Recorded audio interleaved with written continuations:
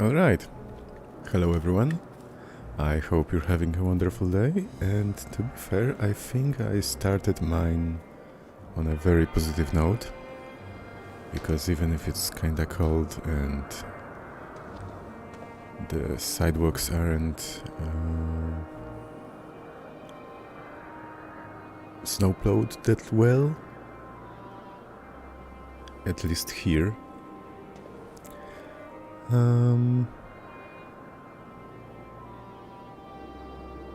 I got a bit of a walk already, and sorry for getting distracted, but I just noticed that the lower new leaves have those round things around them and the upper ones don't for some reason. I don't know why. Anyway, I think it's time to push the story.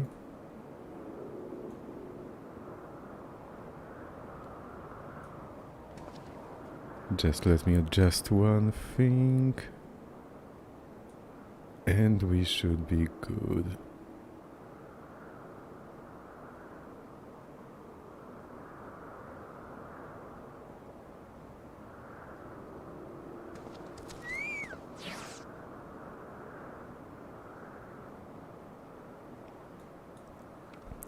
Okay. Come back here.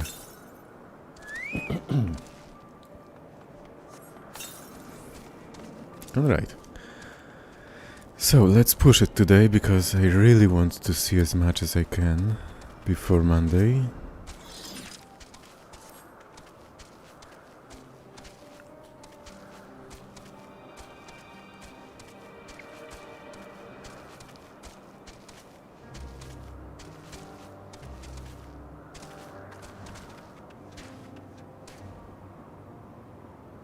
Oh, that was great.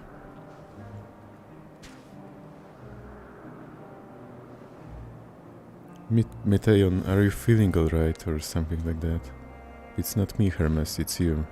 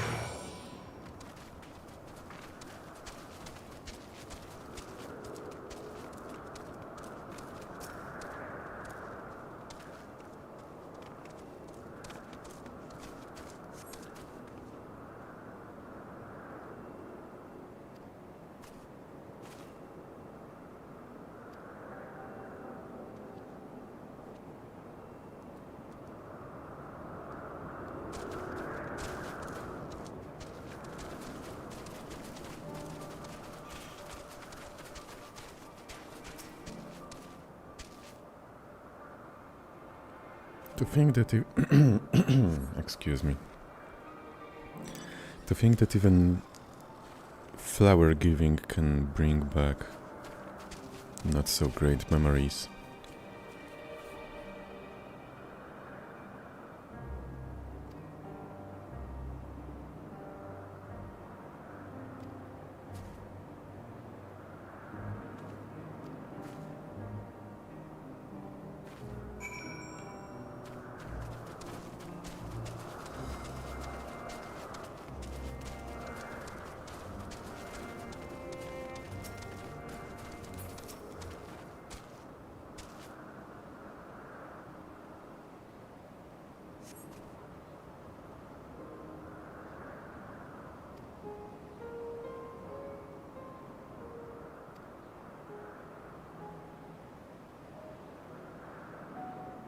Hmm.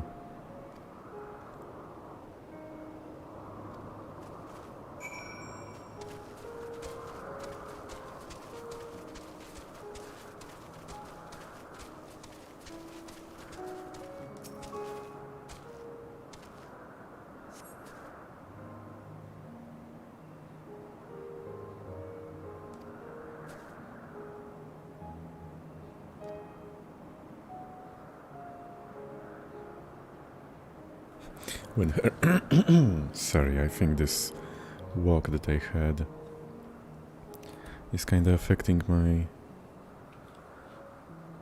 airways. When Hermes wasn't looking, it shed seeds at him. Not a good gift, maybe. Not a good gift. Maybe... Yeah, that's more like it.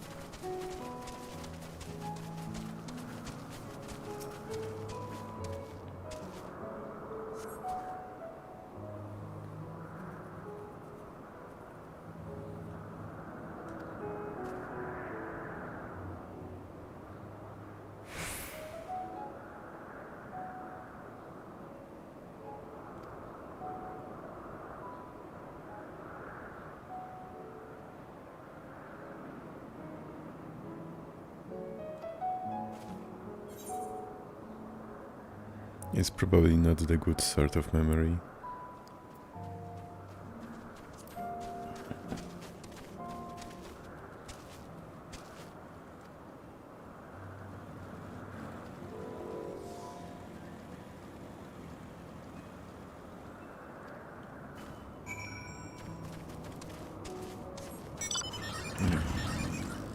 I keep forgetting that they don't accept mounts.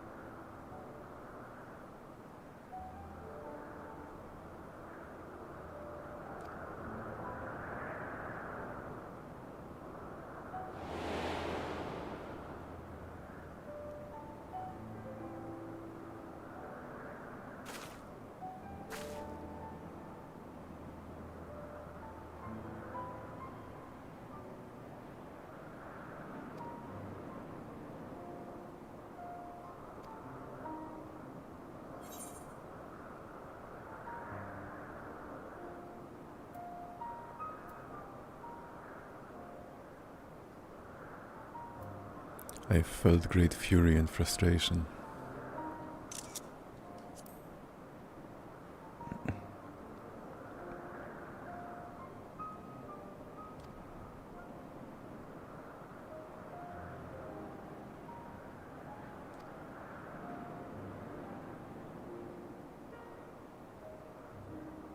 What do you mean land?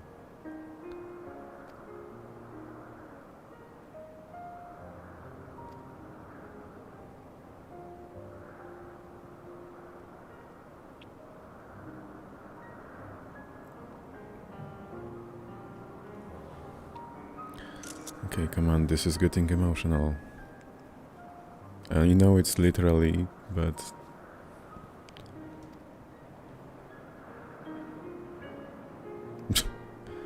Of course I can feel anger in front of your friend. Why not?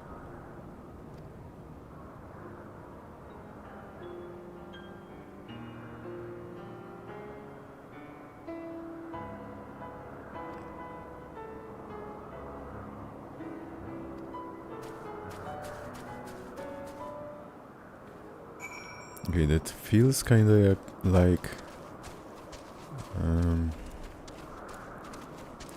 I wanted to say acting, but in a way that I would just let those emotions resurface, or however you wanna pronounce that.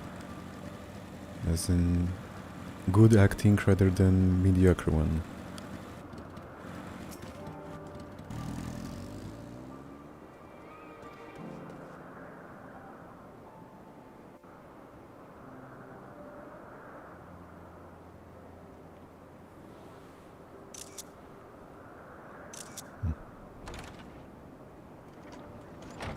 Scenes changing too fast. Hermes!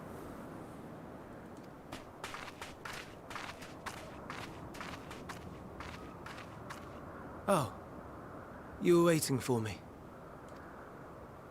You've finished talking? Yes, we've come to a decision. My thanks for keeping Meteon company. Emmett Selk and Hythlodaeus have already retired to their rooms. There is room for you too, if you would follow me. Wait! I want to show you something first.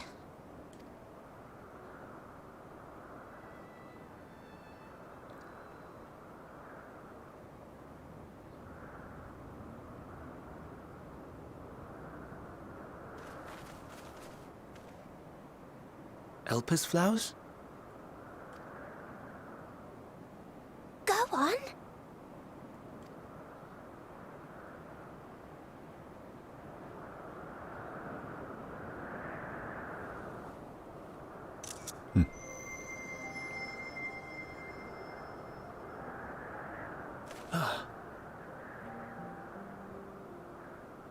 You're not the only one, Hermes. Others feel sad too. You're not alone.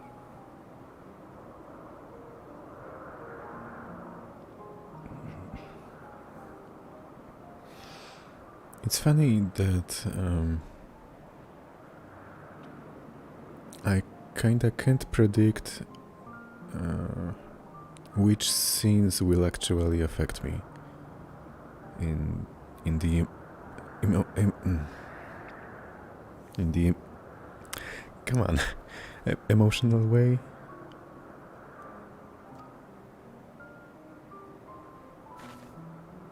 I see Meteon has shared much with you.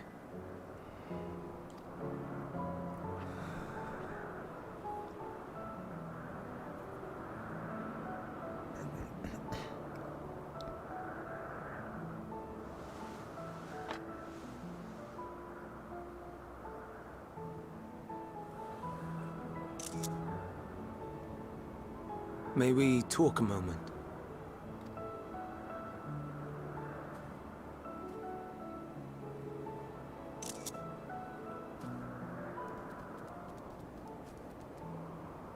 Oh.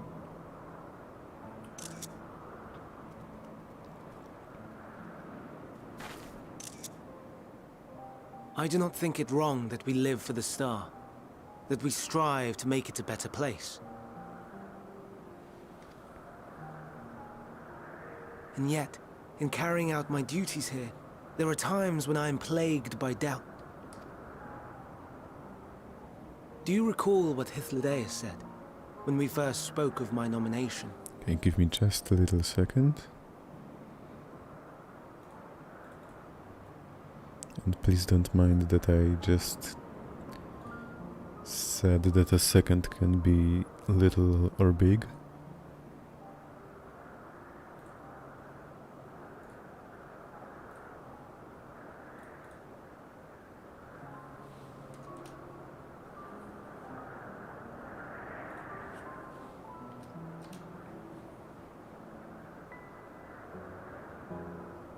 Death is the privilege of those who have fulfilled their purpose, a choice they embrace of their own free will, and when they depart, it is always beautiful. Perhaps it is, but only for man. Creations that he deems useless are discarded with nary a second thought. Some scarcely born into the world, afforded a handful of breaths before life and potential are abruptly extinguished. We make an effort to spare them the pain. They sense what awaits. Rage and anguish and cower and fear. And it is not beautiful. Yet no one cares. No one. Well, you do. So fixated are we upon the duty that we do not pause to question the method. Pain and suffering, confusion and despair, writ plain in the eyes of those poor creatures. Yet no one sees. We turn a blind eye and carry on in blissful ignorance. Not amiss. And always, always the blossoms shine pure and white. A contradiction so blatant I could scream, want to scream. How can you all accept this aberration?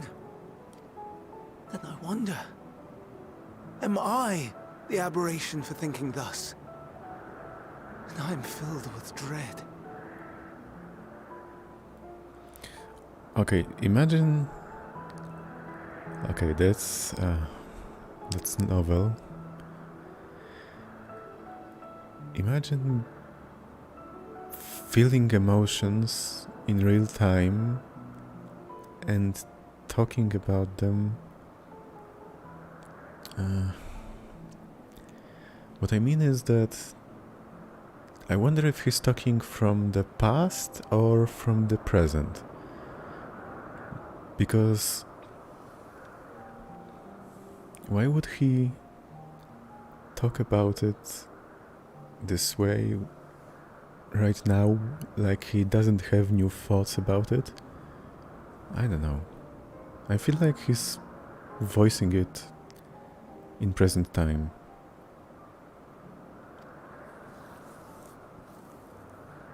But now I know I'm not alone. Not the only one for whom the flowers weep. I won't ask what you thought as you kneeled beside the Elpis, or if you only did it at Meteon's insistence. Nevertheless, I thank you.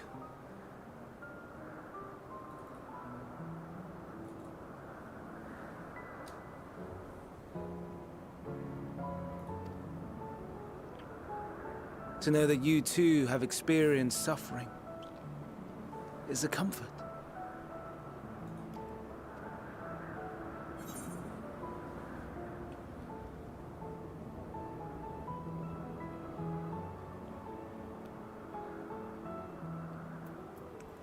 Oh, I could tell you all about suffering.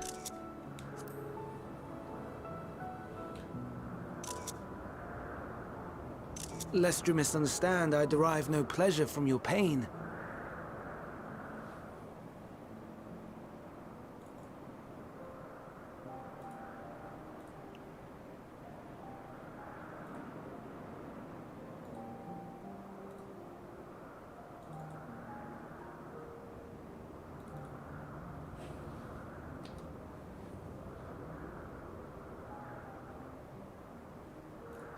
It's just...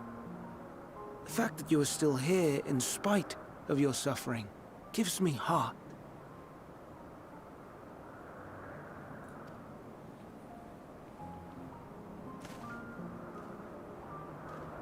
The stars in the heavens. Know you what they are?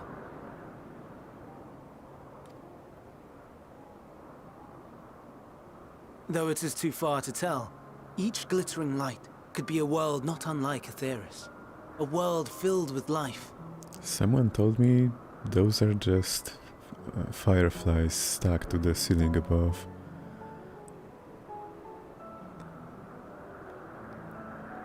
And I'm trying not to explain more about this reference, but I hope some of you will get it, as in catch it. So many stars, so many lives. For us, there may be no higher purpose than to live for our world. But what of the other living beings out there? What is it that gives their lives meaning? That drives them day after day after day?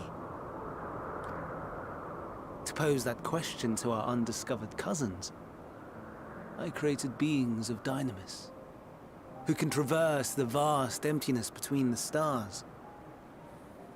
Meteon and her sisters.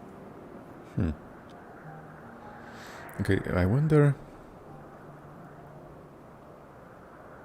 because imagine if we went there and became the ancients of the human world, as in Earth.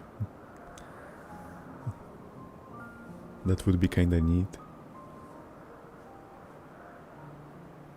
But again, I don't know if it would be good for the story of the game. It would be a great book or a movie or series.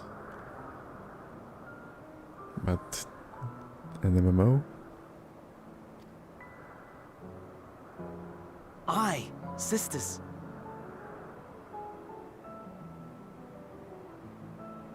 She has a great many of them, and they have already departed on their journey, traveling to one star and then the next in search of life. What the fuck, already? As one might expect, exploration on such a grand scale is rife with difficulties, and thus far I've naught to show for it. But I have faith that we will make some manner of discovery ere long. And when we do, I should be glad to share our findings with you, in gratitude for your kindness. It's getting rather late. We had best find our beds. It would not do for both of us to be sleep-deprived on the morrow. Come, Meteon. Let us head back. All right.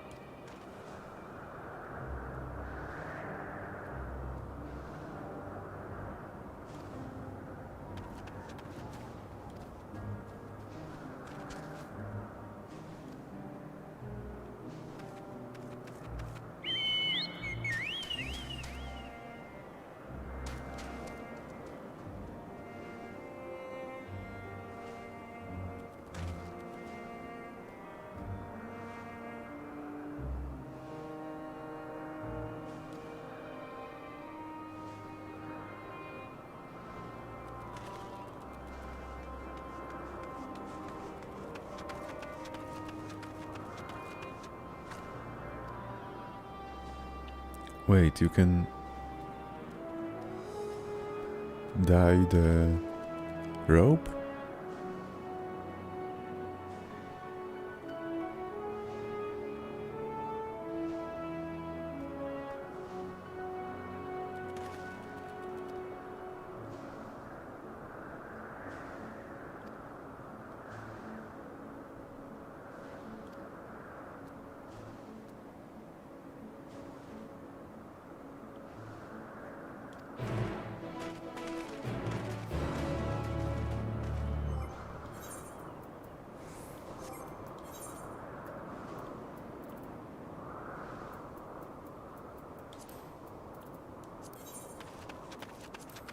Ooh, hello.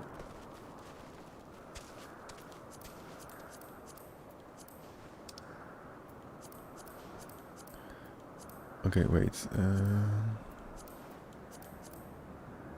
This is kinda nice. This looks like something a woman would wear to sleep in Victorian era, I guess.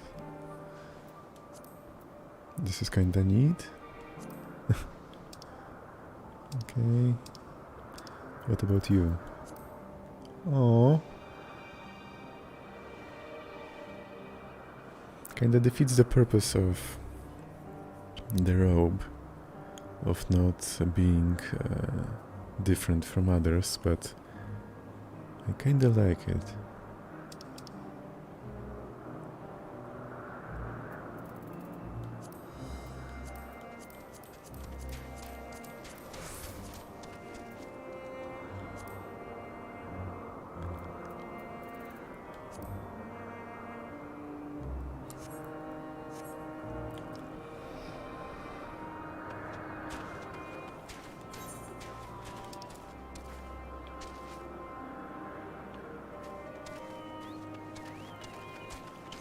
Okay, let's see.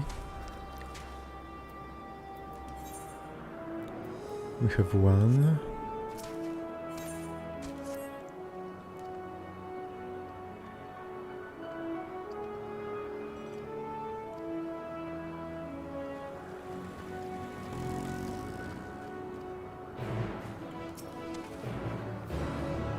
Meow meow.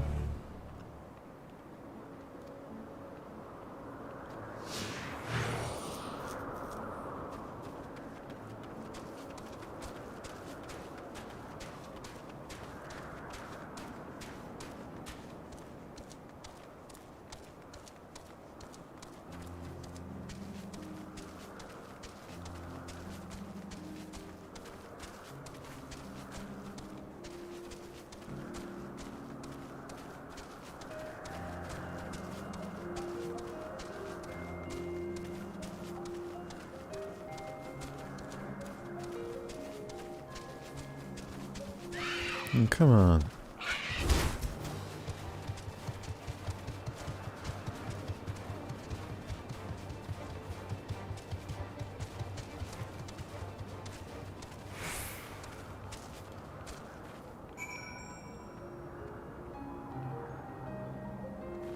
Wait, what?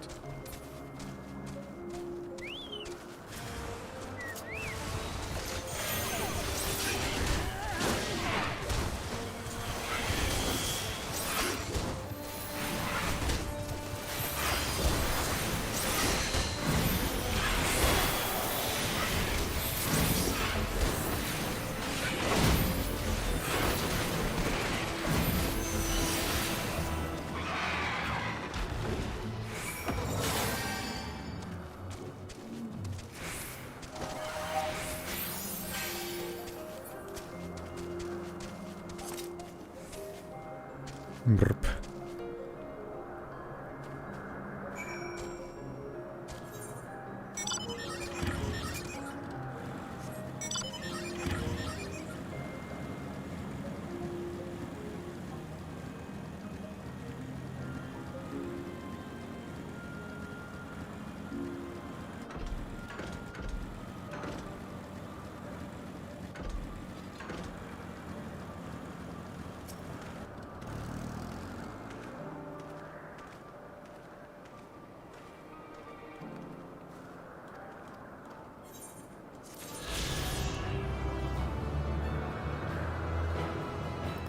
I think I'm enjoying the fact that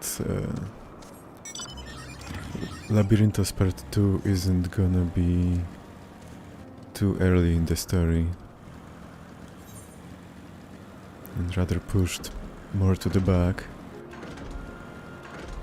I don't remember fully how it worked in Shadowbringers, because what was it? Amarang Part 1 and Colusia Part 1 interchangeable. Then Lakeland, I guess. Ilmeg. Okay, never mind, I don't remember. Maybe it's the same, but... No, wait.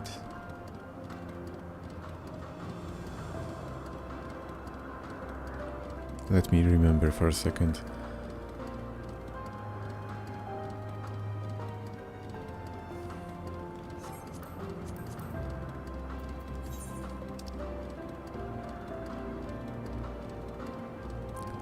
So it's like putting...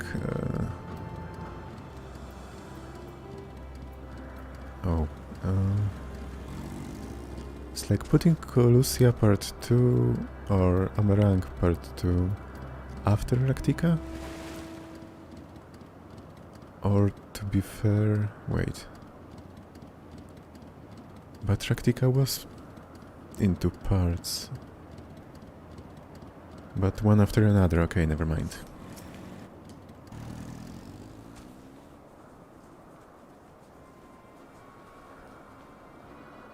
He's gonna do something stupid.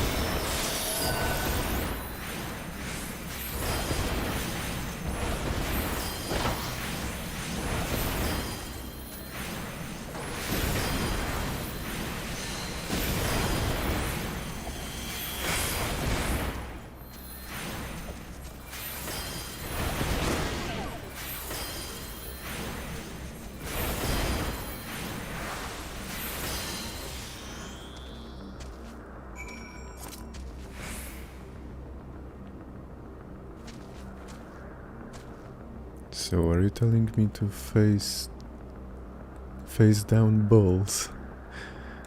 Okay, I'm gonna stop.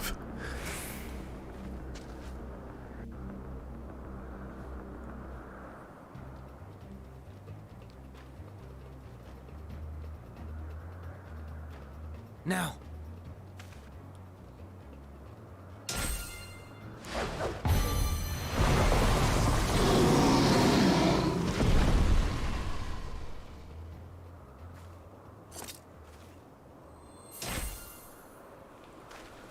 Digging the staff of Hermes. Oh. Forgive me. Please, forgive me. May you and your kin find peace. Considering how many we've fought so far. Wherever your souls may drift in the underworld, may you find tranquil seas.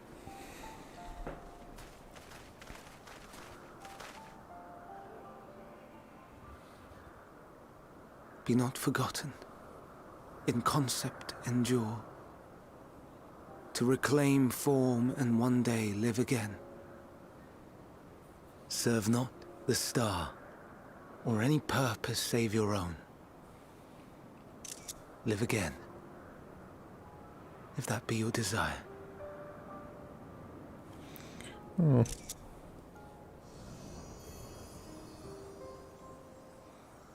Hate, if that be your want. We are worthy. But leave your suffering behind. Lay down your burdens, be born anew. Fly high. Fly free.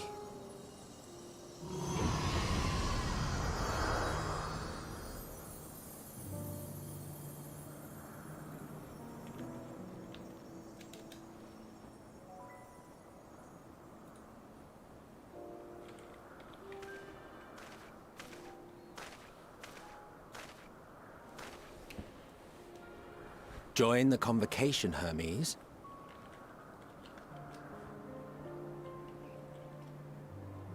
You do not belong here. Leave to replace another. To be replaced. It changes nothing. Tell me, do you think it right that we sacrifice all these lives for the sake of the star? And when the star has reached perfection, what then? If all who are satisfied choose to die, shall we all die in satisfaction?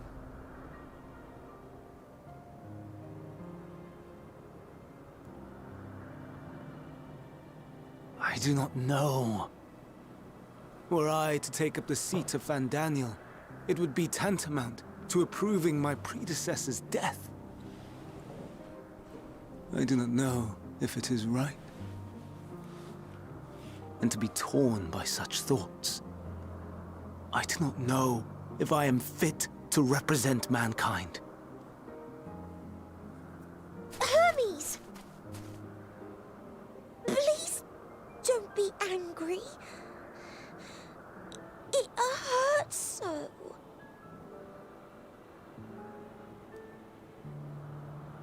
Forgive me. If you would still consider me in spite of everything, I beg some time to gather my thoughts. Meanwhile, Hythlodaeus, I fear I must trouble you to attend to the others. 'Tis no trouble at all. Take as long as you require. Okay, so am I getting this? And you, my friend. Yeah. I pray you find that which you seek.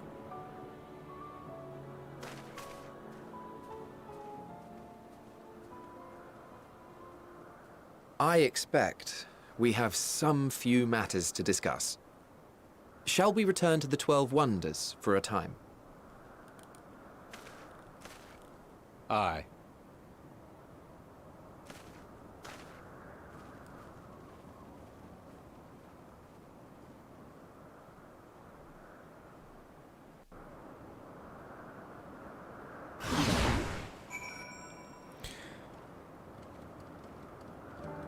Okay, so am I getting this right?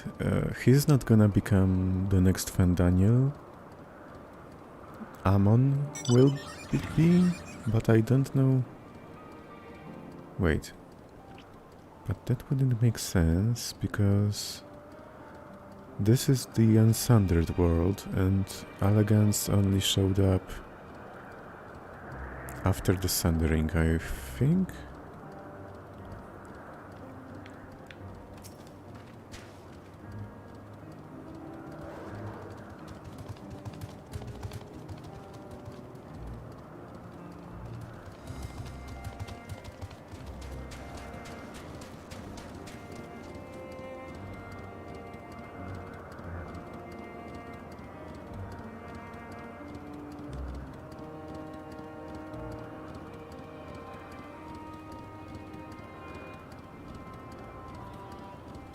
Oh, that's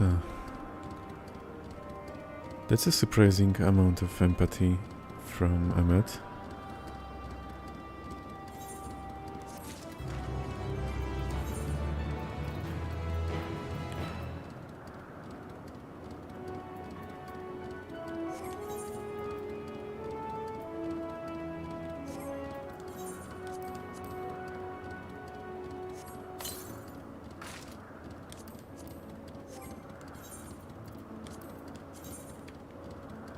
Okay, I think... Whoa, okay, hello. Those are some neat gloves.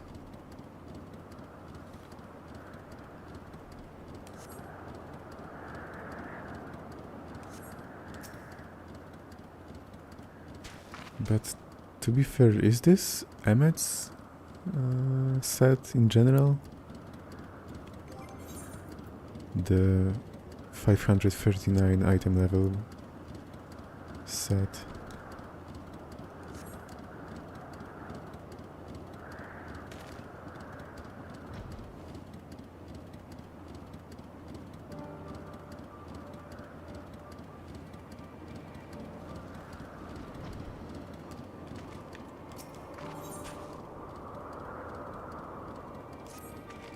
And we are at level 87 MSQ.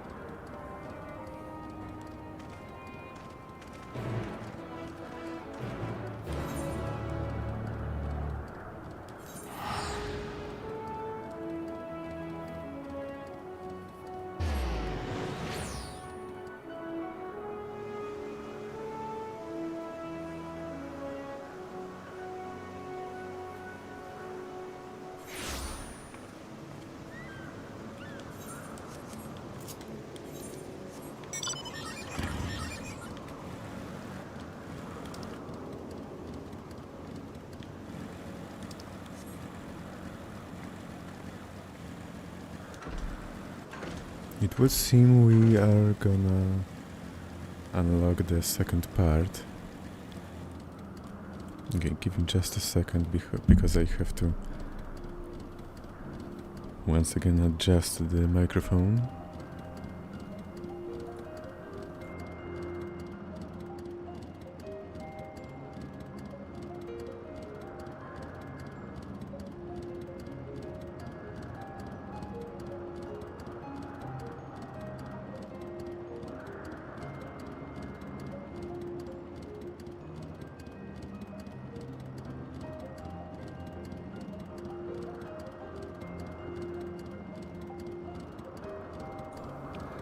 And I would say this time it was about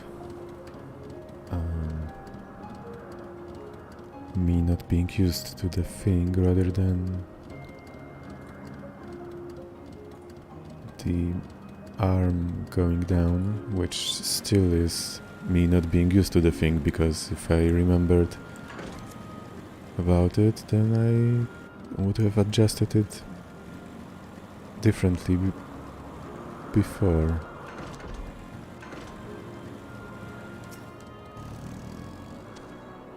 It's a long story. Doesn't matter.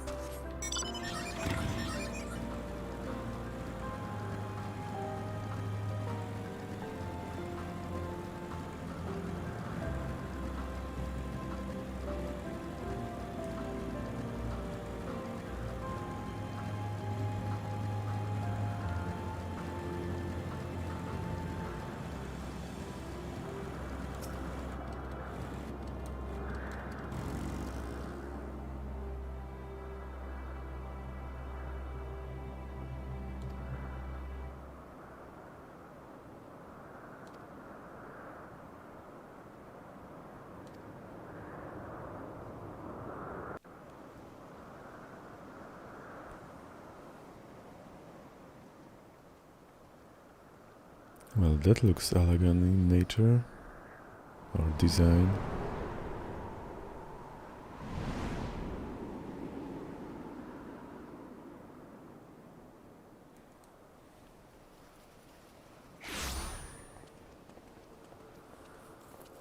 I present to you Calamelios Zephyros.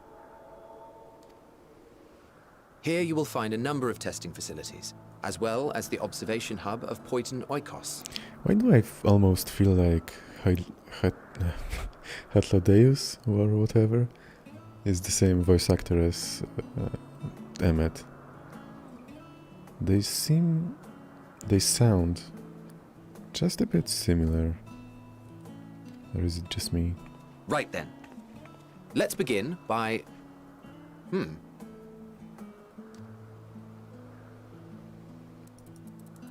Well, well. An Arrhaeus. How delightful. Didn't catch it.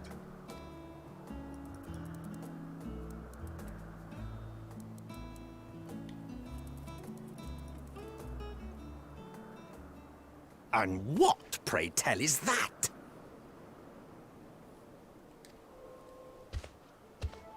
Well, hello. That's a new species of shark. We approved the concept but a few days ago. Sharks are among the most popular sea creatures. Rare is the day when someone does not submit a new concept. At first, they were largely orthodox, consideration given to such things as size and environmental impact, and then a whimsical someone thought to bestow it with flight, another superior intelligence. And then the floodgates burst. Concepts with multiple heads, or arms and legs, and so on and so forth. It was getting absurd. A part of me wanted to tell them to go away and find something else to create, but in the end I couldn't deny their passion. And here we are.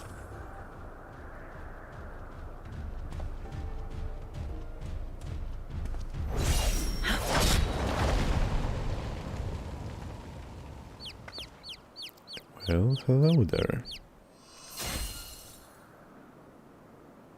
I know you. That was too close. Are you unharmed? Well now, if it isn't a pair of familiar faces. A pair? Banar, that we should meet you here. Look at my avatar. Well, character. Yeah, thank you, I remember, yes. As I mentioned earlier, the better part of the convocation holds that when we retire is when we return to the star. Well, she is not among said majority. Even after stepping down, she carries on with her work. Vanar is her name, and she is the previous Azem. Azem. But that... who's the current Azem, and who am I? It has been a while, Hythlodaeus. You look well. Okay, that's... made me feel chills. So, someone who's gonna form Hydaelyn is my predecessor, I would say. Less so, Emmet Selk. I dare say the lines upon your brow have both deepened and doubled in number. A shame for one so young. You must make an effort to frown less often.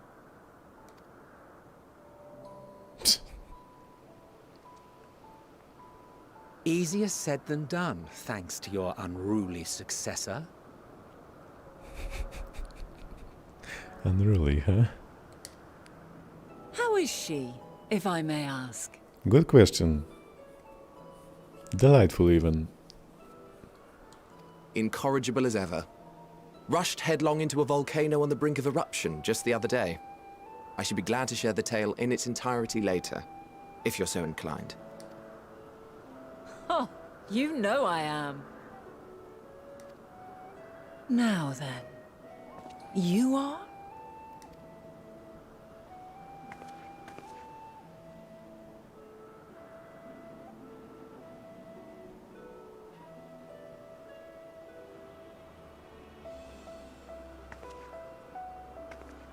Are you gonna tell me something about me?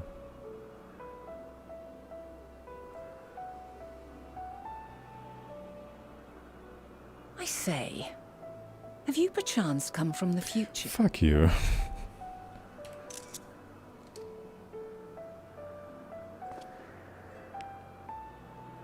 I do not believe we have ever met, yet I sense my magic upon you. Therefore, if I wove the enchantment, I could only have done so at a later point in time. Okay, that's getting really good right now. What manner of magic is this, if I may ask? A traveler's ward, of course. It prevents the corruption of one's ether. Traveler's Word.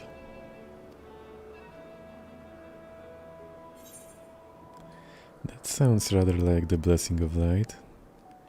Does it protect you from enthralling by primals by any chance? Well, that's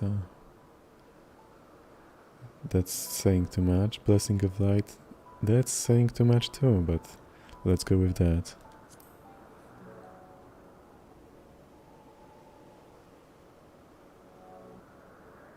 I see you are not ignorant to its presence.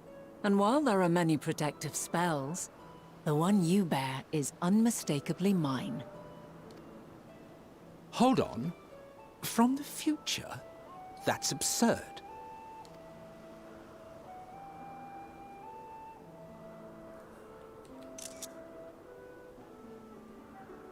What is it? Are you unable to speak of the matter? No. The reality to which you must return exists as a result of the final days. You cannot reshape the past to undo the tragedies of the present.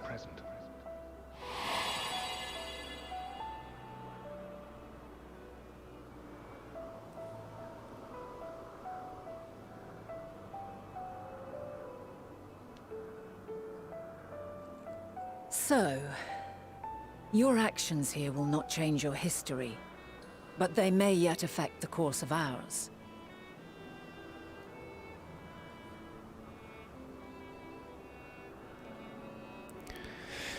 Which is saying too much still, I think.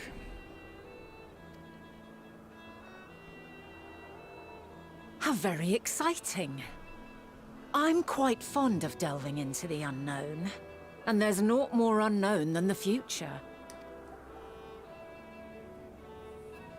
Until a moment finally arrives, we cannot know for certain what will come to pass, regardless of our supposed foreknowledge.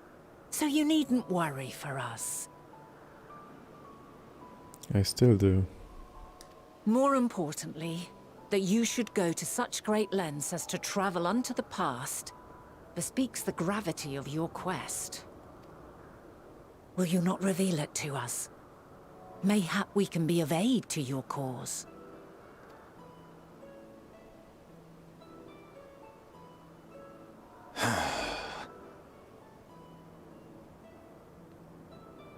If this is true, then you've been keeping quite the secret to yourself. Yes, I did.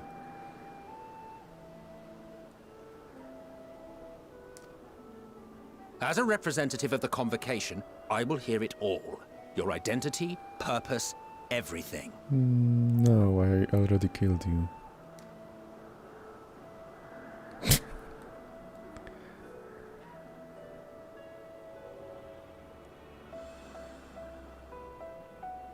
Why don't we move to a place more conducive to calm conversation?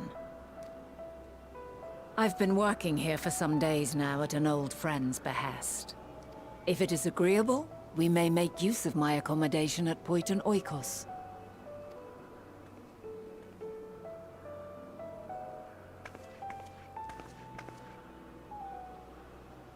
We were meant to meet. I am certain of it. Okay, I could say that I feel just a bit bad about... Okay, how do I say it? I feel just a bit bad about the fact that the story gets better for me when it's more about me, I guess. But that's not fully true, I think.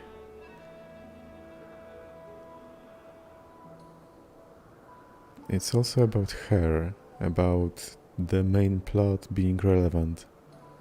And of course, the way it was written, it's written around my character. Or at least she's a big part of it.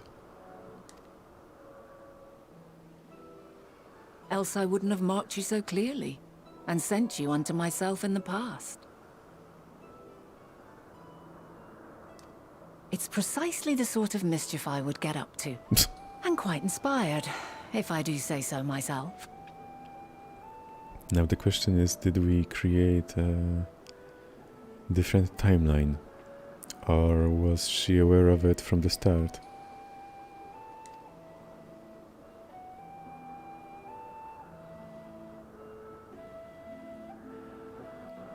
And what even can be considered a start?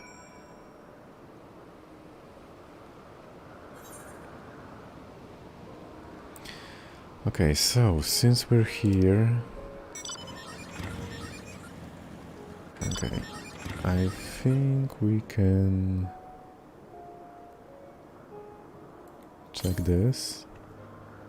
Northeast.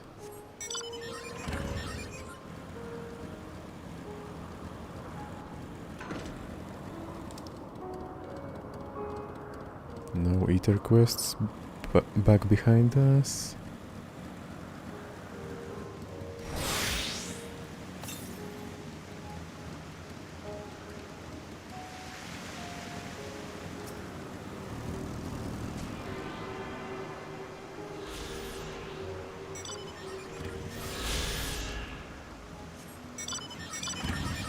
I'm kinda serious. If I ever get a tattoo, I would say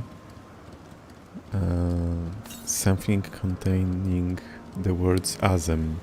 The word Azem sounds rather tempting. Okay, what do we have?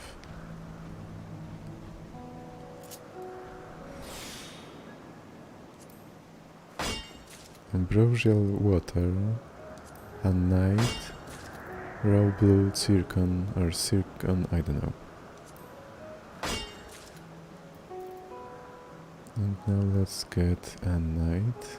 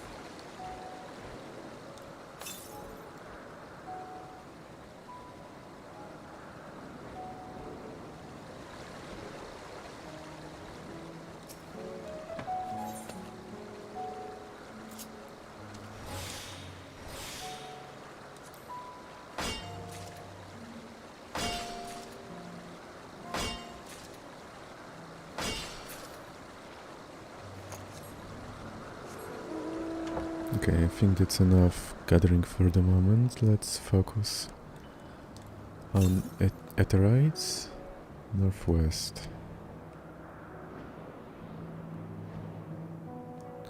LP SWAT. Okay, Minotaur.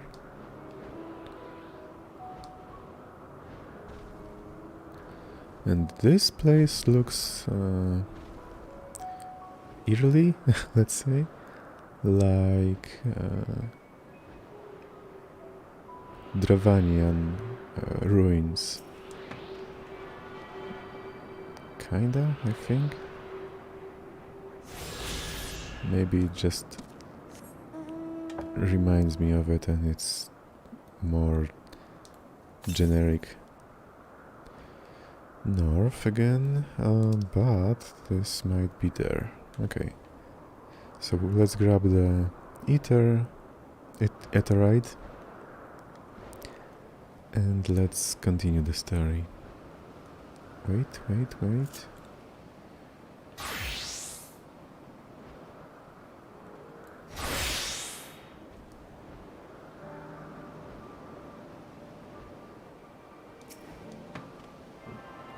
And this here kinda reminds me of that game, that MMO with portals, I don't remember the name.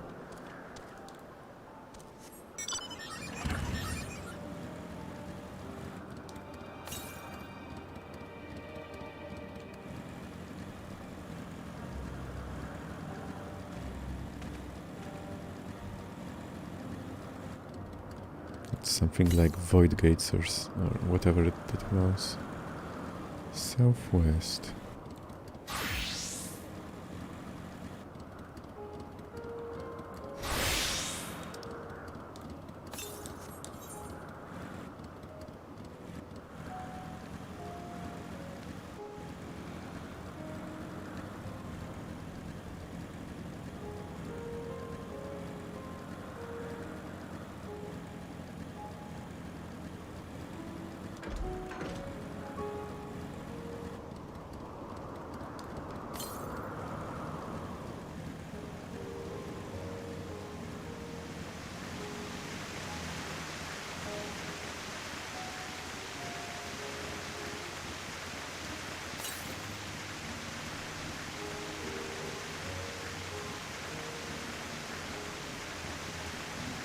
Oh, here you are.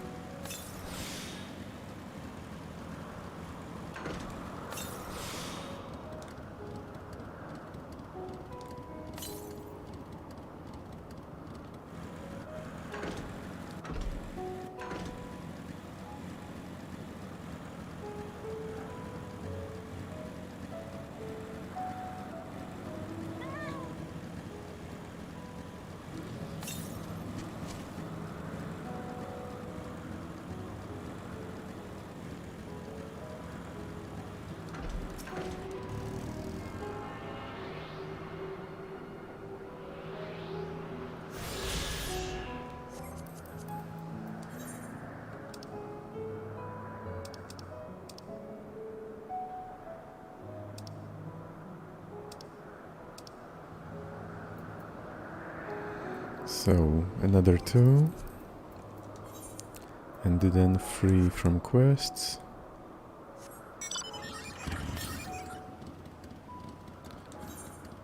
And we're done for the moment. Doubly so.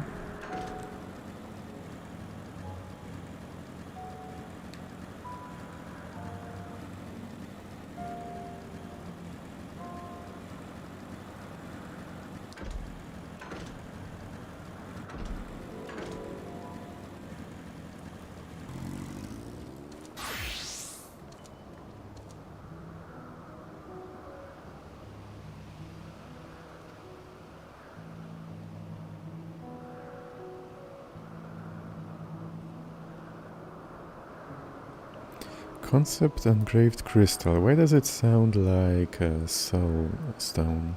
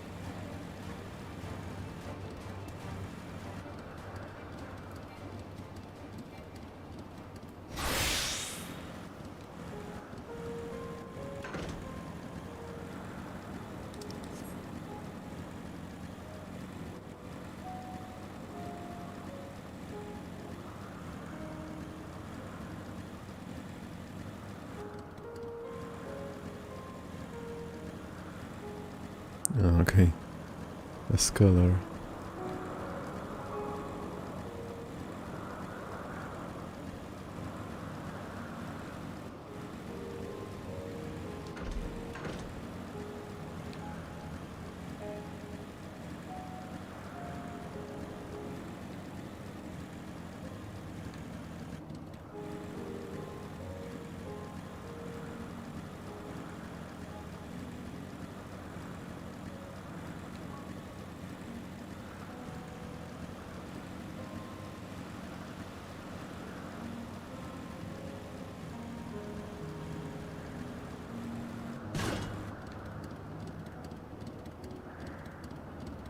Melanion.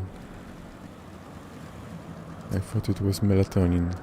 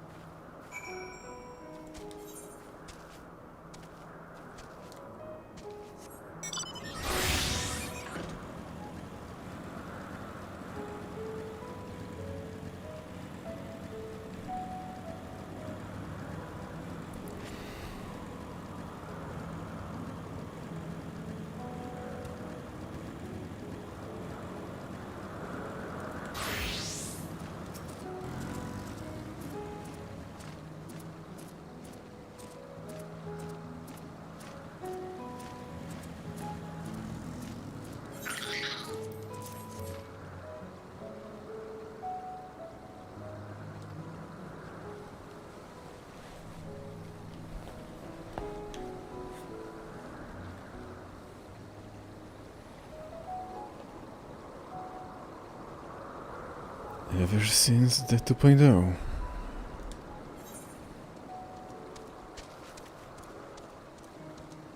I've often been asked to do so.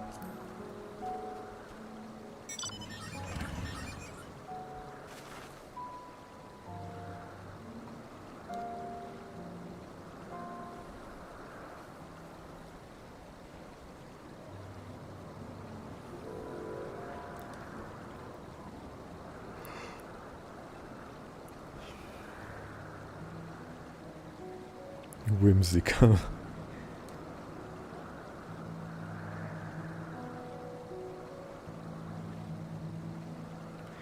The thing is, I think we're not gonna meet the current Azam because she wouldn't have cat ears or the tail. Yeah, give me just a second, I would like to adjust some things.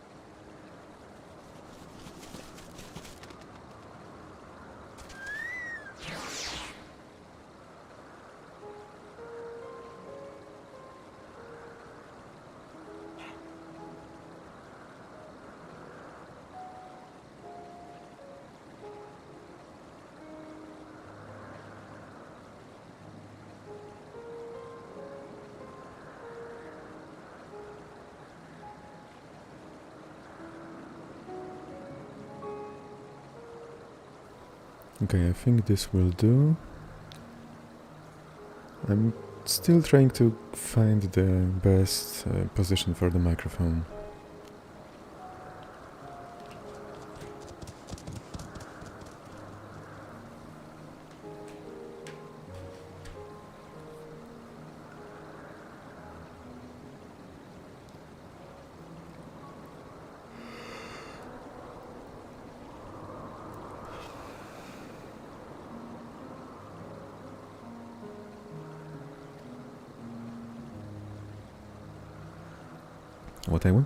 What I would like to know is if their idea of improving the star by dying, does it mean it's true or does it mean that's their mythology?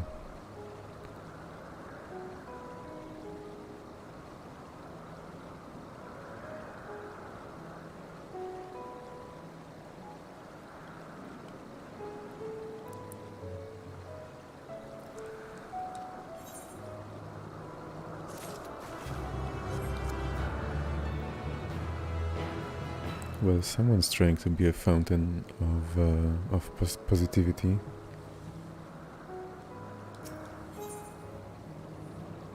Venat is in a cheerful mood. Yeah, I was able to tell. Literally.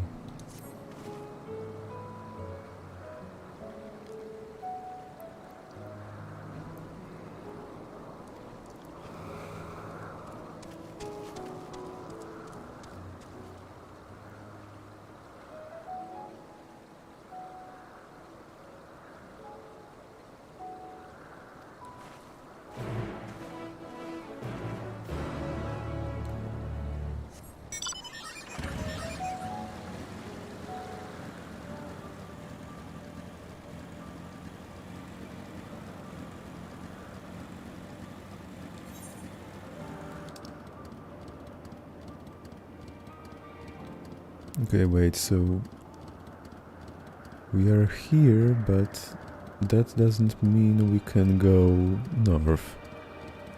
Uh,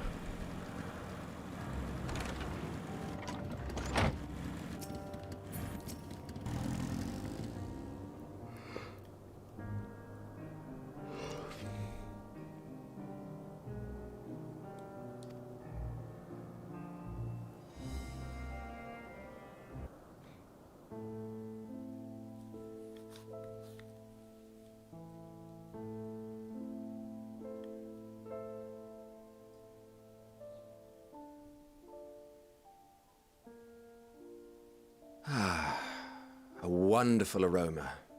I feel more relaxed already. Wait, is that the Dragon Song team? No, sorry, that's... what was it called? Well, the Realm Reborn team. Answers, I think. Does it mean we're getting some good revelations?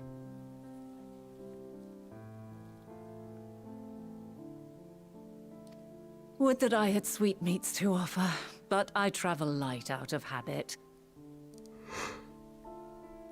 Sorry, it seems I'm yawning too much. Perhaps after that walk. Or getting up a bit earlier.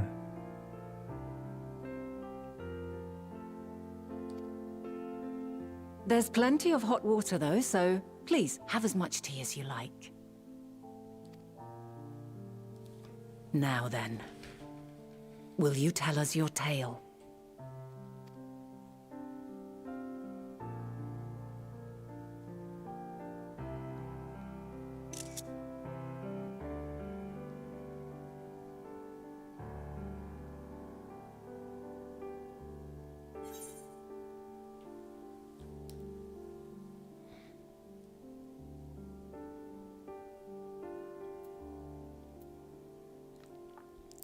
Okay, wow, I'm...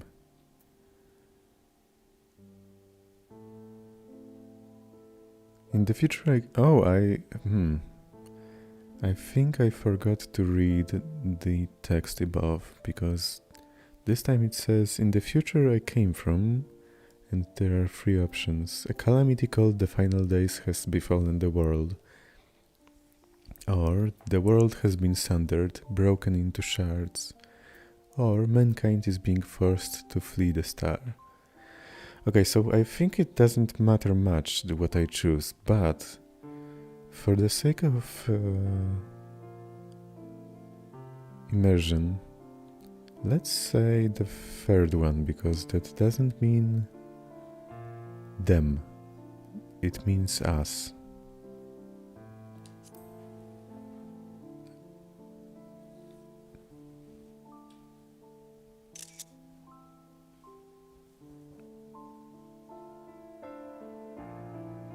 Why don't you start from the beginning?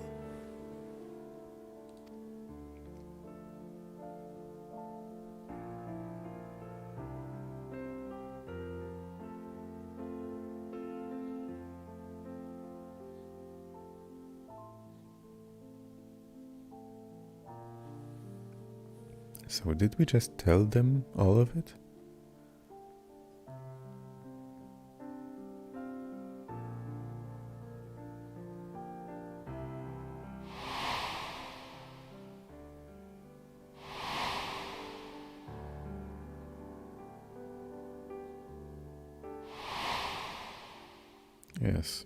Yes, we are.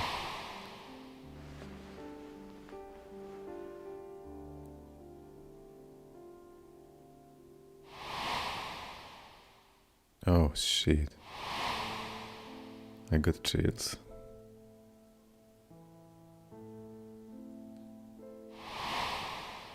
And they seem positively depressed. So I'm telling them everything actually, even the newest history.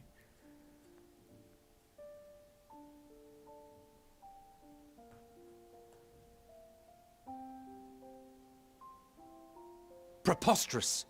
Utterly preposterous! Your anger won't help you. While not the words I would have chosen, I too have my doubts. Much of it borders on the incredulous. Okay, care to tell me what incredulous means? Oh, fuck it, you know, I'm gonna check it. Maybe I can teach new words to people this way. Incredulos. As much as it doesn't sound like English pronunciation, it helps me to remember the word.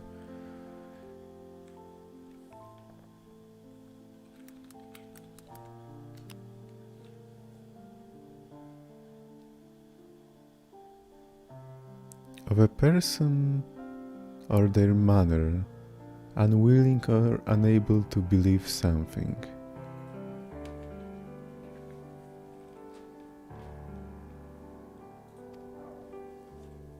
What of you, Vanar? So unbelievable?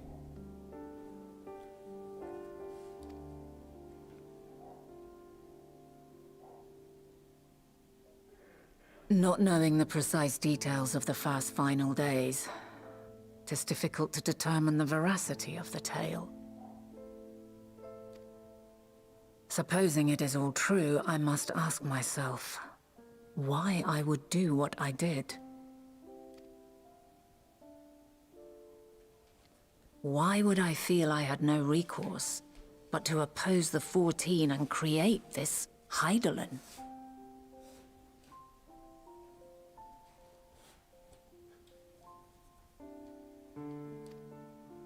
Circumstances change, of course, but it would not have been an easy decision regardless. No, there must have been a reason. One compelling enough to force me to take such drastic measures. Then there is the Elpis flower, which I said would serve as a guide. That it's of import to your mission is plain, but your presence here leads me to believe that this place also holds significance. But what could it be? What are we meant to accomplish? Might it not be simply thus? In the future, whence she came, the final days could not be averted. Mankind has no choice but to flee the star. By alerting us to that eventuality, perhaps you wish to pave the way for other futures. Theoretically speaking, it is a possibility. Yet if that were my primary objective, I see no reason to guide our friend to Elpis specifically. Okay, are we talking about forgetting about the shards again? The capital and Amarot, or even my own home would be more logical destinations.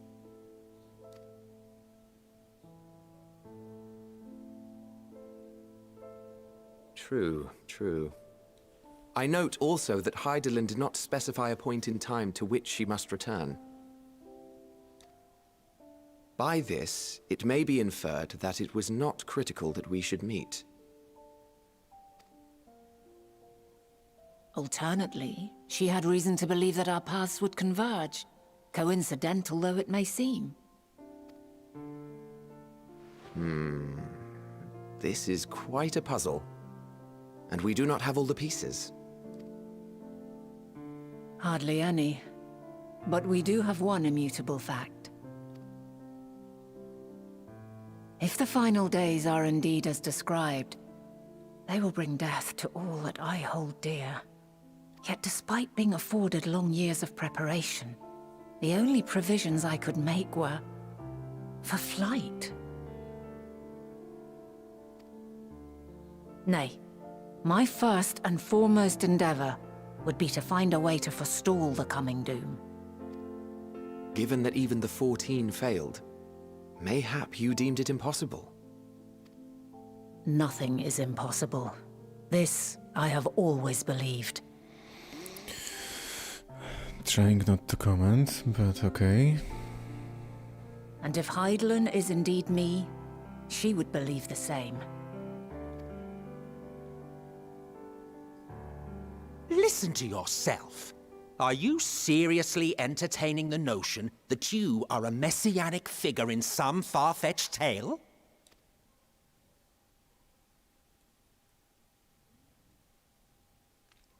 Well, I will not. I refuse to accept that our world could be undone by some unforeseen calamity. Well, that's short-sighted. But I understand that you are upset about me killing you. Having to kill I you. also take offense to my portrayal as a megalomaniacal madman.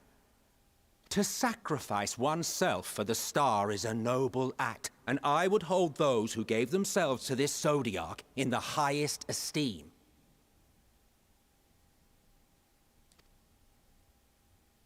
Yet, you claim I recreated Amarot and populated it with phantoms of our people? A bizarre indulgence that would be insulting to their memory. Not, I don't think so. Worse still, I even invited you there. Literally invited my own downfall. Why would I do something so idiotic and inexplicable?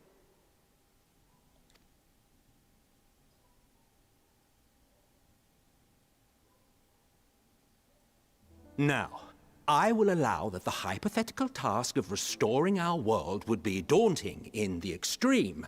The thought of having to bear such a burden for 1,000 lives horrifies me. But why? But I would never forsake my duty. I would never forsake my brethren.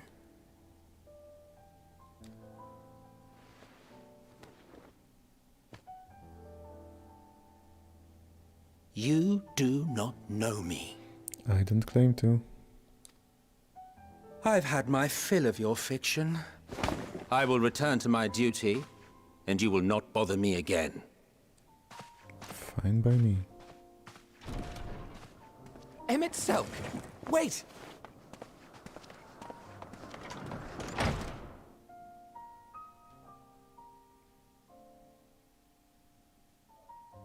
You've seen much of Elpis already.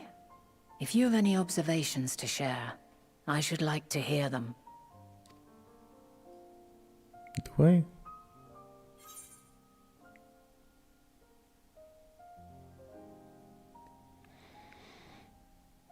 What will you say? Dynamis is key to all of this. Hermes and Meteon are somewhat involved. I'm still trying to make sense of it all. So both Dynamis and Hermes and Meteon are good answers. And mentioning Meteon kinda mentions Dynamis, but okay, let's go with Dynamis.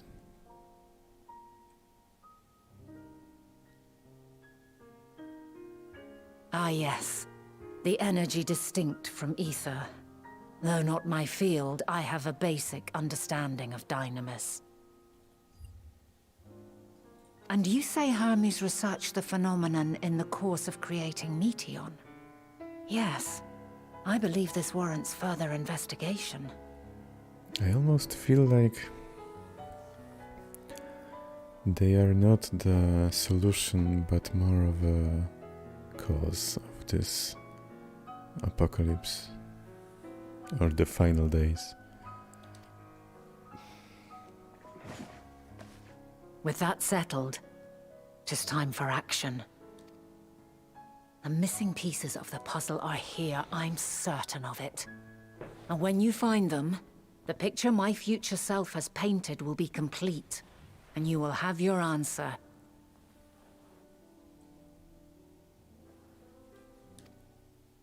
And suffice it to say, I will aid you in your quest.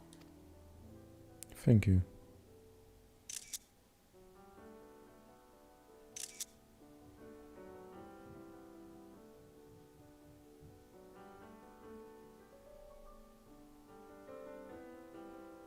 Have faith. If Emmett Selk is the man Azum described to me, we've not seen the last of him.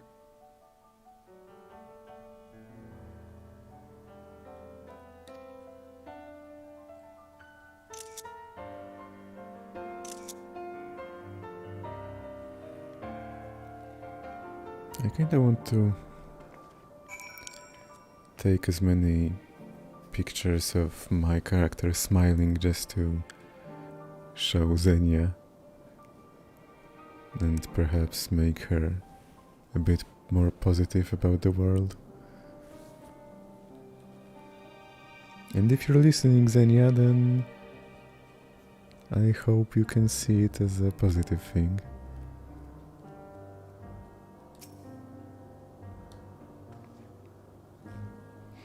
Okay, give me just a second, I would like to have some orange juice.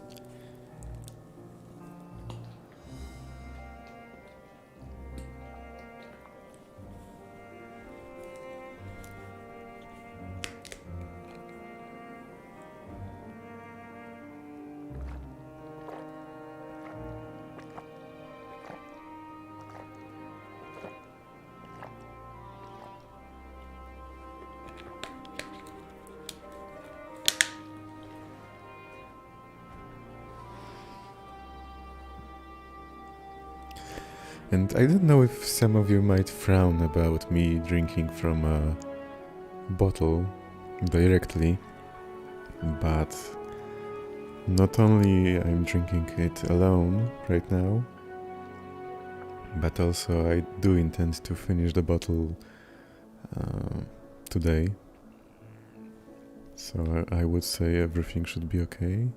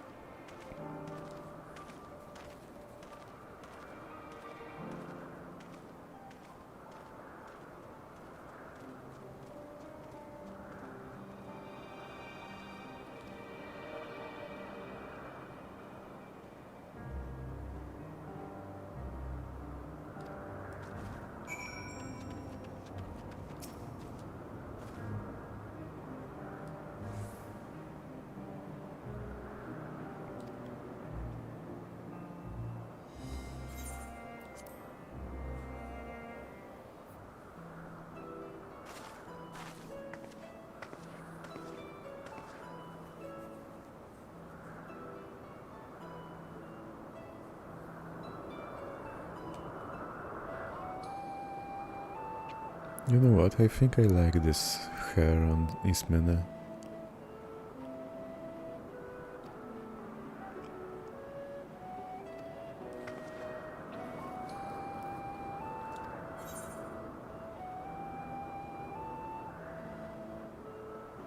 What kind of person is Hermes? Or what are Hermes's interests? Let's go with interests.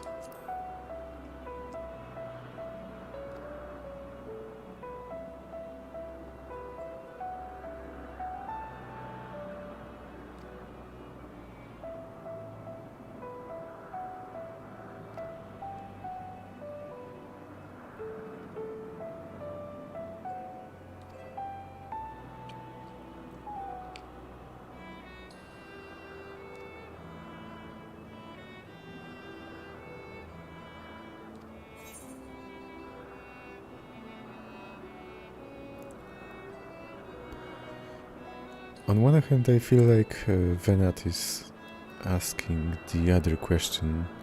On the other, I don't know what to choose. How long was Meteon been here? Has Meteon been here? Do you know of Meteon's abilities? Let's go with how long.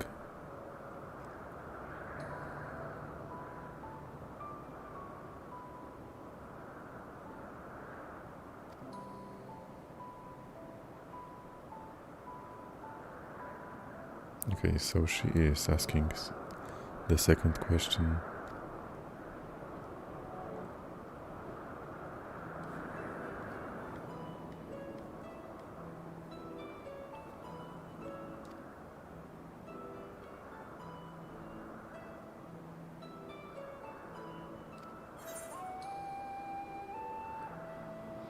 Do you wish you knew him better, or do you trust him? Let's go with the first one.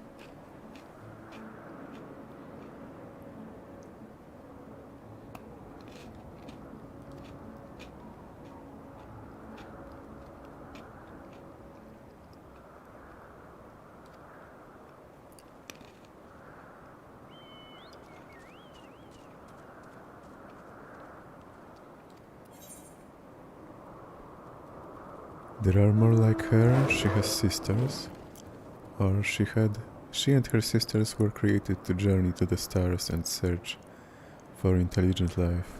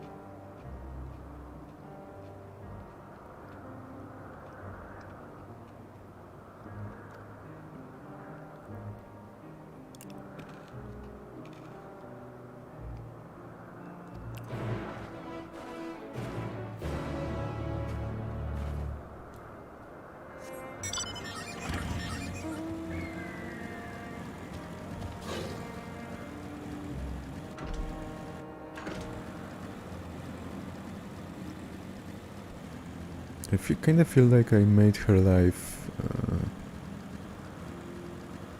focused on one purpose from now on, even if it's a good thing for her.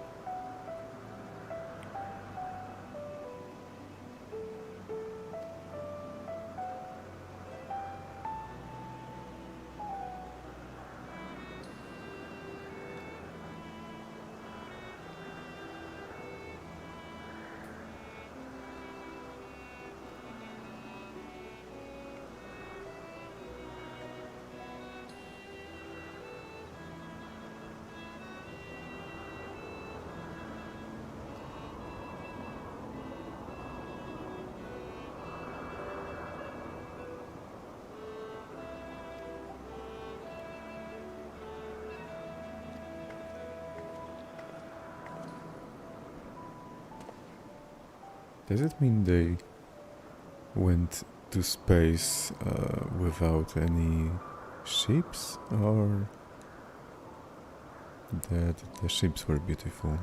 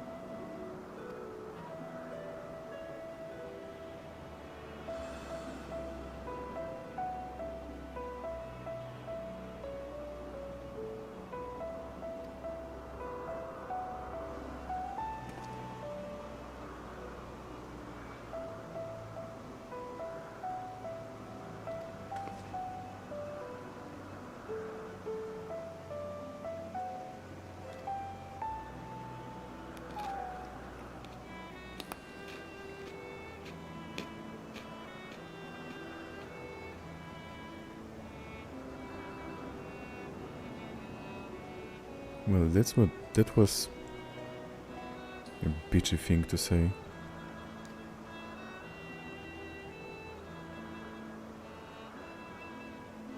Bitch, stop. And sorry for swearing, but seriously, that's so wrong.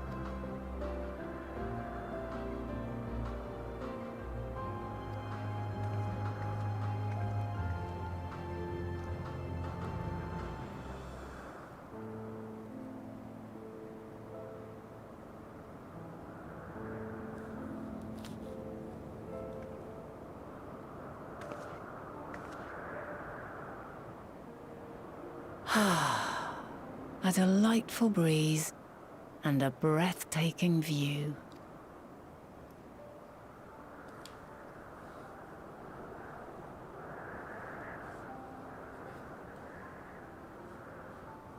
What is it like in the future?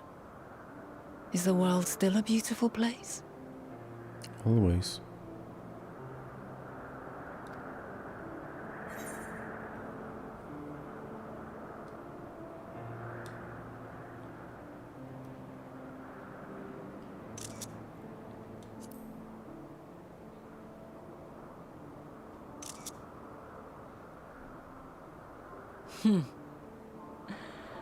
I swear I could hear the glimmer in your eyes and the adoration in your voice.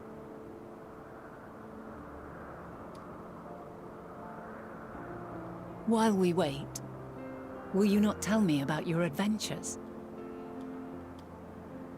Well, not the portentous events which led you here, but the simple delights all your own. Oh, I could. By learning about the future world, I may gain insight into future me's plans.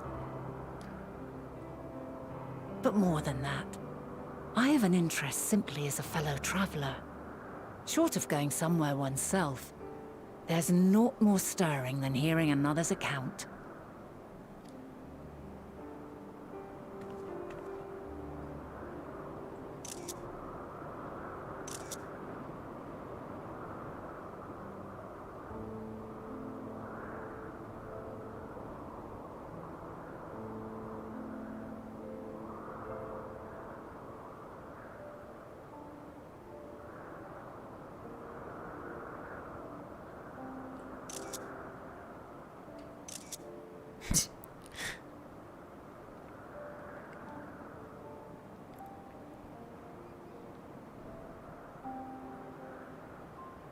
Incredible.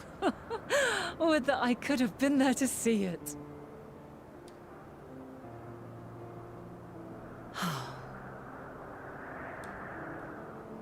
Yours is a harsh and unforgiving world.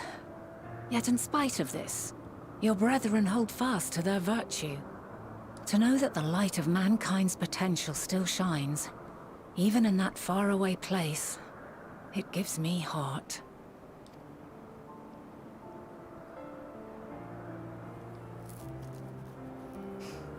Thank you for regaling me with your tales. I will treasure every word.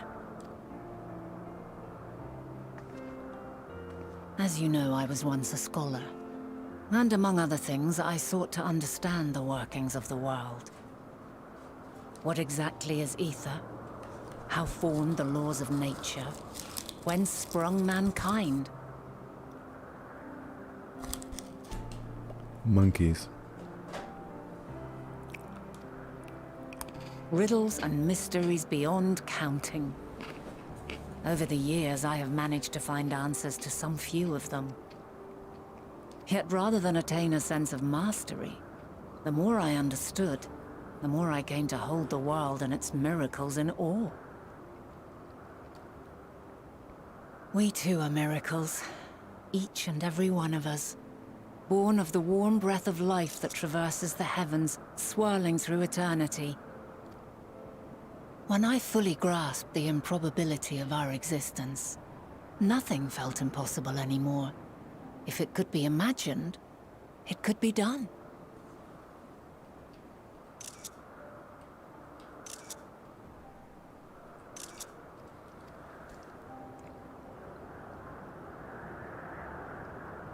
A passion swelled within me.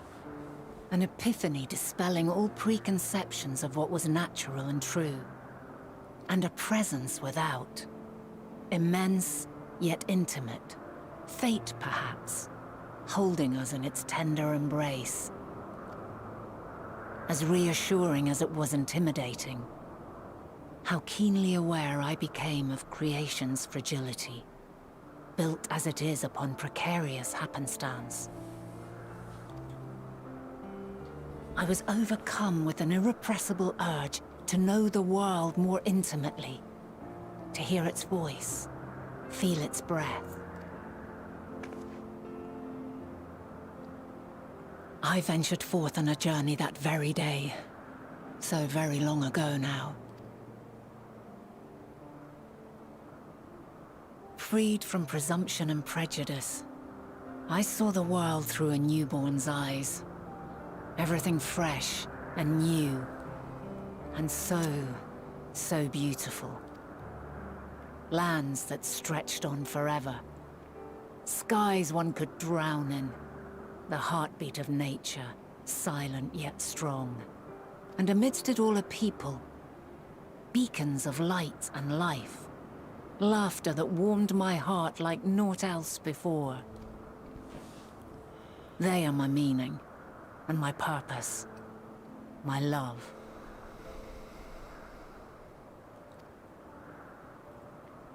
And so long as they need help, I cannot return to the star.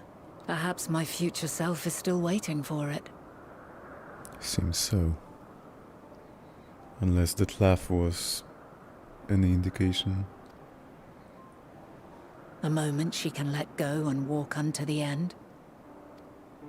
Safe in the knowledge that man will find his own way.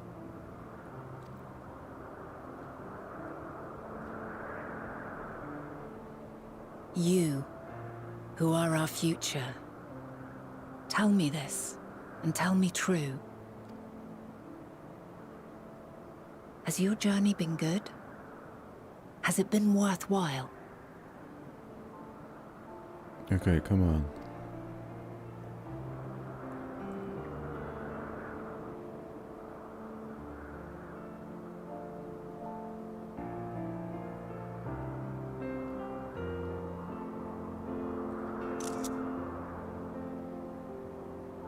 Pray forgive my lateness.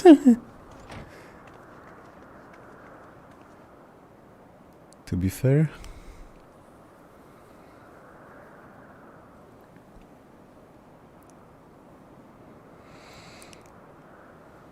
if I have to believe in anything, then that might be it. That it was and still is.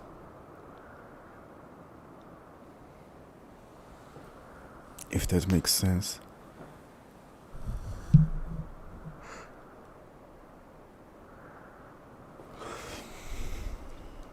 My observation subject was rather irritable, and it took a while to settle it down.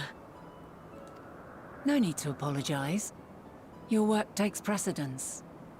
Besides, we had a pleasant conversation in the meantime. You're too kind.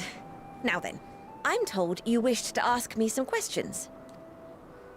Indeed. I've an interest in one of Hermes' creations. Meteon. You witnessed a host of them take flight, yes? Oh, that! Yes, yes, I did. 'Twas in the dark of the morn. I'd left the Thalassai after nocturnal observation. As I walked along, I spied a bright light climbing high into the southeastern skies. Then, in an instant, it was gone, like a shooting star, only rising rather than falling. But then another shot up, then another, and another. Intrigued, I made my way to the edge to investigate. And who should I spy on an isle to the south but Hermes and Meteon, the Metea, rather. There were lots of them, and I realized they must be the shooting stars that I'd seen. A dazzling spectacle indeed. Have you spoken with Hermes about this? Oh, yes. The sight left such an impression on me that I approached him about his mystery project the very next day. Alas, he said that he couldn't reveal anything just yet, that he needed to conduct further tests. It shouldn't be long now, though. He often returns to that isle, and I have a feeling he's nearing a breakthrough.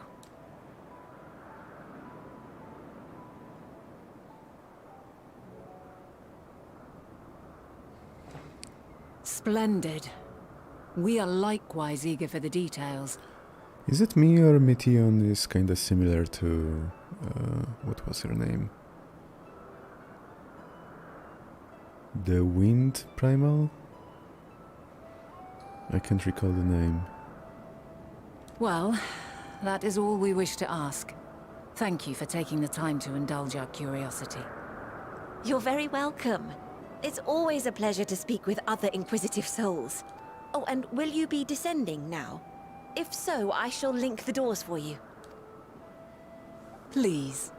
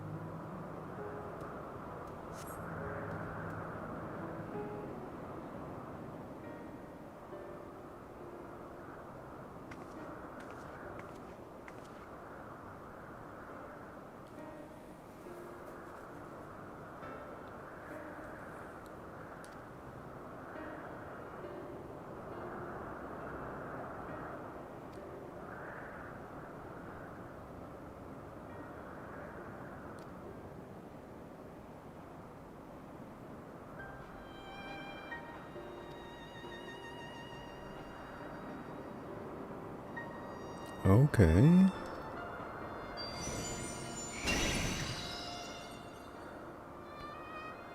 So perhaps that's why he likes me.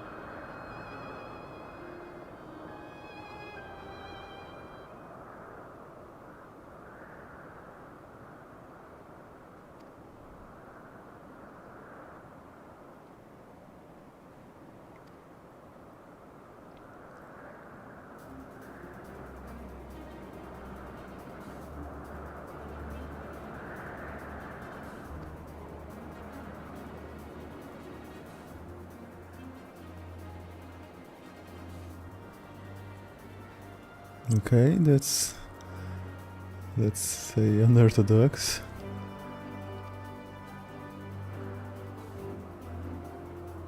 Okay, I probably shouldn't use that word.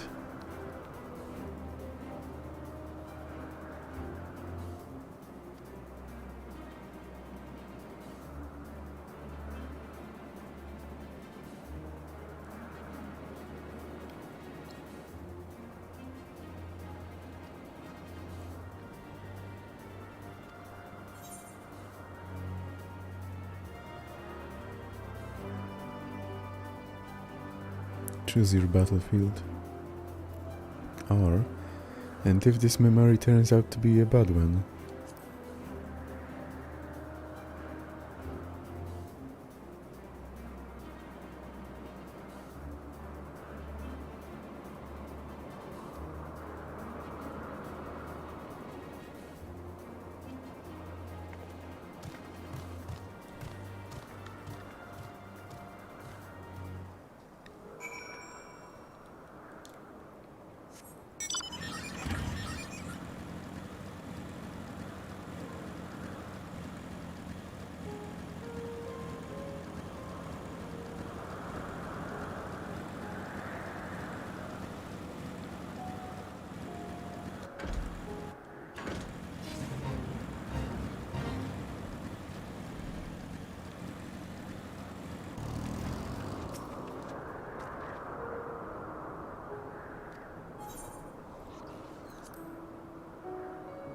Okay, I'm gonna try my best.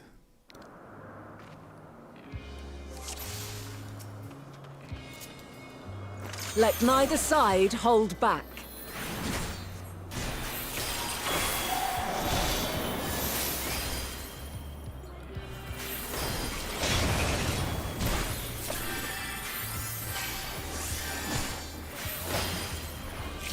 My blade sings!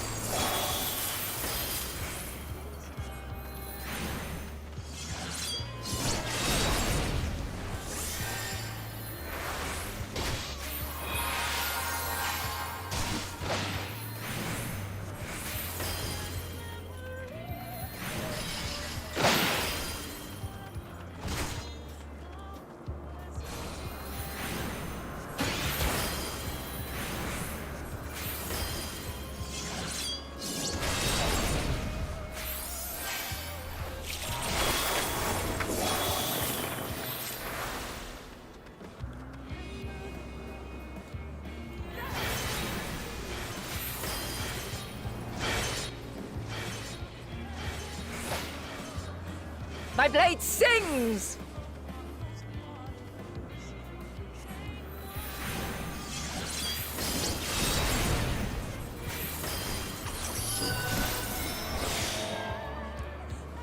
Impressive.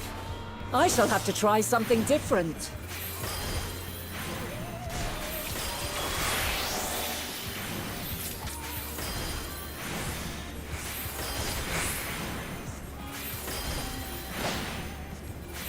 No quarter!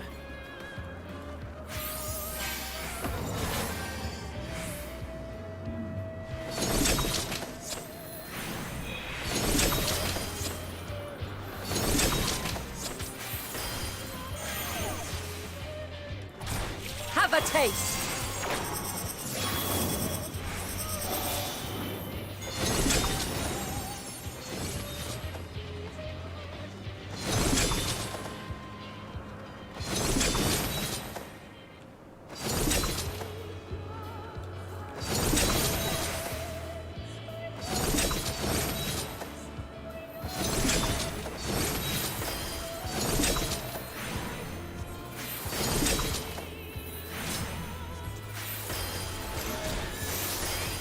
I see you won't be easily overcome, but neither will I.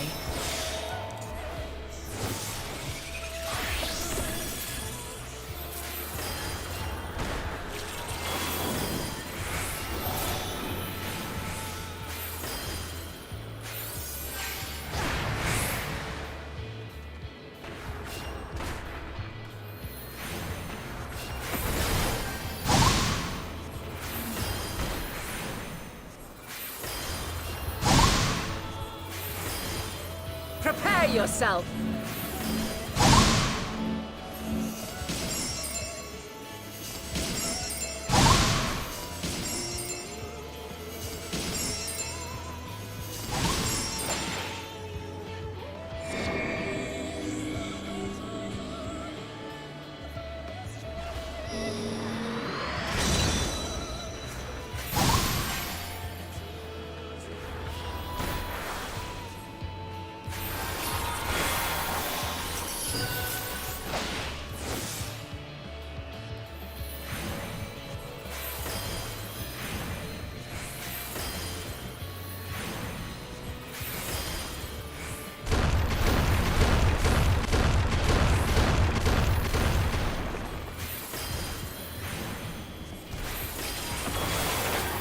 We've only just begun. Come at me with your all.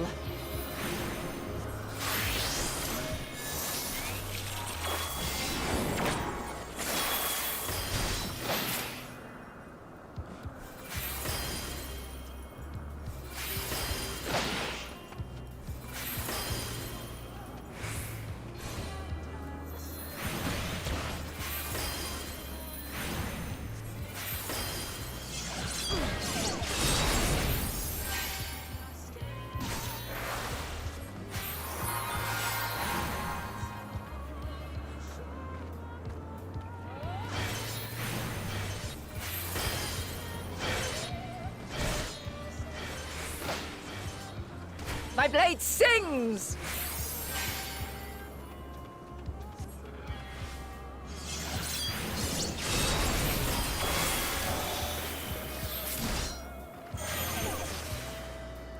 Impressive. I shall have to try something different.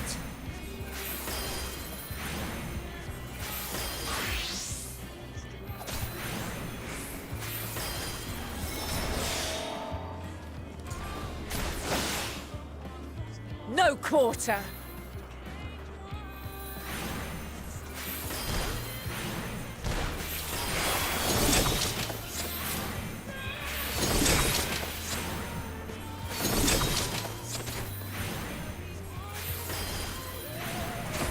Have a taste!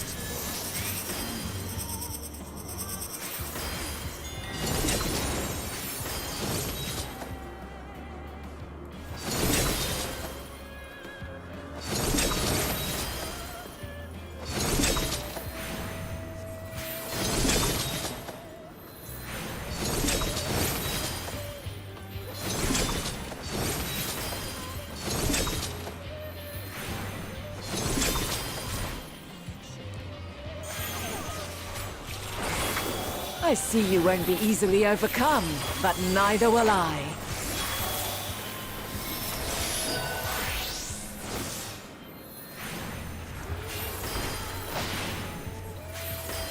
Very well.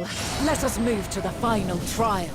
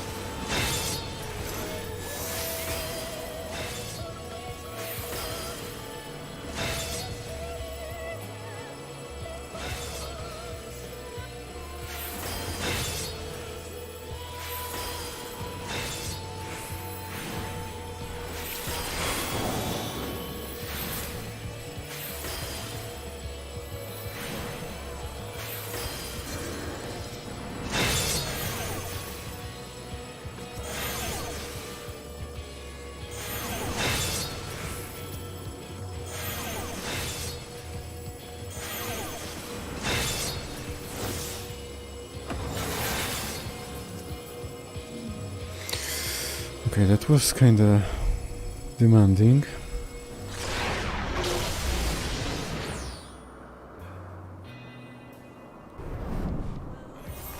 Break your chains, shed your burdens, and show me your strength of will!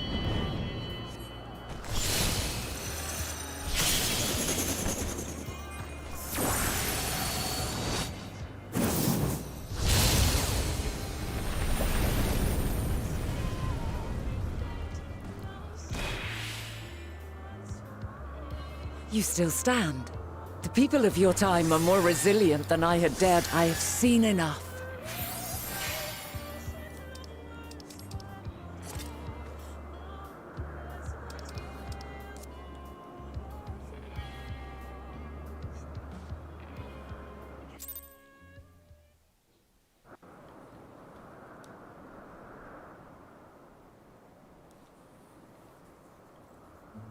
'Twas my intent to finish it, but clearly I underestimated you.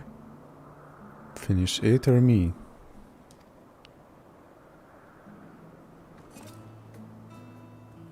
One would think I never learn. I made the same mistake with Azem when we first sparred. Despite being less than half my age, her strength was astounding.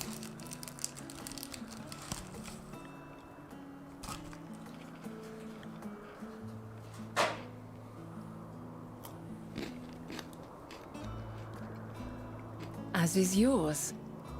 'Tis plain you have weathered considerable hardship.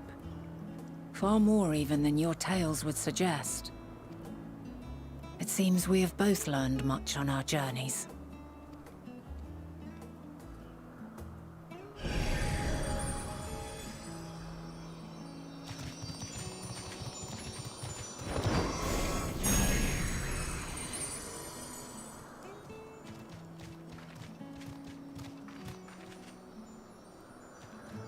Well now, I dare say he has warmed to you.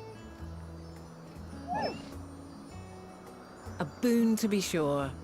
He never forgets his favorites, and is ever eager to come to their aid.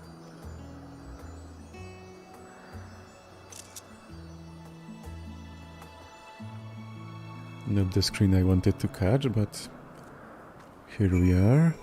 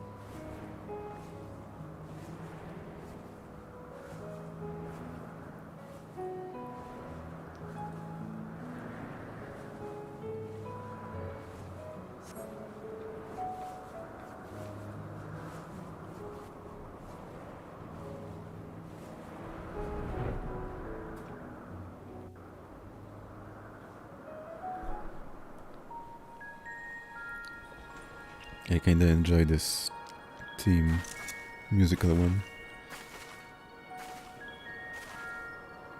Quite a small place, lacking even the most basic equipment.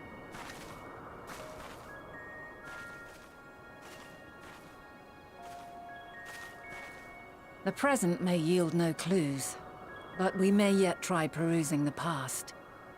Have you done this before? Sorry, I missed this lesson at school.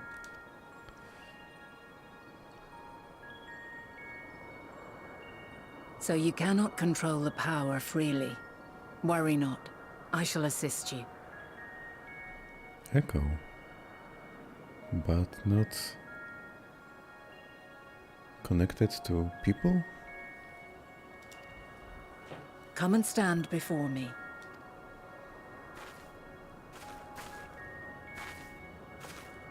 There are two ways to see the past.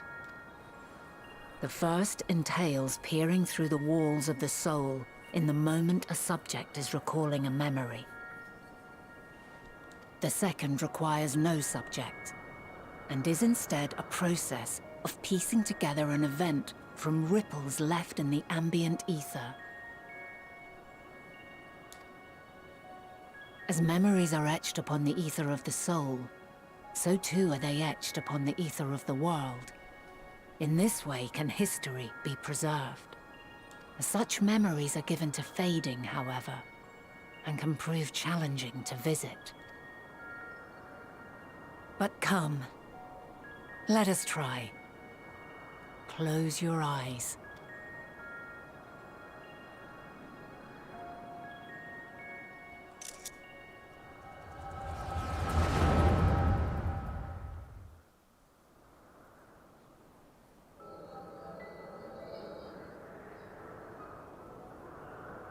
All units fully functional and proceeding on course towards their respective stars. Suddenly she can talk without any problems? Estimated time to completion of survey is 108 cycles. End of status report. Severing connection with shared consciousness. Okay.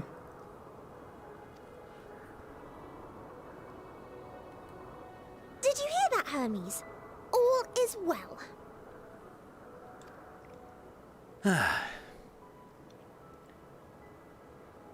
Yes. Good tidings at long last. Every step of the way, I've been reminded how little we understand creation. How the universe defies imagination. But soon we won't need to speculate. We'll know the answers. What others live for.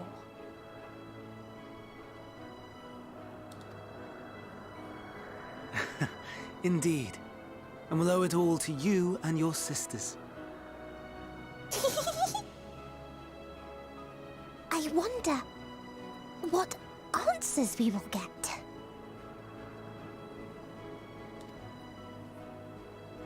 Whatever intelligent beings that exist out there are bound to be vastly different from us. Diverse in form and culture. Possessed of unique ways of thinking. Their conception of life and its purpose will be no exception. Completely and utterly unlike ours. Utterly unlike... how?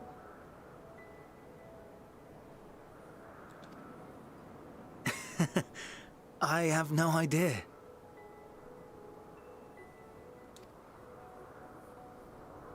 Yet whatever answers we receive, I will not dismiss them out of hand.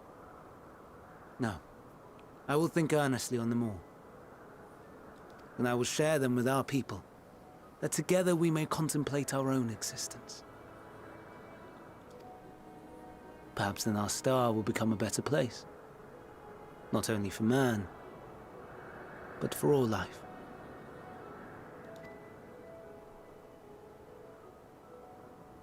Meteon, though I gave you wings to soar the heavens, I did not teach you how to walk the earth. So loath was I to bind another living being, In the course of your long journey, you will learn from those you meet. Learn to walk and run and so much more. And when you return, older and wiser, we will have a celebration to mark your homecoming and coming of age both. Will there be apples? Covered in syrup? And how are you supposed to eat them?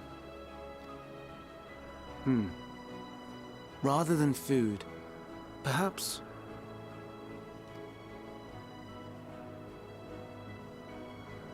a flower.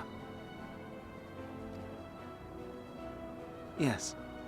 Upon your return, I will gift you a beautiful flower. Is the flower-eating eater?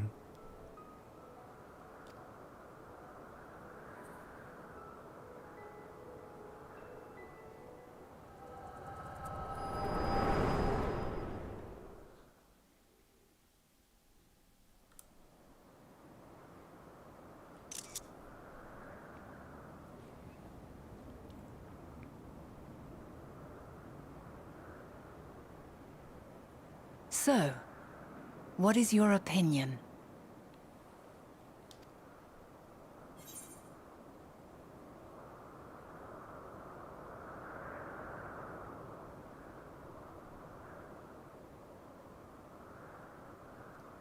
Hermes wouldn't wish for the final days.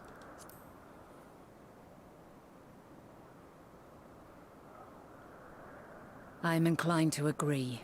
Unless the first Meteon died and he had to create another? I don't know. As we had suspected, the two are somehow involved. Yet 'tis difficult to believe that they would deliberately seek to end all life.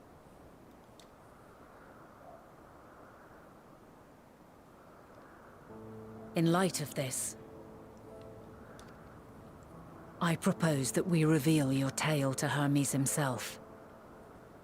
If he does not wish for the final days, as we believe, he may well join us in pursuing a solution.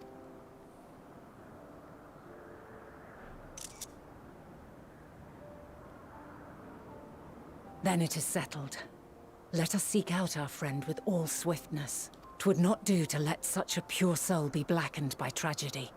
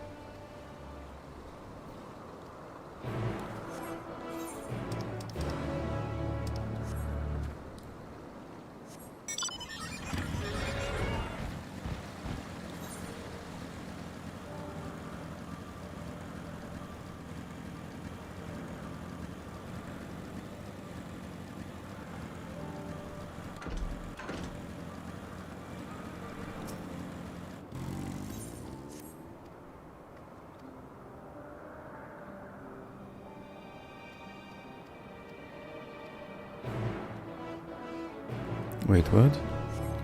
I've seen the word Amarot.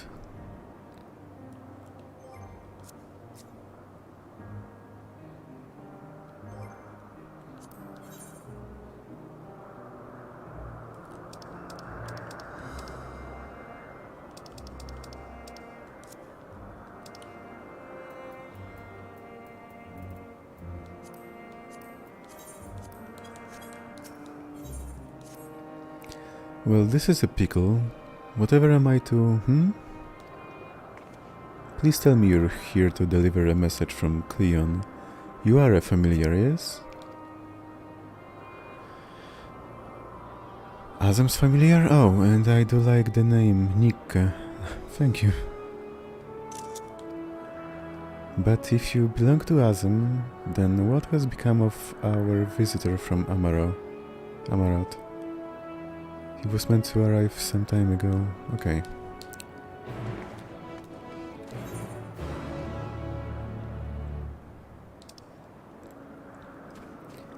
Okay, let's finish the Ether Current quest first.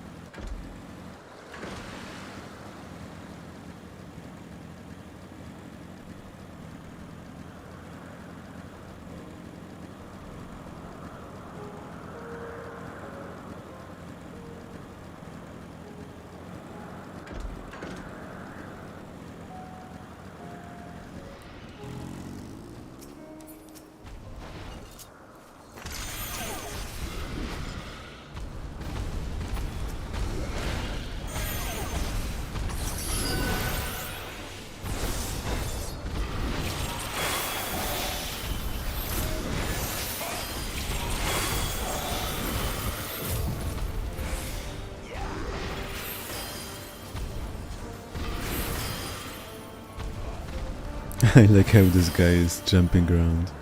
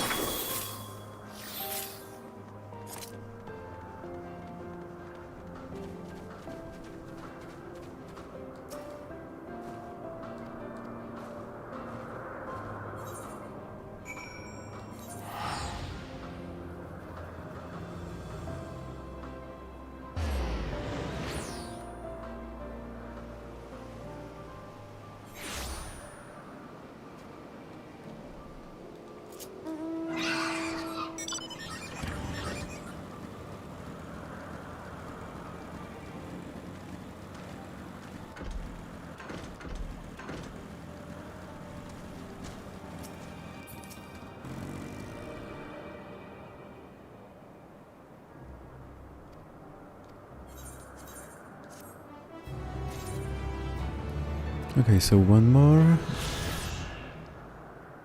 2 additional ones for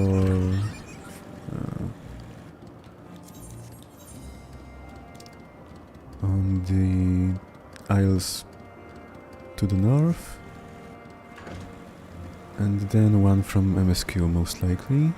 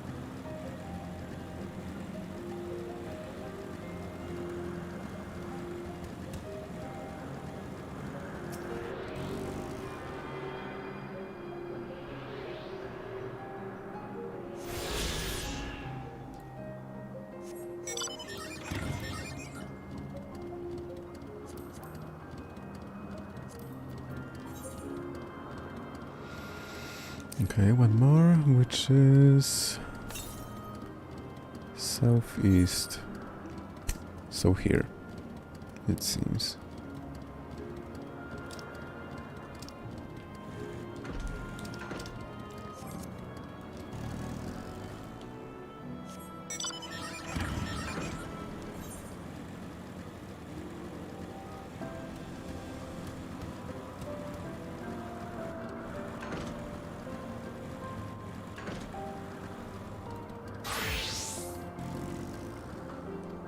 Oh, I skipped it.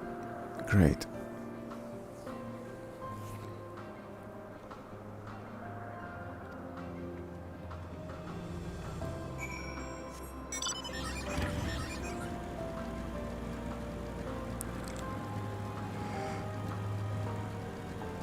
Not like it wasn't a filler.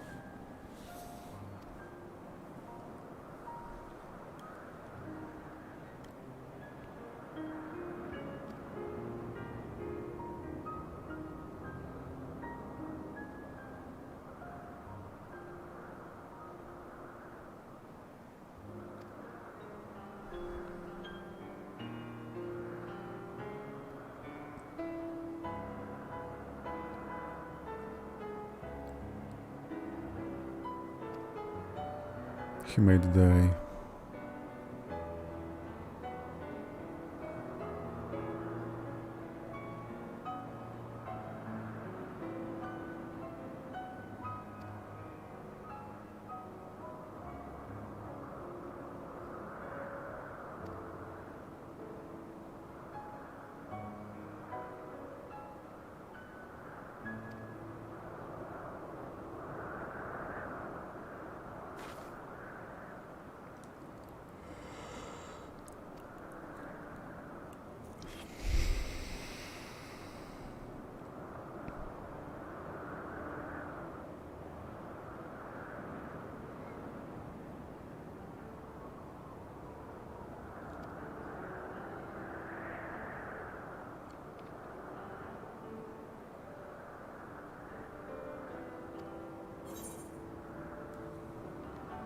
Thank you for your understanding.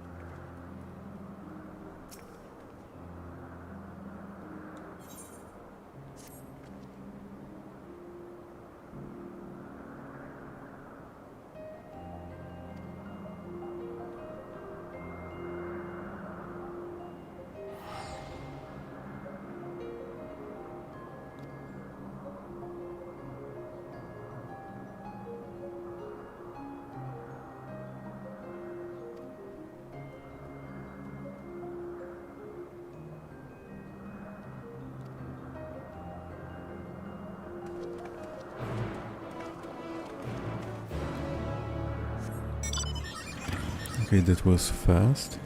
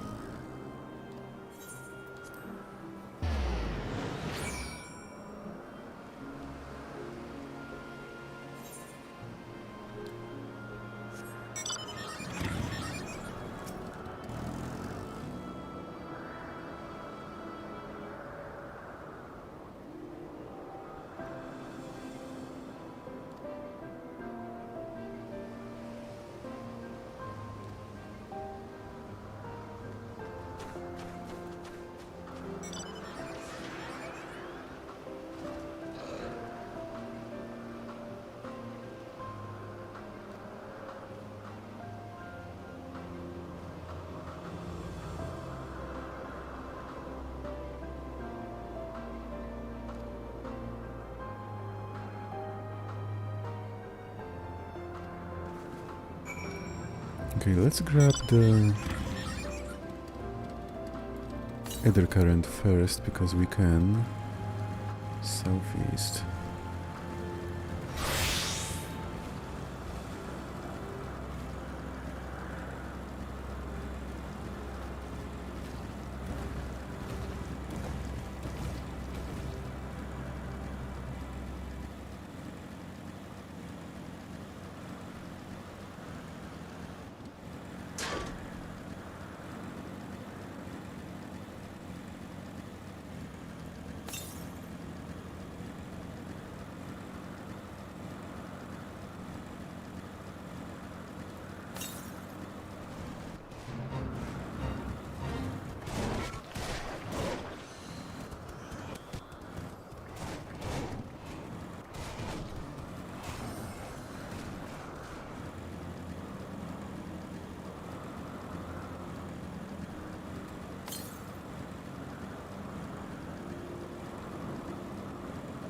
Okay, I love this color.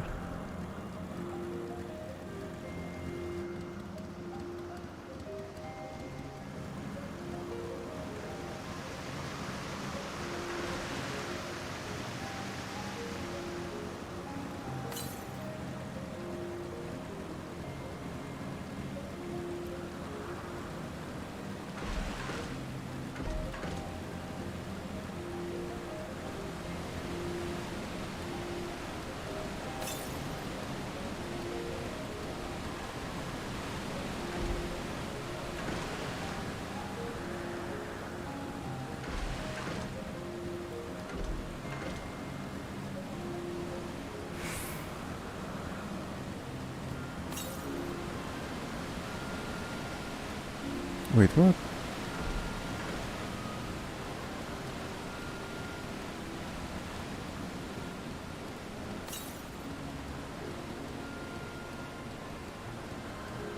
Are you telling me it's there?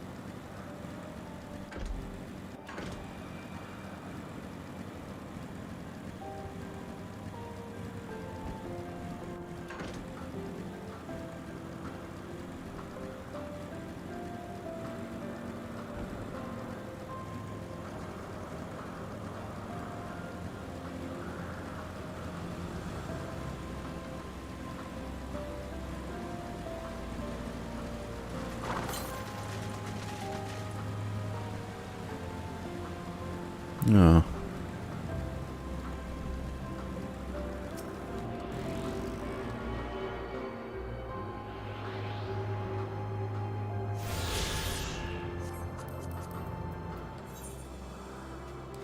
Okay, one more.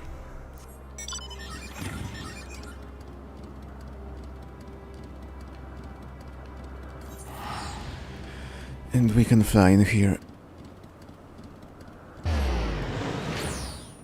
And at good speed too.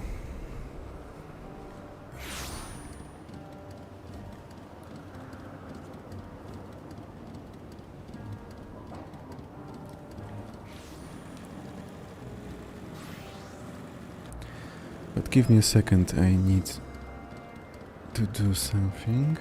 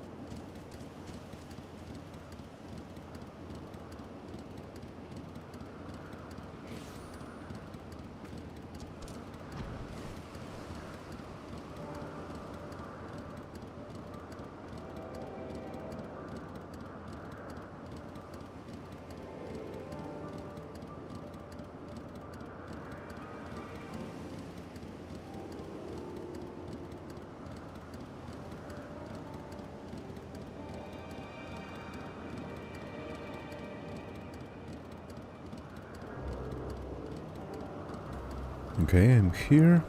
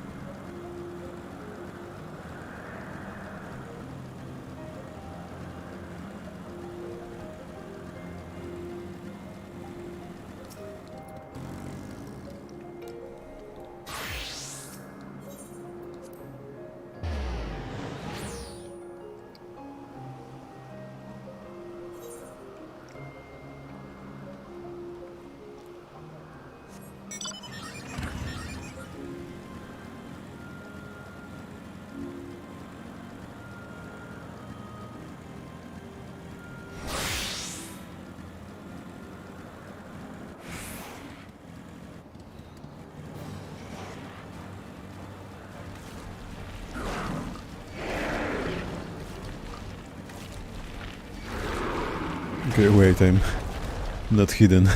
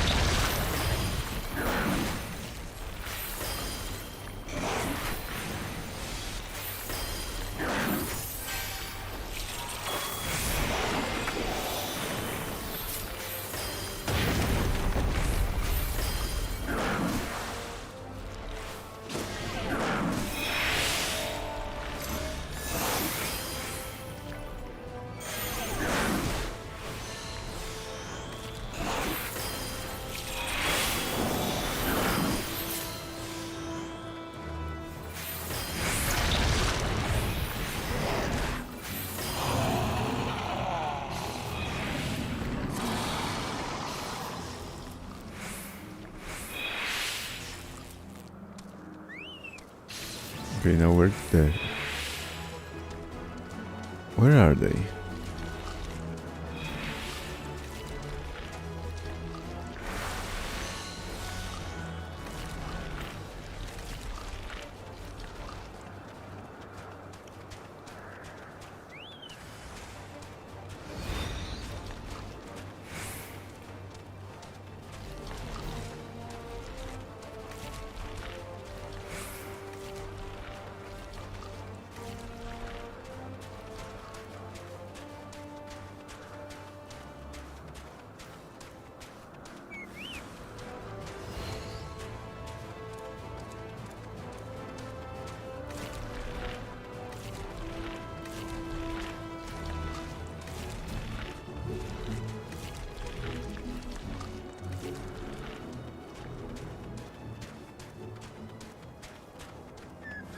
Okay, do I have to kill enough of them or actually find them?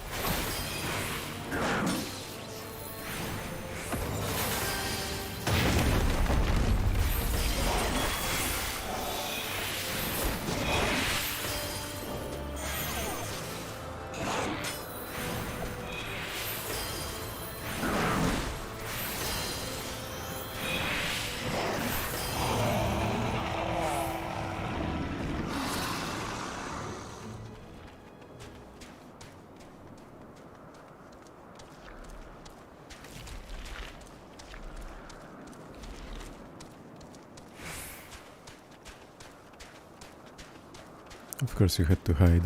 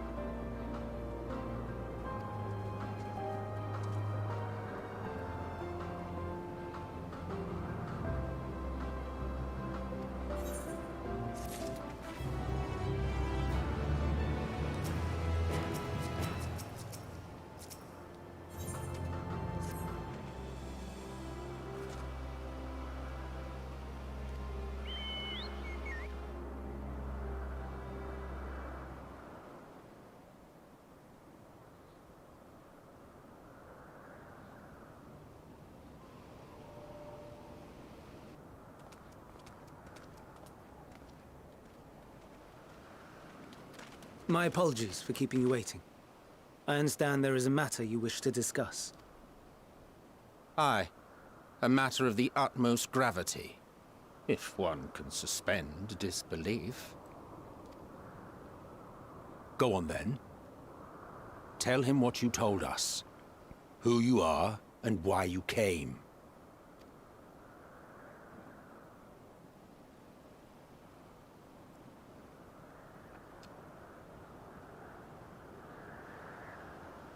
The final days.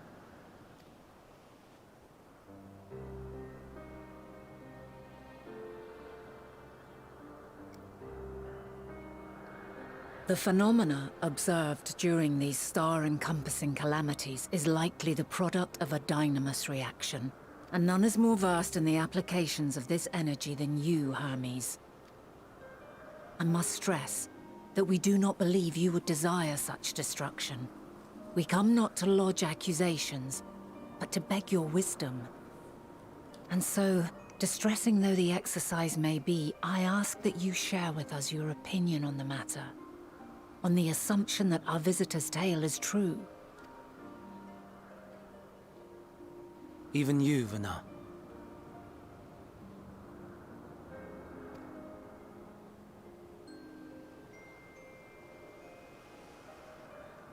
As you say, the phenomena observed in the two calamities may both be attributed to Dynamis.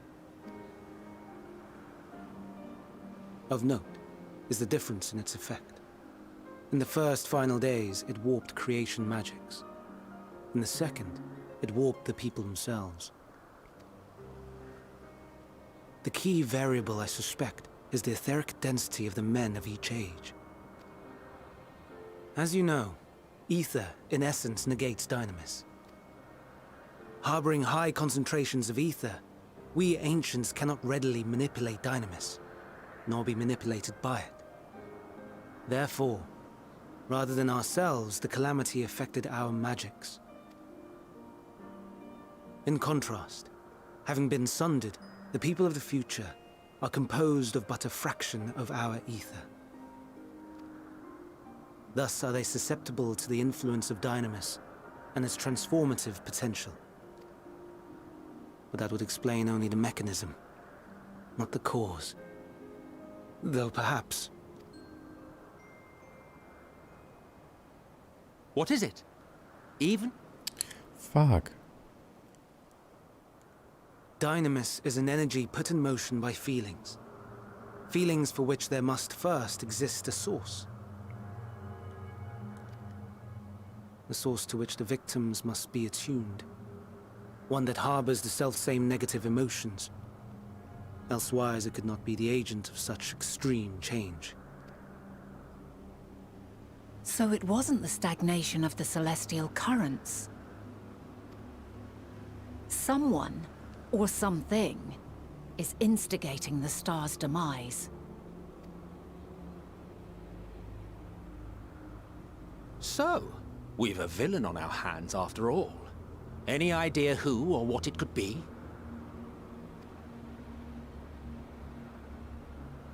The celestial currents comprise the outermost layer of the star's ether, encasing it like a protective sphere.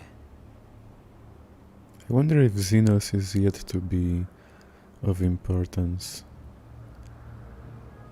Like, imagine if the unsundered Xenos caused all of this? According to your tale, it was where the currents were weakest that the phenomena first manifested. If the inciting factor came from without Aetheris, then its effects would first be seen in those locations.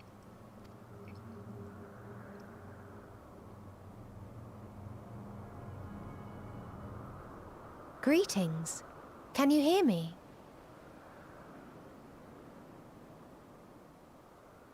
Do not be alarmed. I mean you no harm. I wish only to hear your words, share your feelings, know your thoughts. May we please be friends? Meteon. What is it? Executing scheduled task, suspending individual self and connecting to shared consciousness. Connection established. Commencing status report.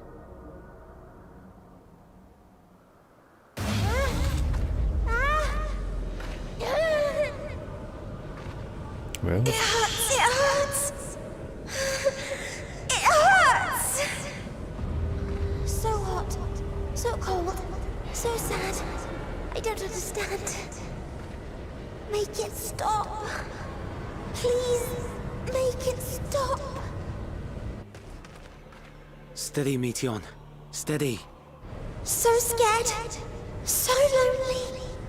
The pain, it's too much. Why? Why do we? They hurt. Hate. This is wrong.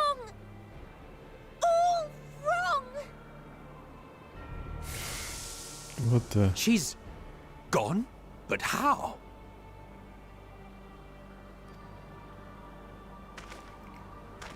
She has altered her etheric density in order to blend in with her surroundings, an ability for avoiding confrontation. Most effective. Frustratingly so. I can't see her either. Not even a trace. Stay away. Please. This is wrong. My mistake. So please. Are you all right?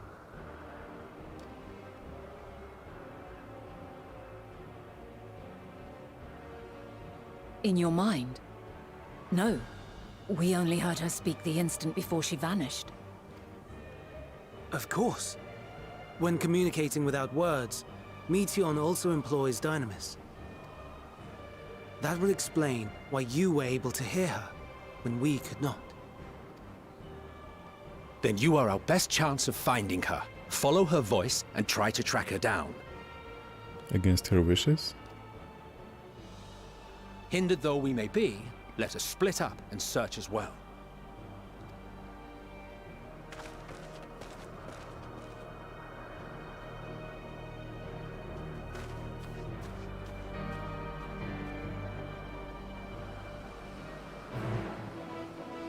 Okay, I feel like most of the time the story is kinda stale, but there are such good notes at times.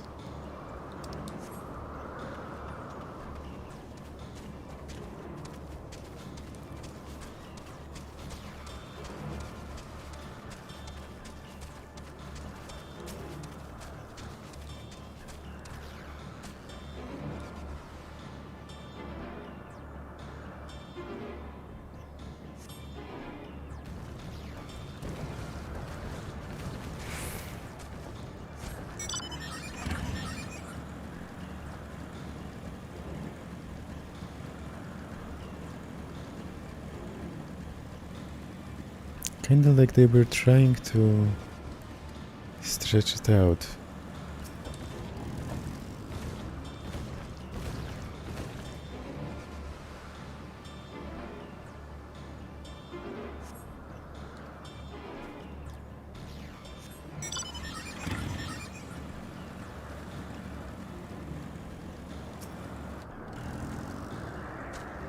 Or maybe I'm not attuned to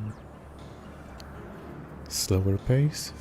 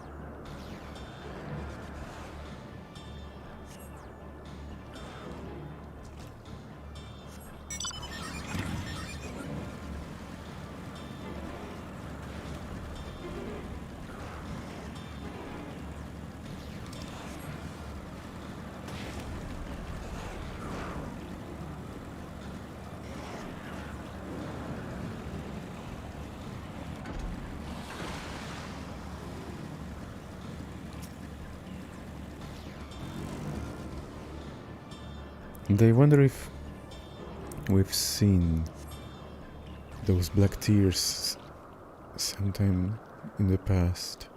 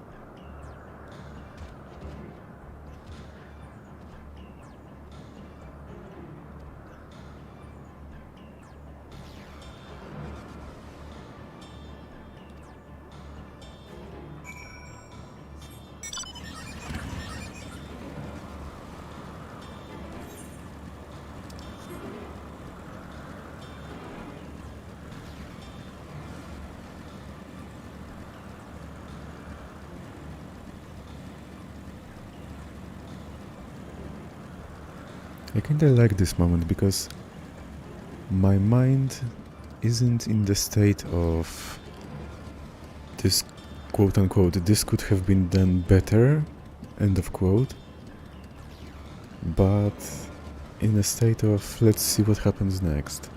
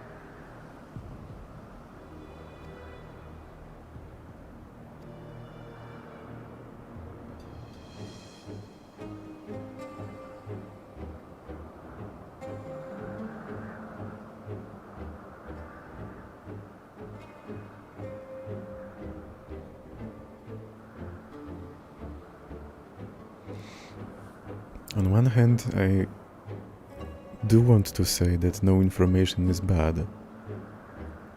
On the other, there was this one meme.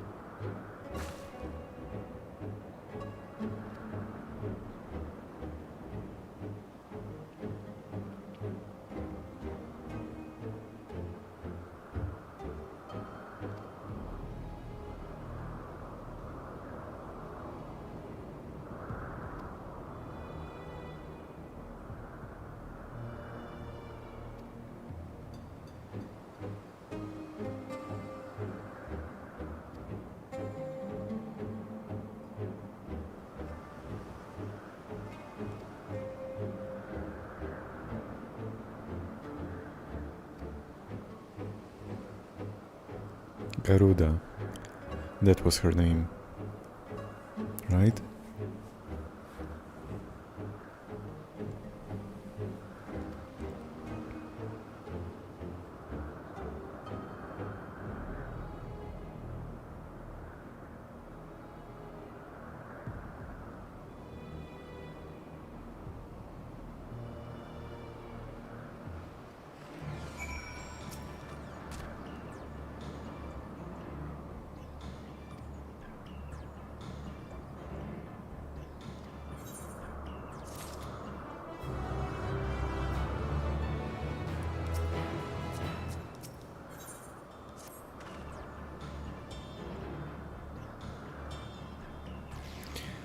The best thing about it is that I'm almost not noticing the level of MSQ at this moment. I'm mostly focusing on what's gonna happen next, which means I'm immersed. Which is what I want.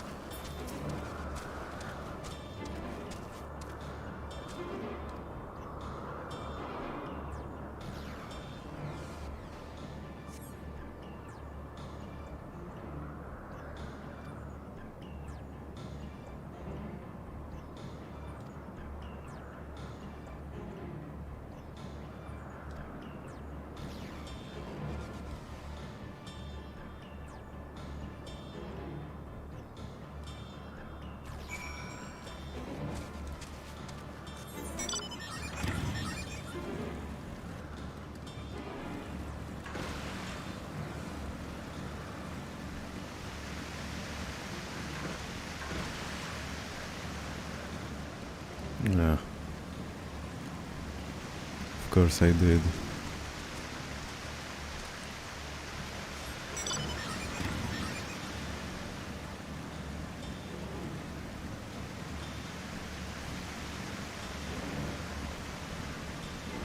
Okay, let's uncover the map then, since we're here.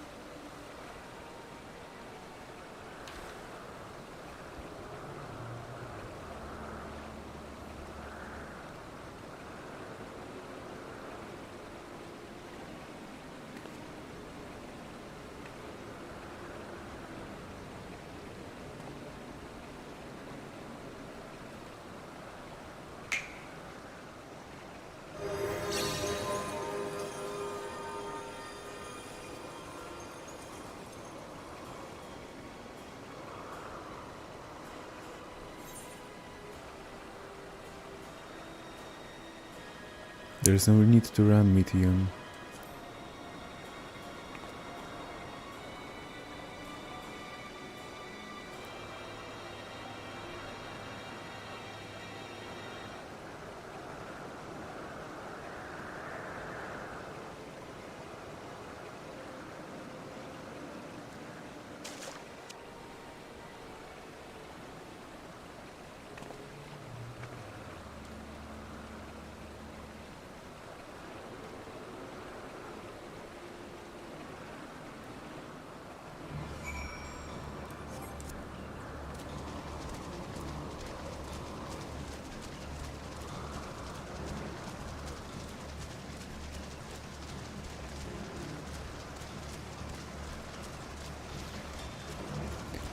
So if it's gonna break him, then why not let us hear it? And not him.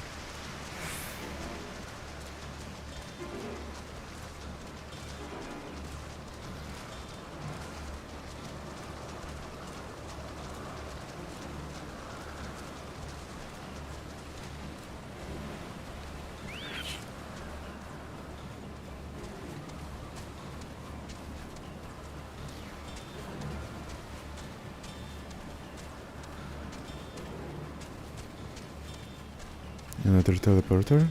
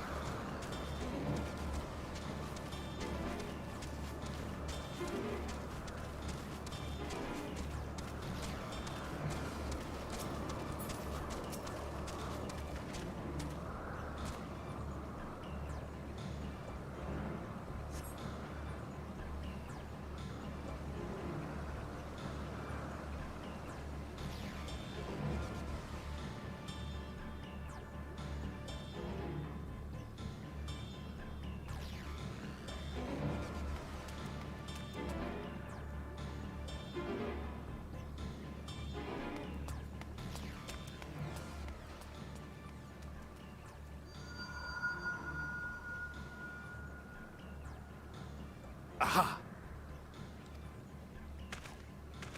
Give chase. We shall herd her into the shelter.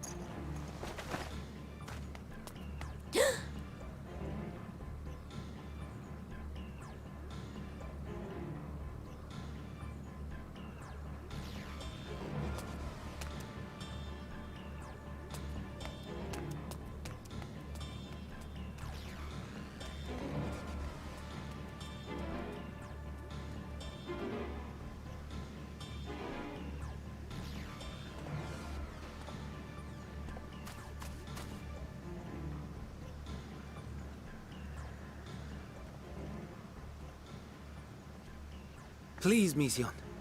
We must speak. I don't know, man. If you're gonna become the first primal or something.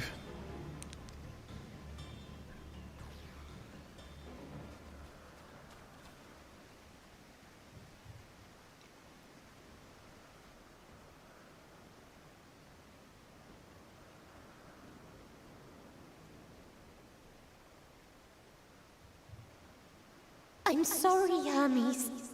I'm so sorry.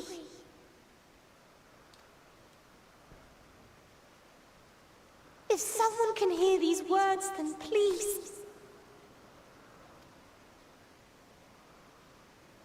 Please protect them. Protect them all.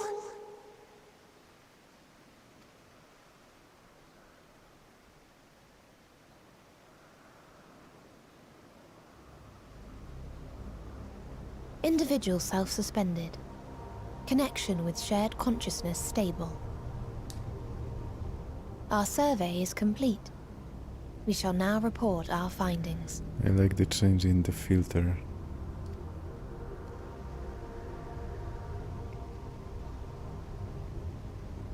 All units safely arrived at their respective destinations. Seeking answers to Hermes' question, we attempted to make contact with the intelligent denizens of each star. Results are as follows, in order of numerical code. Enna. Traces of civilization found. Structures believed to have served as domiciles. No extant life forms detected. Dio. Ruined remnants of buildings scattered across star, surface of which is encased in ice. Presence of life could not be verified. Tria.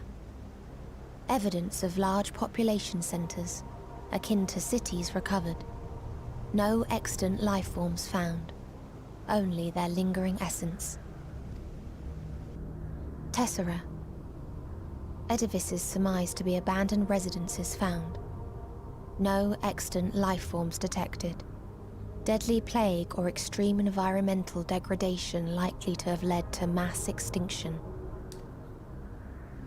They are all dead. Octo. Star found in state of violent conflict. Contact successfully made with inhabitants, but deployment of weapons of mass destruction resulted in total annihilation of local population shortly thereafter. What? Inea. Star is a barren desert. No identifiable flora found. Bones of living beings resembling men discovered beneath sands, but determination regarding their intelligence inconclusive. Remind me, Hermes, what exactly was the question you entrusted to Meteion? I tasked her with asking what others live for. What gives their lives meaning.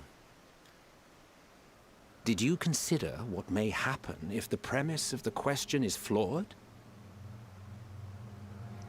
That's a good question itself.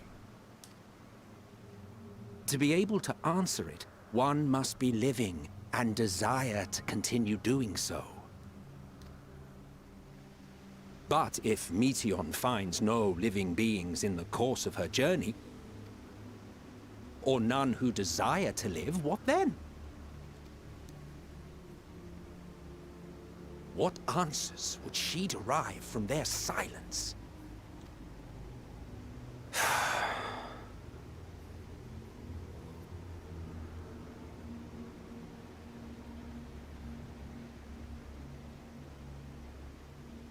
Meteion, enough! Suspend your mission, and return hither at once. Decapente. Local civilization once flourished under auspices of higher power. Said power later laid waste to civilization in fit of rage. Upon revealing this to me, entity elected to self-terminate in lieu of providing answer to question. No other intelligent life forms found. Turning a deaf ear, are we? We are taking Meteion back to Amarot. As I understand, we will need her if we are to bring back all of her sisters. Yes.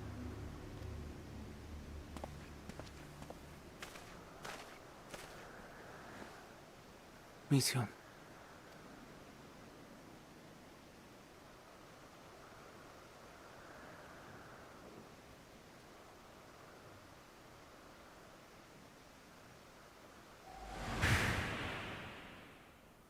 It isn't right, is it?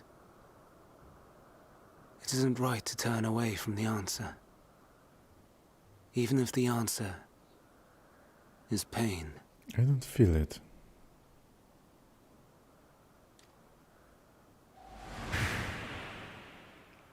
Even if we aberrations must scream ourselves hoarse to be heard.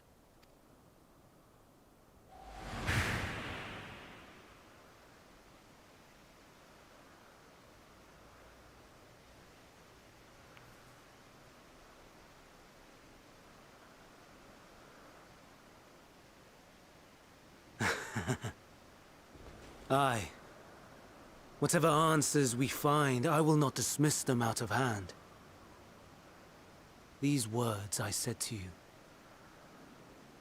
and I will hold myself to them.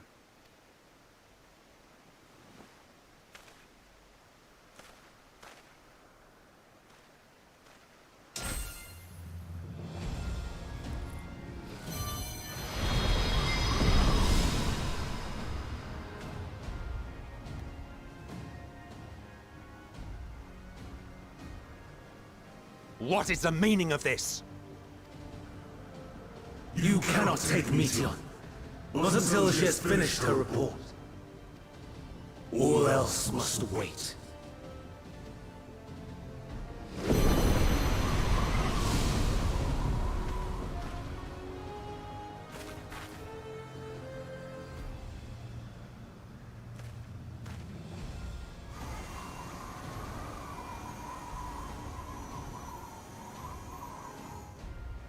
You fool!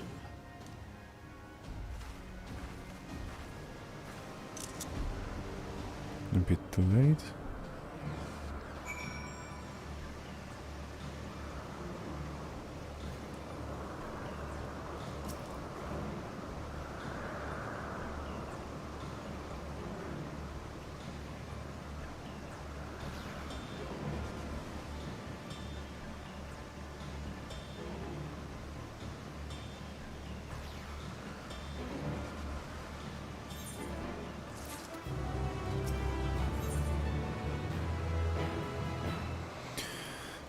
And the other current, which means we're moving to Labyrinthus, probably.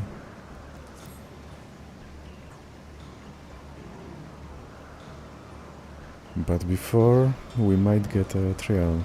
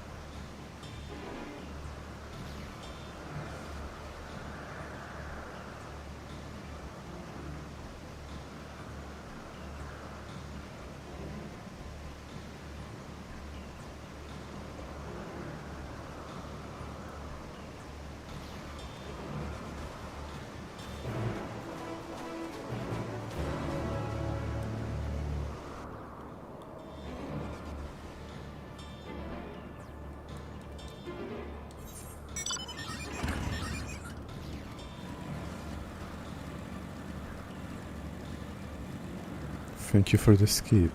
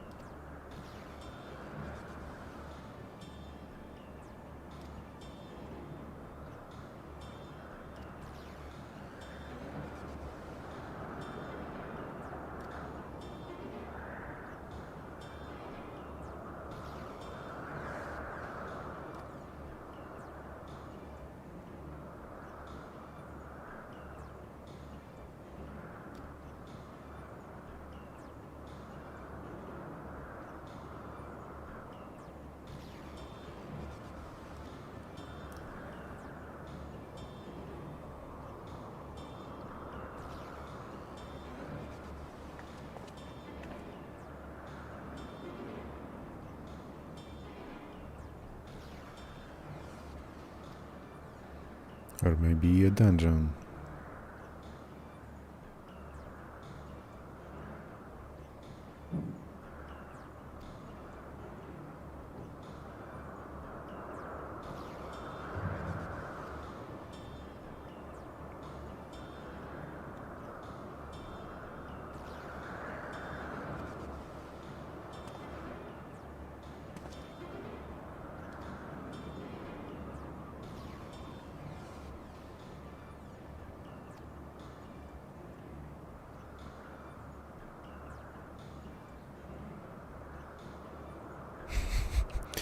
I love that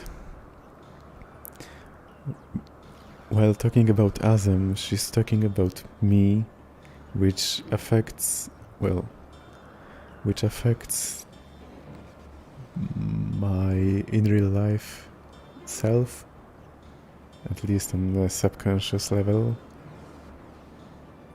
if I let it, if that's how it works, I don't know. And I'm not talking about myself only, I'm talking about every player that's been through this and actually read the text.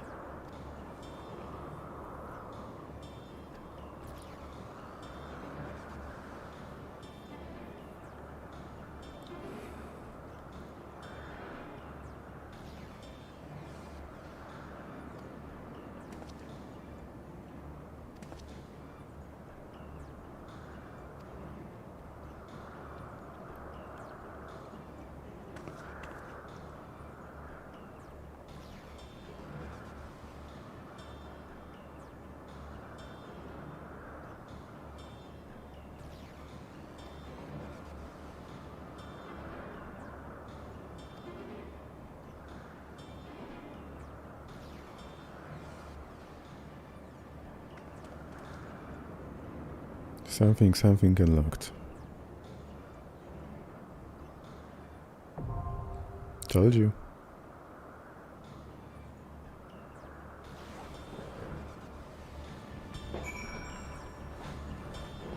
Okay. Venat, Hitoladleus, or whatever, and Emmet Sulk in my trust. Great. Okay, let's do it the usual way.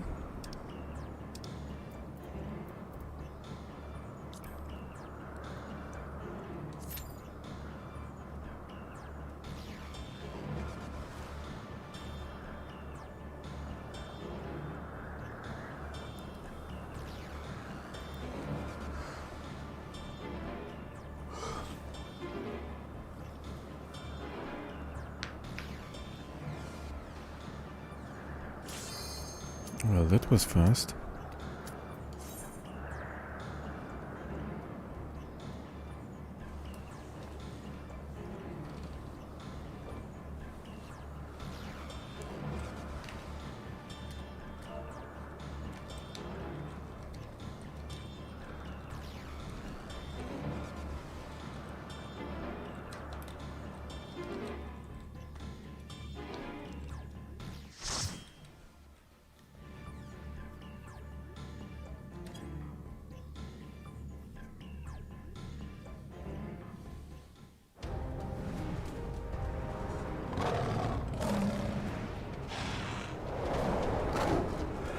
Oh, okay. So that's what it is. I've seen a screen from one border.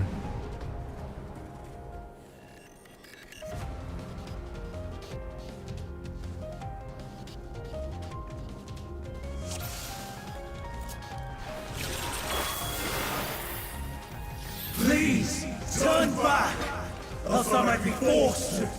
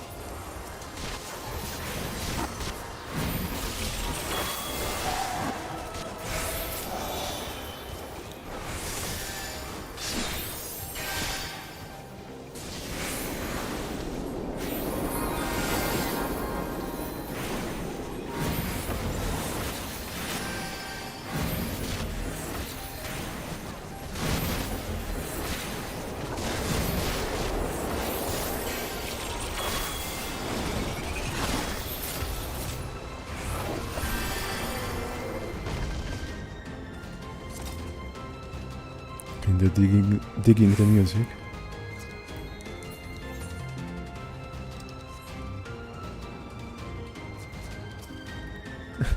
The tank is called Mouse Pyjama.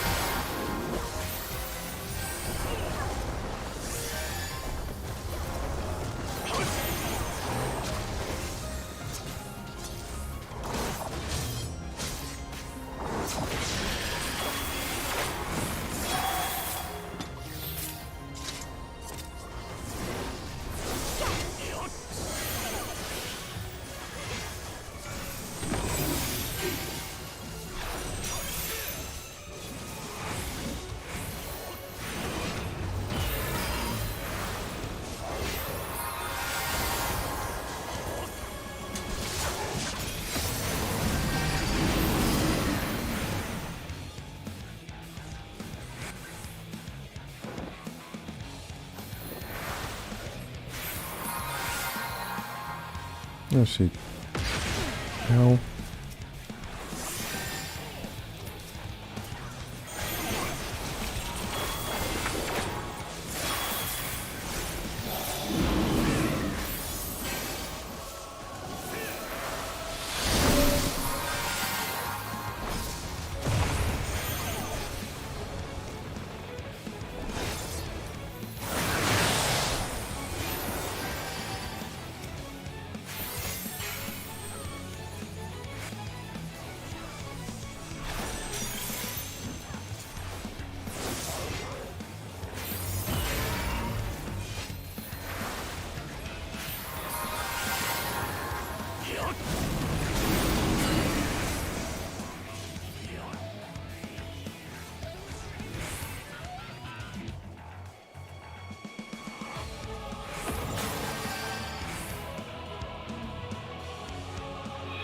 Okay, so you can see the footprints.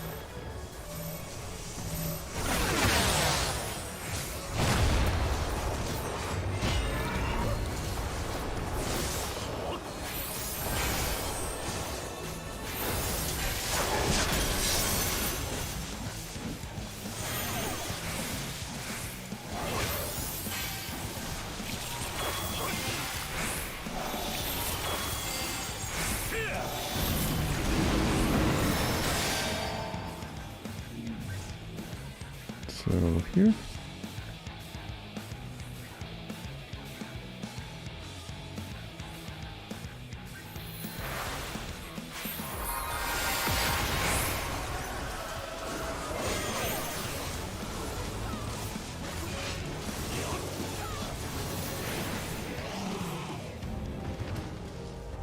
Now what do we get?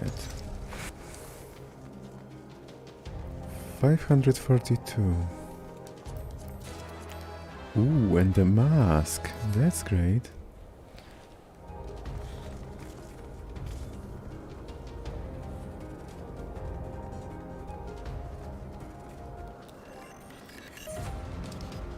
Okay, I didn't get the mask. I'm warning you.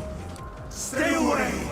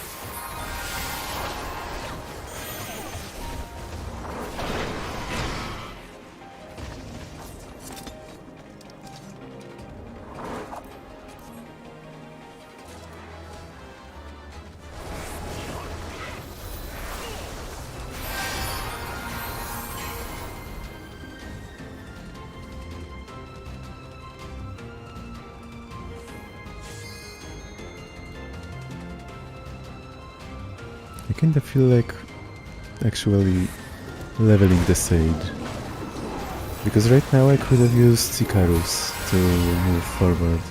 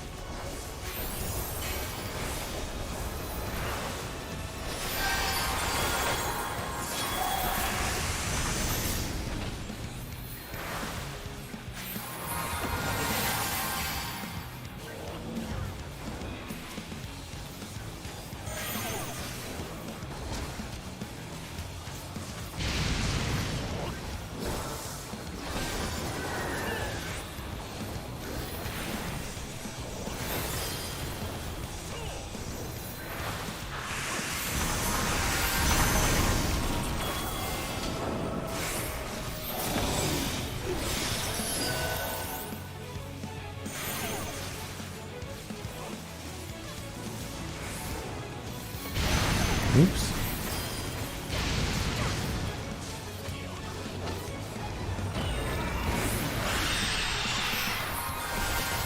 Okay, now what?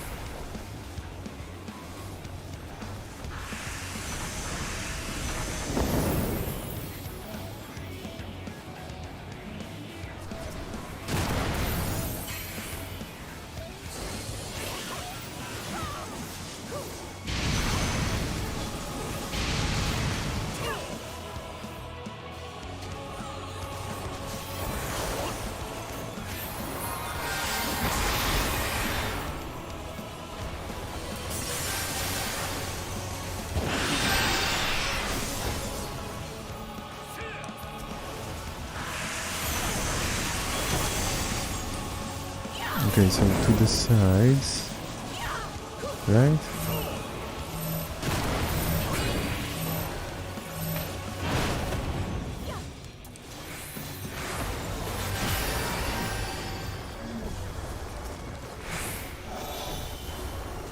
Wait. Shouldn't we be here? Yeah.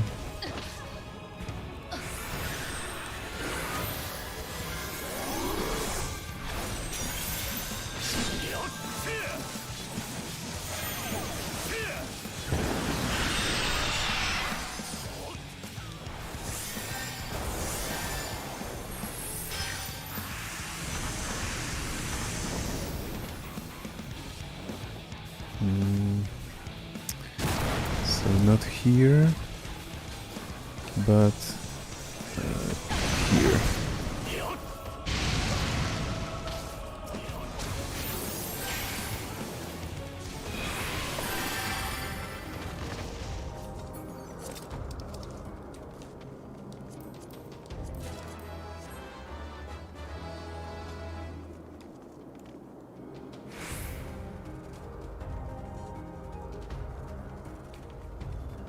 I cannot let you take Meteon. Not yet.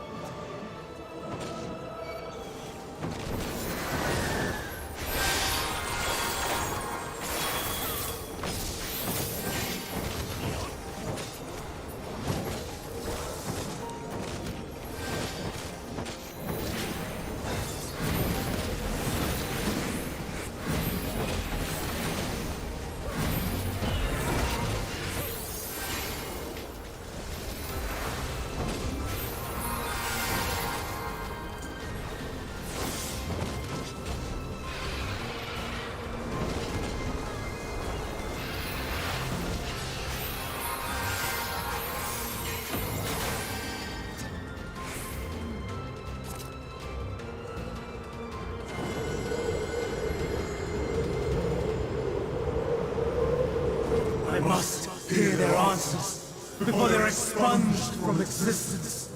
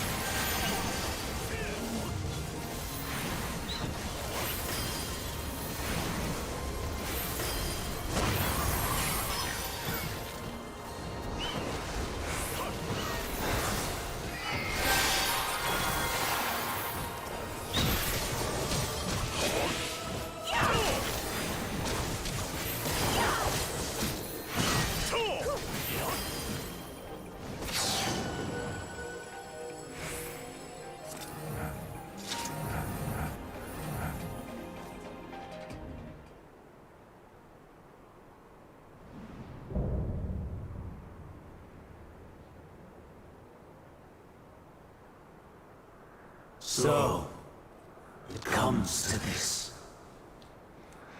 I have no wish to fight, but this time, I cannot yield. Though the world may think me a mad, desperate fool, I will hold fast to my conviction.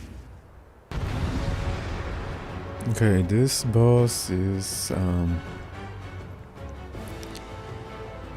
making me think. I will have the time and tranquility I require.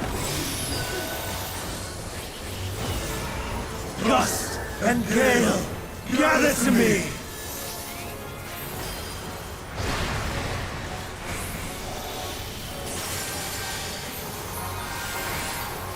Ancient brand, unleash your power! Okay, what?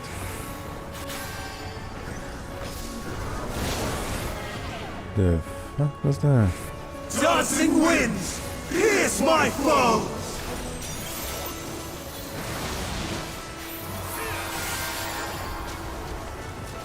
Stars on high, fall as rain!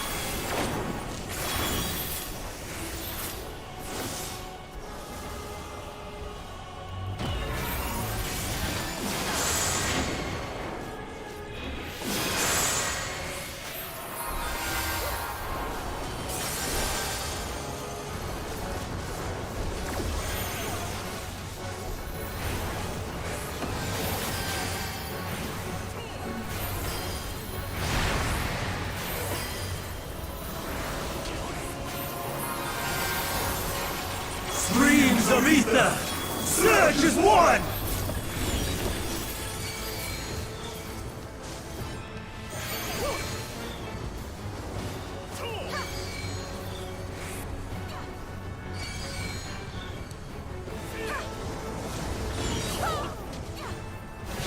Let me see.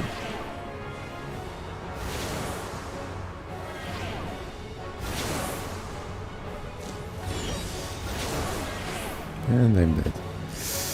Yeah, my fault. Now, is the summoner gonna res me?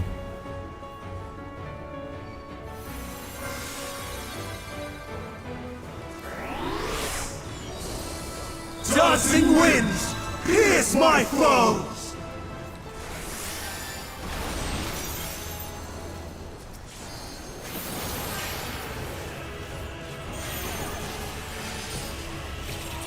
Did they just keep the sigils or whatever through that?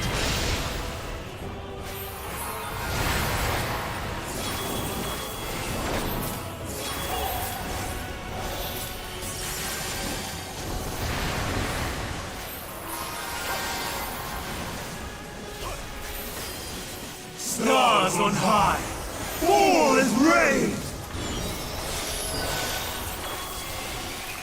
Even when transformed, but I am not finished yet.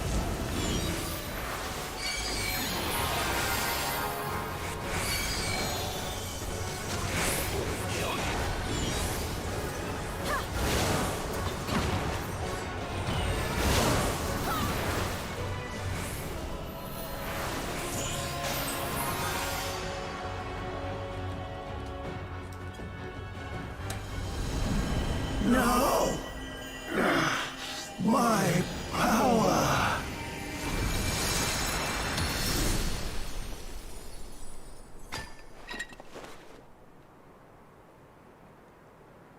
Please let him live.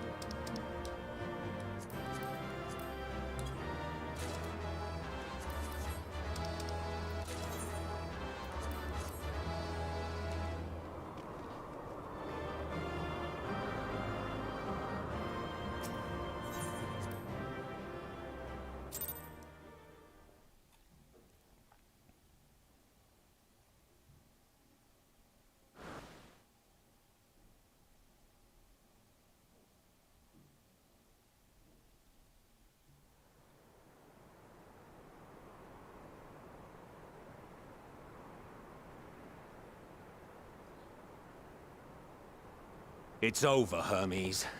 In the name of the Convocation, I hereby take Meteon into custody. And setting aside the matter of your nomination, you will come with us too. We require your knowledge to assess and resolve the situation.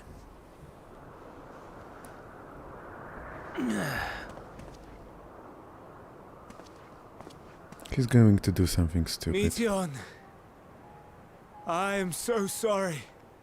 With that, I could have listened to your report in full.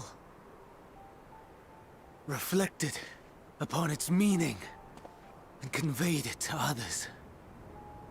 That they might reconsider their chosen course. But I have failed. And that wish will never be realized. However, ere our fates become the province of others, I bid you tell me just one thing. Was there happiness in those distant stars? Was there a reason for living? Yes.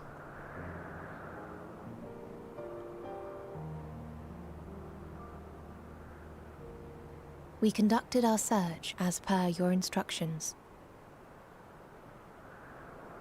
We scoured historical records, communed with the spirits of the deceased,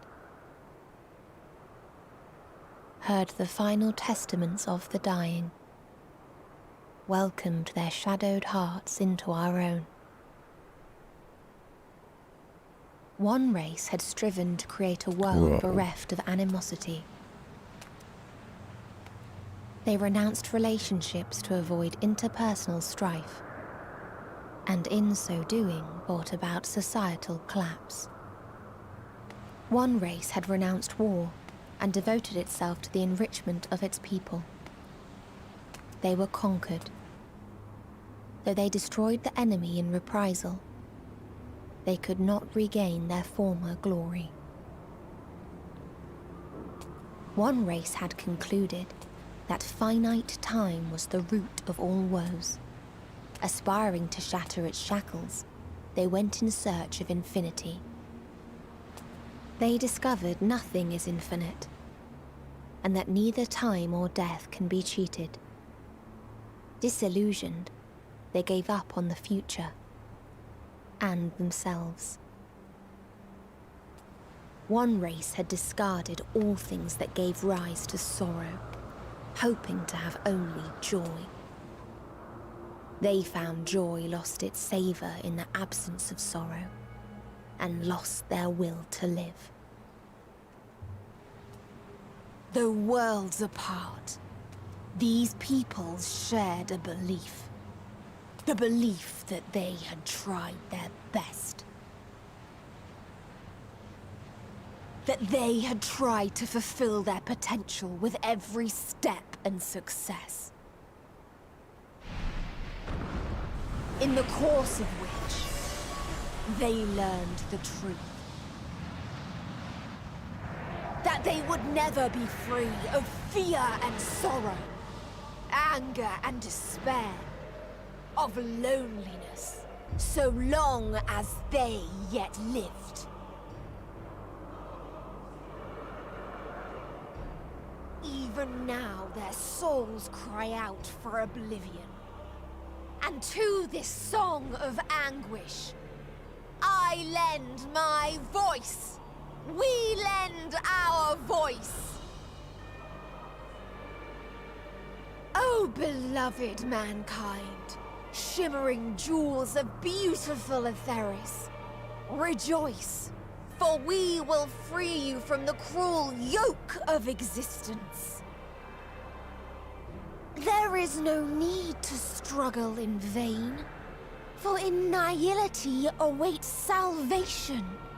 You will know peace and serenity, and it will be beautiful.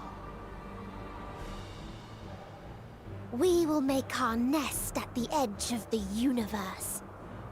And there, in the dark of dead worlds, hoard sorrow and suffering. There we will sing, our chorus ever louder and ever clearer, that our song may reach even this ether-shrouded star. Such is the answer we have found in the stars. Such is the gift we now offer to Aetheris.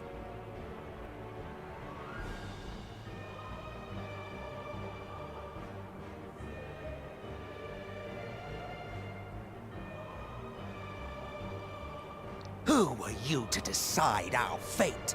To decree we live or die?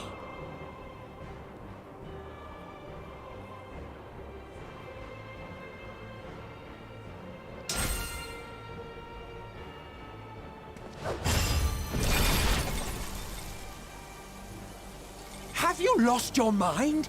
You heard what she said. She means to destroy us all, yet you'd still take her side? In the name of the star, we have discarded those creations that we deemed flawed.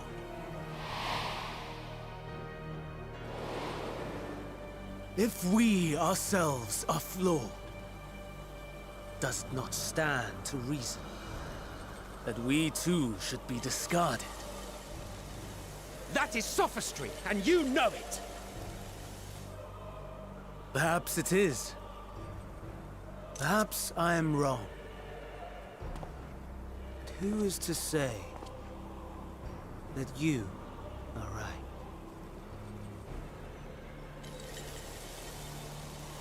Let us settle this with a determination. In my authority as Chief Overseer of Elpis, I will make a judgment on man's fitness to exist. If he can learn to value all life and retain his will to live, even should his end be justified, he will surely find a way to avert his demise. If not, he will perish from the start. As with all determinations, provisions must be made to ensure fairness. Kairos! Awaken!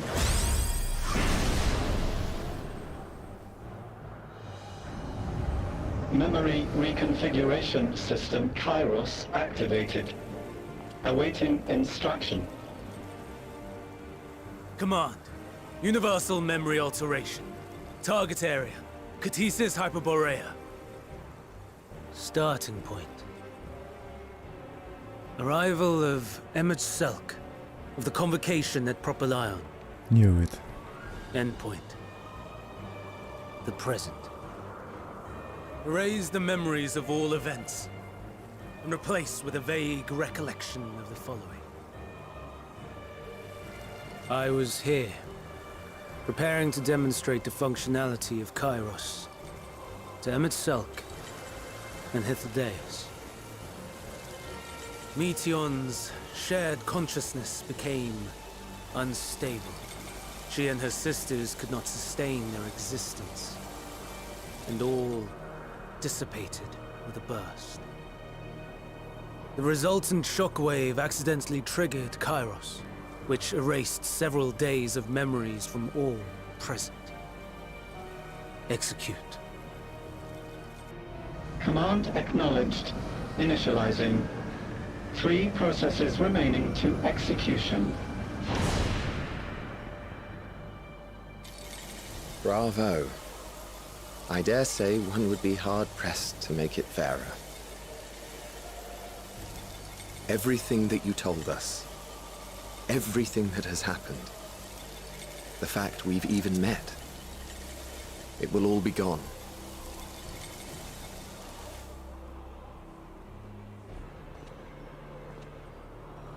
Go, Meteon.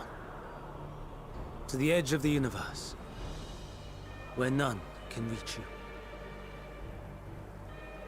Hermes? Won't you come with me? If you were to shed your flesh, I should be able to carry you.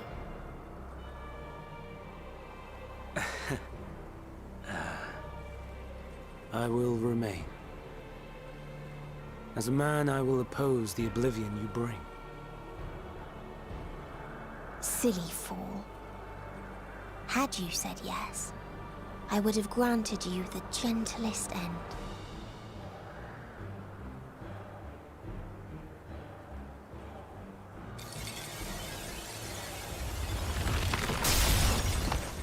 This ends here!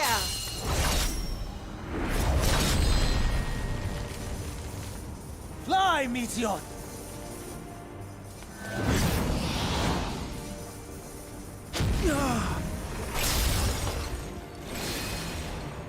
That is far enough, Hermes! Argos, to me!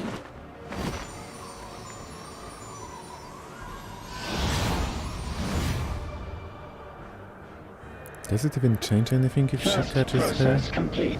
2 remaining to execution of memory reconfiguration. As if we needed more pressure. No matter what, you cannot forget what happened today.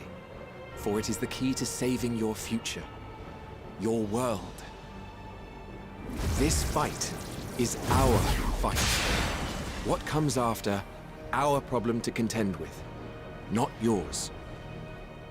No. Your own struggle awaits.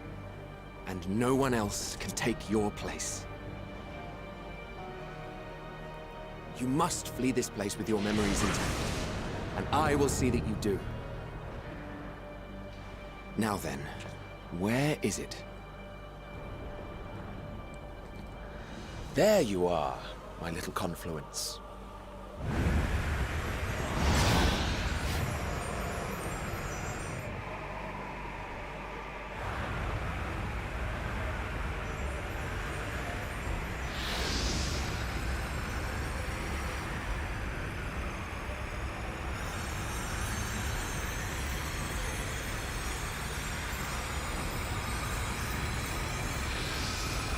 Almost!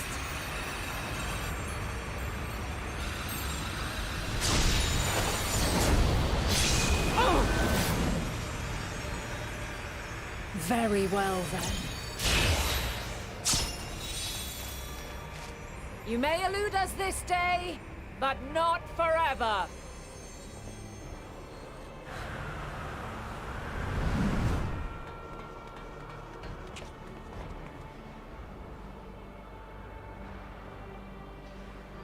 Meteon's gotten away.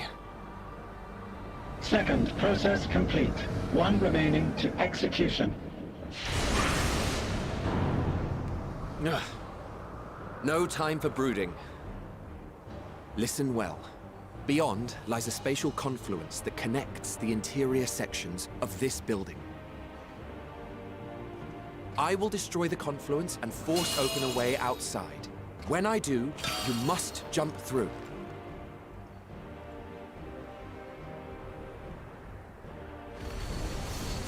I cannot tell you how sorry I am. But neither can I let you escape!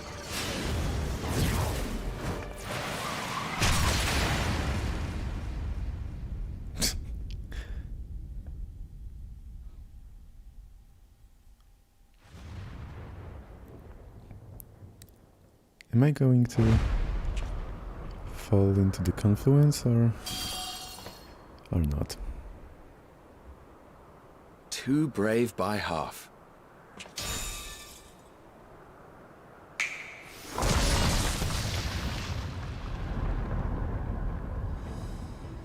Exemplary work, as always, Emmett Selk.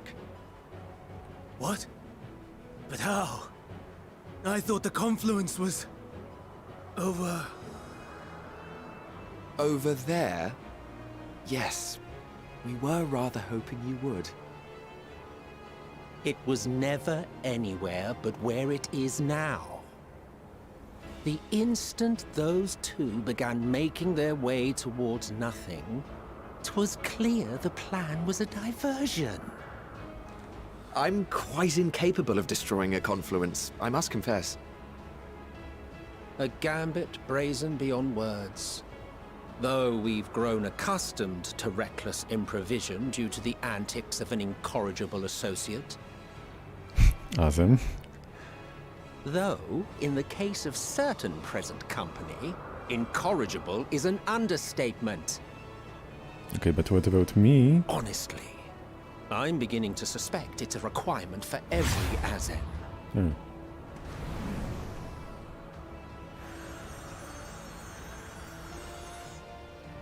There's no time! Quickly! Even now, I do not believe your tale. I would not suffer us to walk such a wretched path. Still, if it must be said, do not squander it. The legacy I leave you. No. Final process complete. Executing universal memory alteration.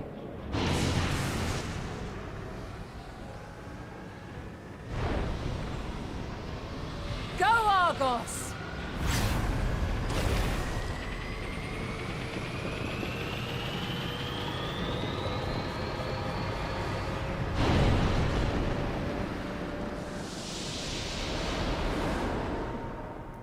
Okay, but it means that she's with me.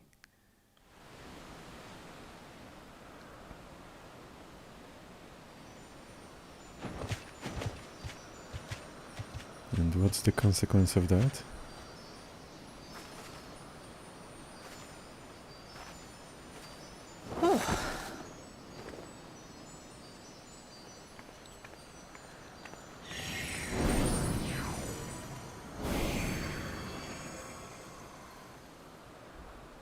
I'm fine. Just a little tired.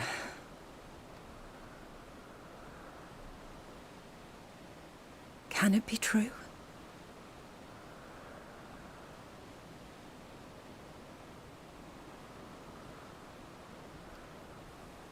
Are we the only ones left who see beauty in the world? In life? Give me just 1 second.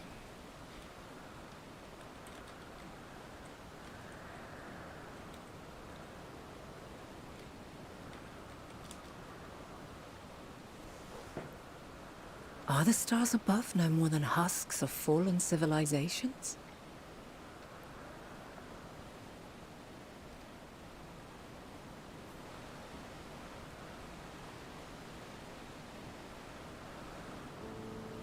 And yet, I don't care.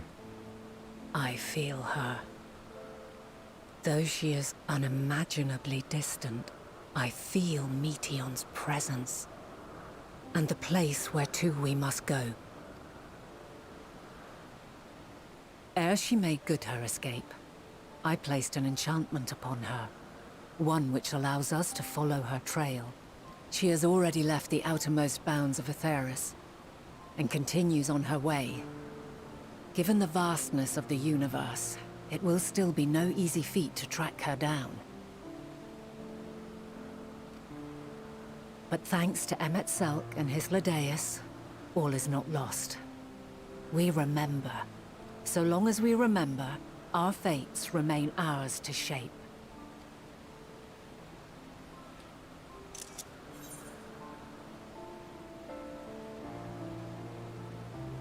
So, what now?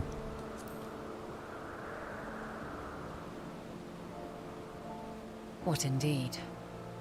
Let us begin by ascertaining the situation at Catesis Hyperborea, where the others should still be.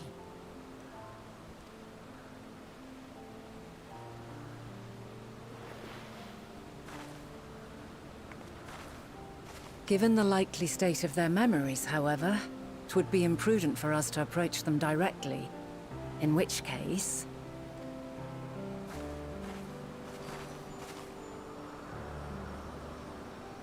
I am sorry, my friend. I've asked much of you this day. But may I trouble you one last time?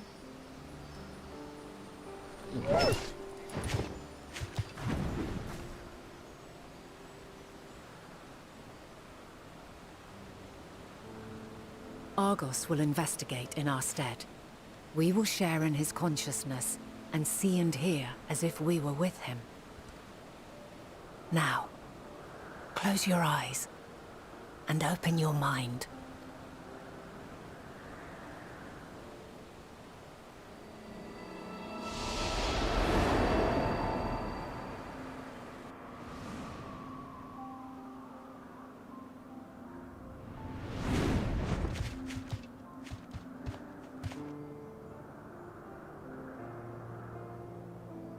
Thank goodness you are unharmed.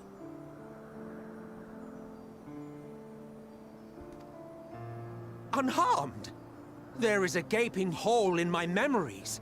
I can scarcely remember arriving here in Elpis. Forgive me. I was preparing to demonstrate the functionality of Kairos to our guests.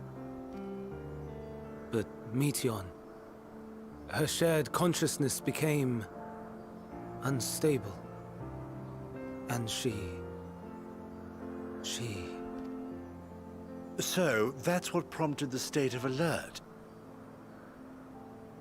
And when you went to investigate, you were caught in Kairos's accidental operation. So it would seem. It's all a blur to me.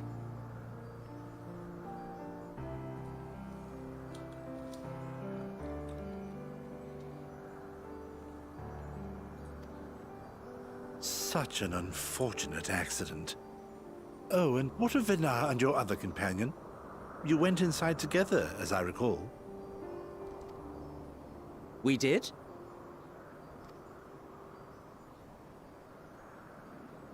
If Venar was with us, I have no recollection of it. But that there is her familiar, is it not? The fellow seems happy enough, so I think it's safe to assume his mistress as well.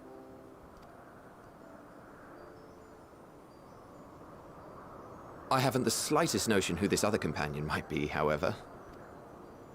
Ah, well, that individual struck me as a bit different, for want of a better word.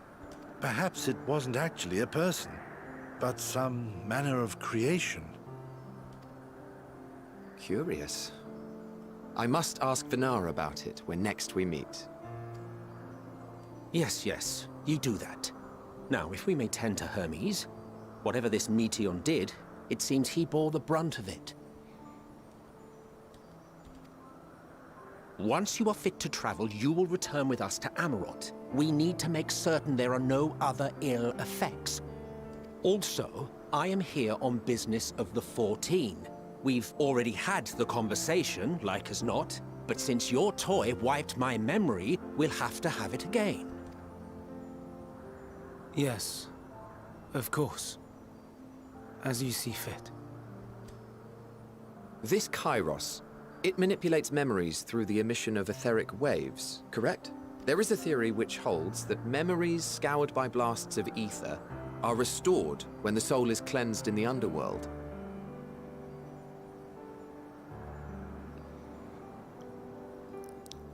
The implication of it being... If true, then perhaps when our time comes to return to the star, we shall remember these few days we have lost. I doubt aught of interest occurred. Look forward to the revelation if you like, but I should prefer to reminisce on more meaningful moments. So ready to dismiss stuff.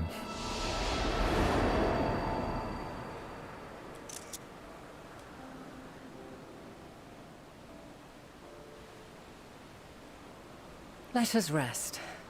If only for a while. After all, you and I... Oh, we still have a long, long way to go.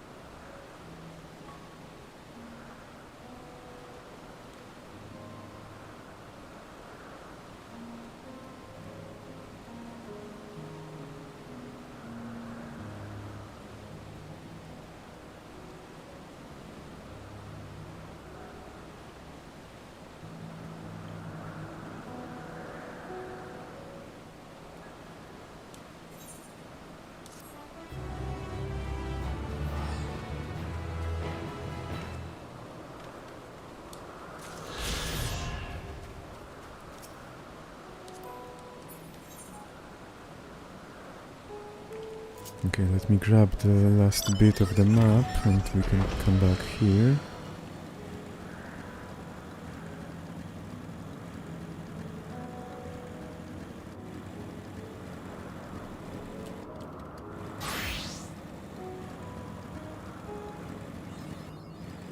Quite a bit of EXP.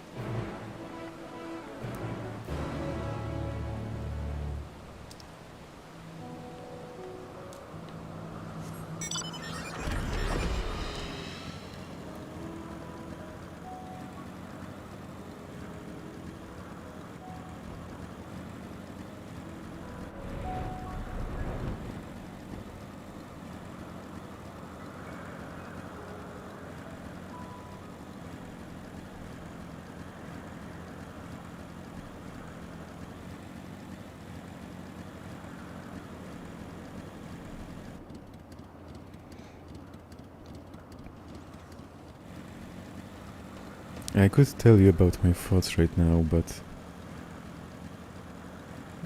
let me just say that I feel kinda good about them.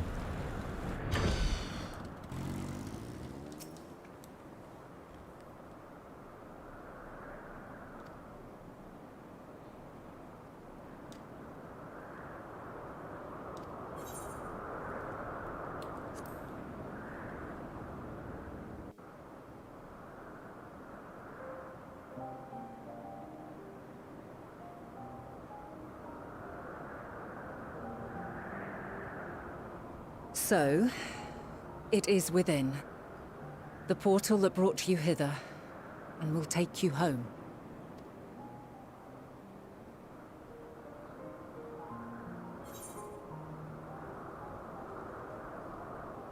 Yes, this is where we part ways.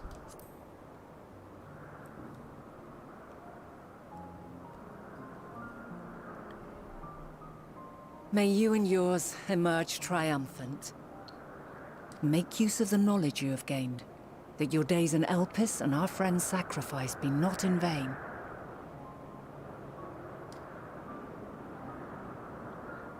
With Meteon free to pursue her designs, 'tis only a matter of time until the final days are upon us.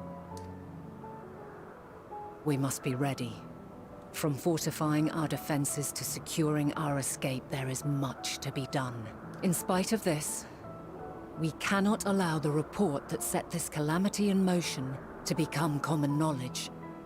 Were the masses to learn the fates of the other stars, I fear the situation would spiral out of our control. Sounds kinda bullshit, honestly. I must carefully consider who can be trusted, and bring them into the fold. Ordinarily, I wouldn't hesitate to call upon the 14. However, it was the desire for a fair determination that drove Hermes to attempt to erase our memories. Were he made aware of his actions, there is no telling whether he would remain a friend or become a foe. Alternately, we might try to alienate him from the convocation. Yet in doing so, we would deprive ourselves of a brilliant mind who would be invaluable in the crises to come. Quite the dilemma. Which is why I must work independently of the convocation. Regardless of how we proceed, If we are to permanently avert the final days, we must be equal to Hermes' challenge. We must prove that mankind is worthy to exist. And this hinges, I think, on how we confront the all-consuming despair that accompanies a senseless and seemingly inevitable end. Bewildered and divided, we would perish like the peoples of those celestial ruins. We could not hope to survive the final days, much less take the battle to Meteon at her nest. We must find a way to defeat despair, to unite and prepare as many as possible for the struggle ahead. Heavy will weigh the burden of guiding this legion of souls. Yet I have faith in mankind's potential.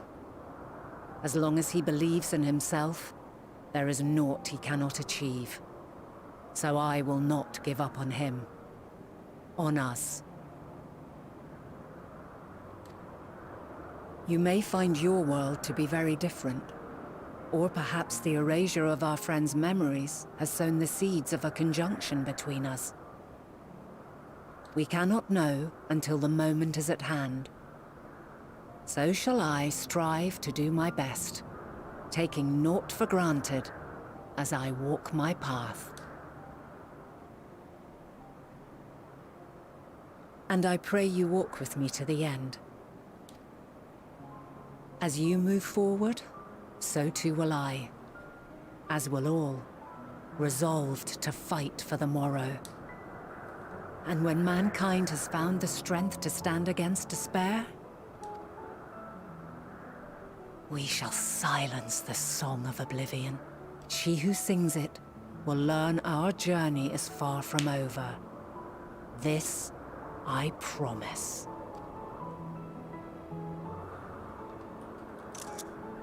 Fare you well, my light of the future, till we meet again. And just a moment.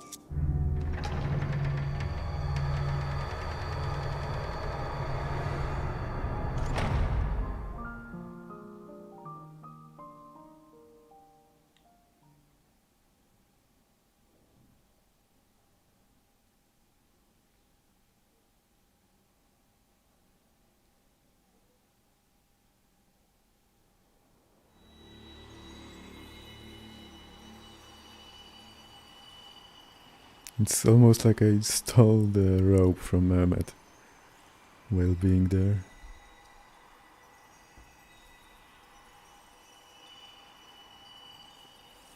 From this day forth, I shall strive to bring honor to the seat of Vandani.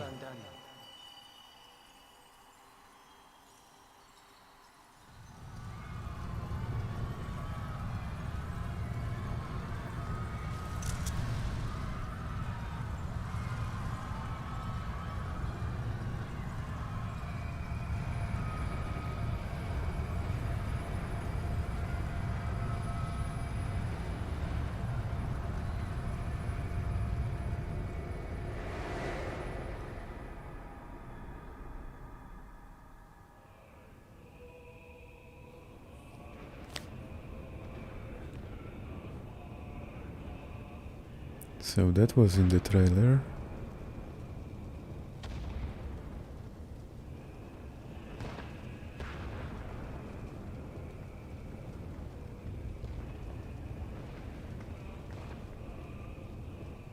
Even now, I remember standing there, locked in a moment where the sky is aflame.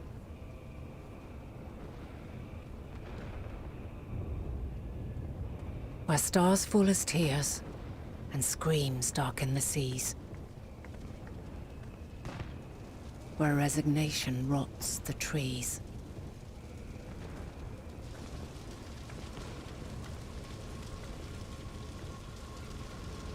Where terror twists magics into abominations. Such is the lament of they who have gone before. The song of they who tried and failed to create a better world. The song of the end.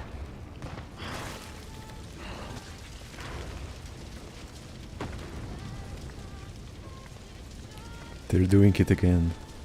We hear the words now. That which hides at the edge of the universe is no longer hope's creation.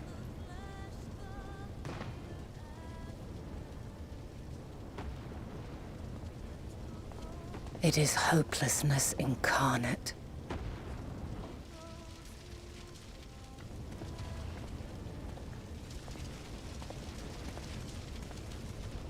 That day, mankind saw half of its number sacrificed to bring forth Zodiark.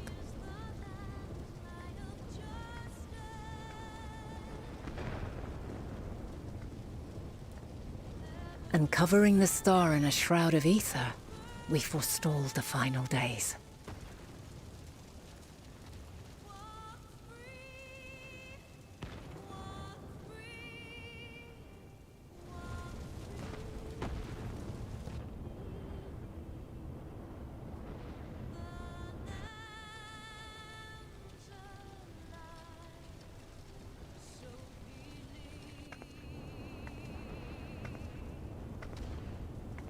Yet the cries echoed still.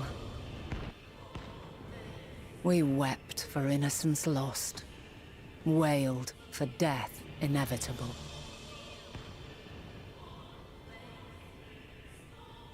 A reality too terrible to bear.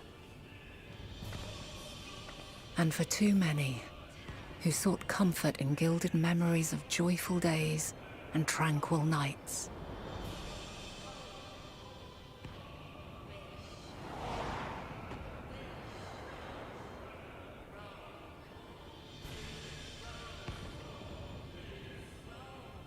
This is all wrong! Why must we suffer so? It needn't be like this. No. There must be a way to restore things to the way they were. To reclaim the perfect paradise we once had. No, my friends. Suffering exists, and we cannot pretend otherwise. No civilization, however great, could eliminate it. If we would live, we must accept it as our constant companion. Let us not seek to forget this tragedy. Let us carry it in our hearts, that we may grow stronger and know true happiness. We can't accept it! We won't accept it! It will be ours again! A world free of sorrow! No, it will not. For there has ever been sorrow. Mankind was but spared its biting sting for a time. So please, open your eyes. To try and reclaim those lives we lost by sacrificing yet more isn't wisdom. It is weakness. No paradise is without its shadows. If we cannot accept this truth and learn from our pain, then our plight shall be repeated.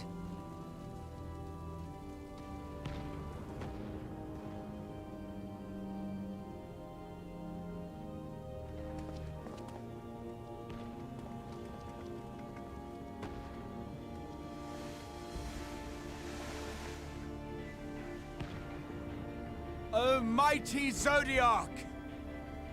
God, born of our boundless faith, we bid you, hear our prayer. Accept this offering of lives, and deliver unto us the lives we once had. Deliver unto us the days of old. The days when the star was a font of love, and we knew naught but bliss.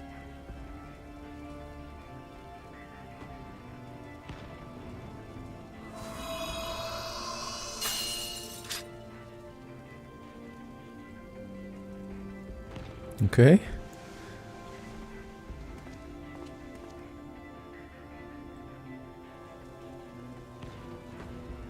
You would destroy it?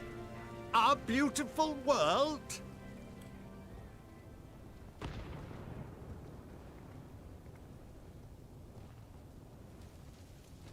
Lands that stretched on forever. Skies one could drown in. The heartbeat of nature, silent yet strong. And amidst it all, a people. Beacons of light and life. Laughter that warmed my heart like naught else before. They are my meaning and my purpose. My love. In spite of, or perhaps because of this, I choose to believe in mankind's potential, in his ability to find a way forward. So let there be no way back. From that temptation, I sunder us. No more shall man have wings to bear him to paradise. Henceforth, he shall walk.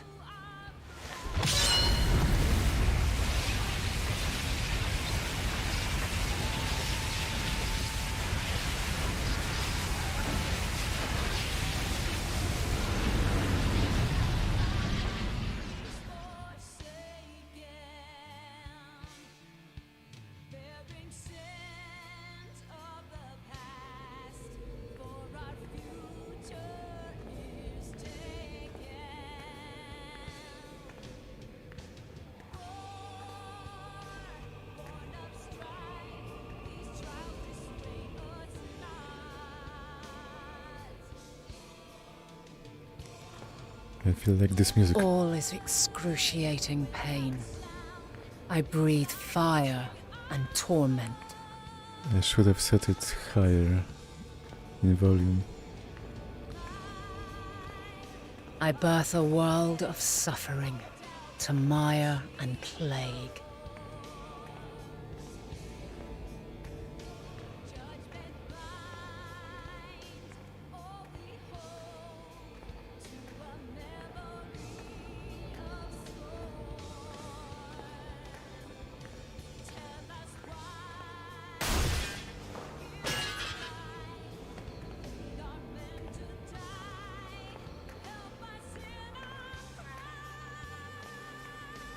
In one fleeting moment, lives come and go, ever moving towards the unknown. And in that fleeting moment, they cry for the answer to the question. Why, given life, are they meant to suffer, to die?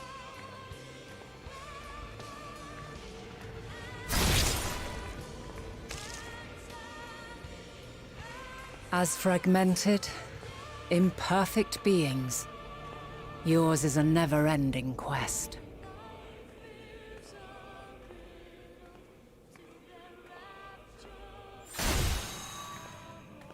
A quest to find your purpose, knowing your end is assured. Okay. To find the strength to continue when all strength has left you. To find joy, even as darkness descends. And amidst deepest despair, light everlasting.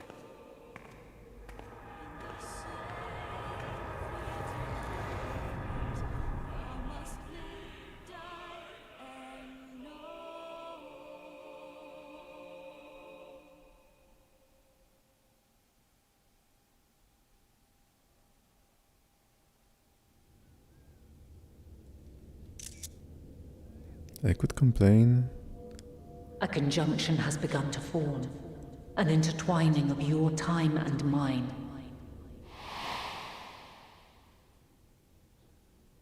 When you truly understand what is at stake, and your journey has prepared you to surmount the insurmountable,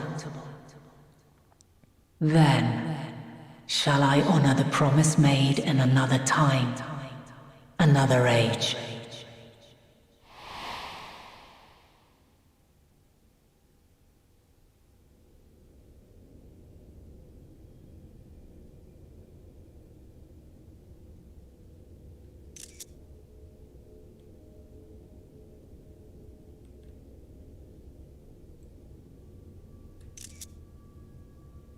I could complain that Venat wasn't me. But it doesn't matter. In that moment she felt like it, I guess.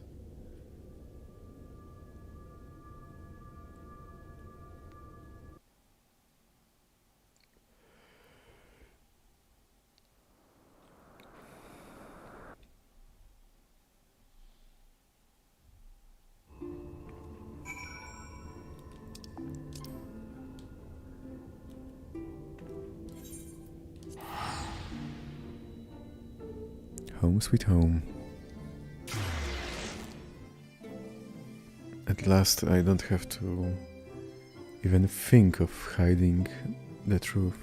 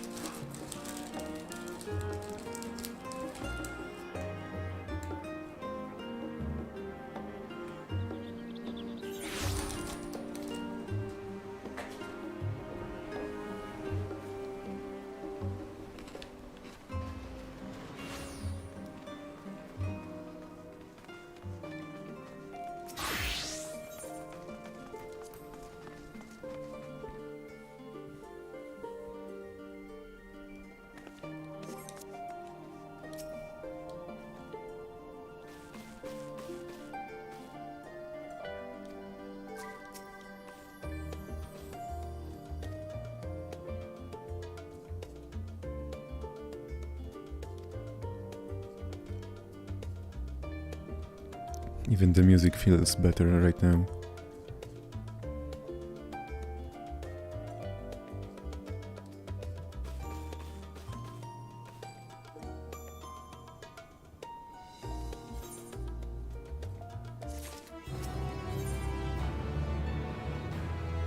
And 88.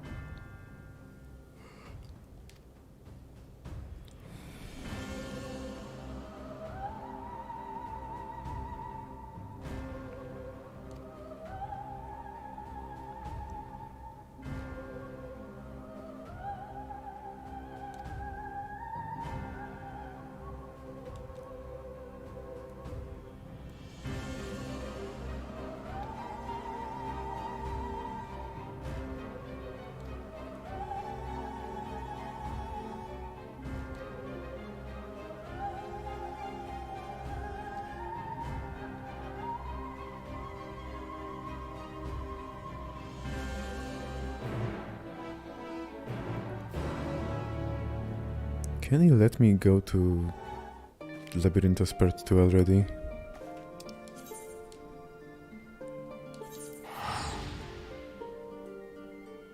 Wait.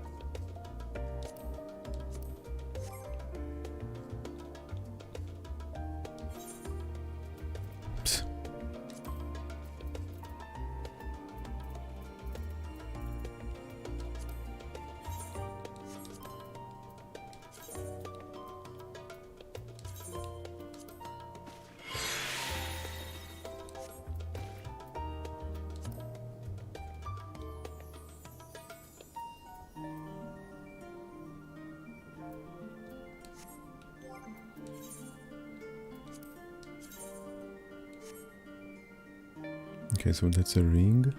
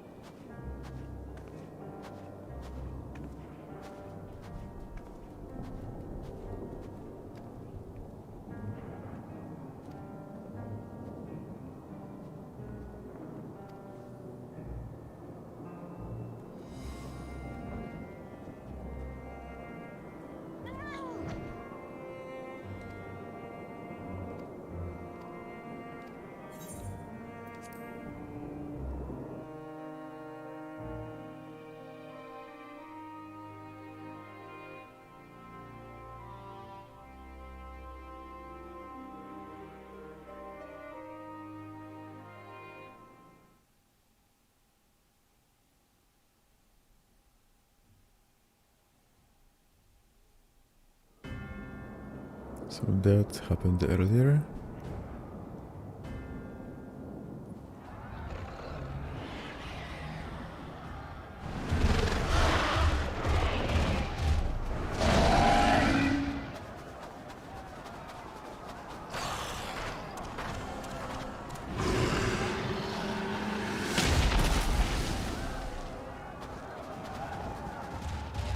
No. No. No. We were promised an escape. Not the same you who fled.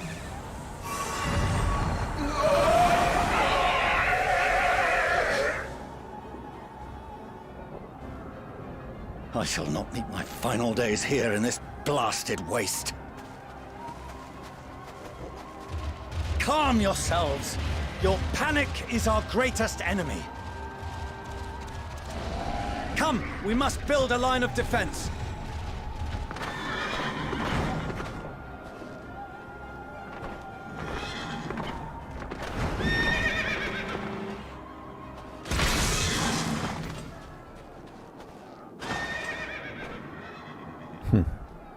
How? Leave the fighting to us, Father. You must lead the people to safety.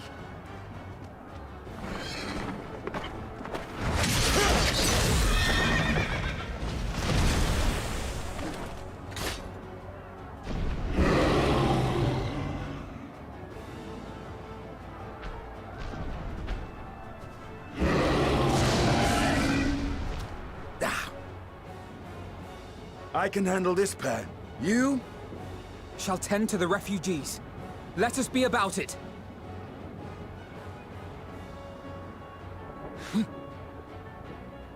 As you wish, my little lord.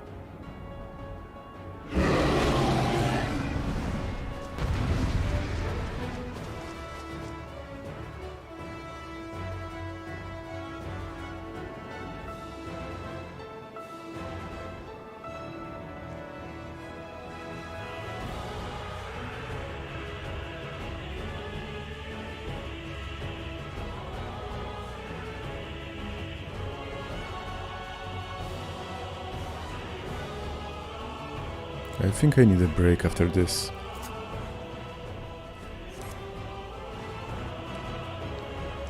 I'll command the beast's attention. See to the wounded!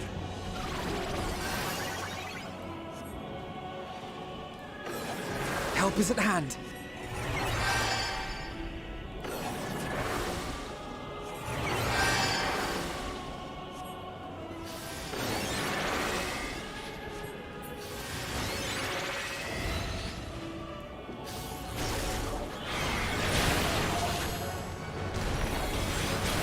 Leave it to me.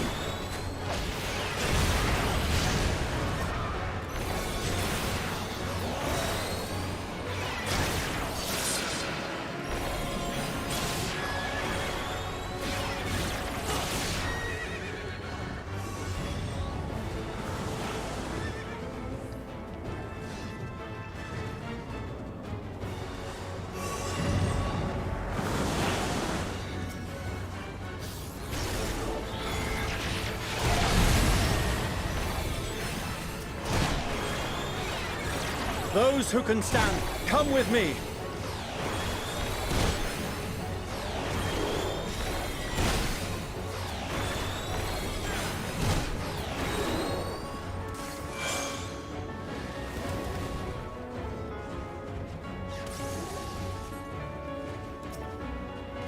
You're safe now.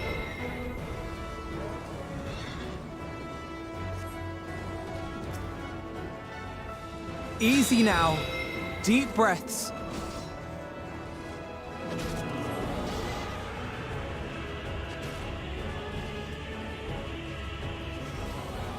Worry not for the refugees, but for yourself.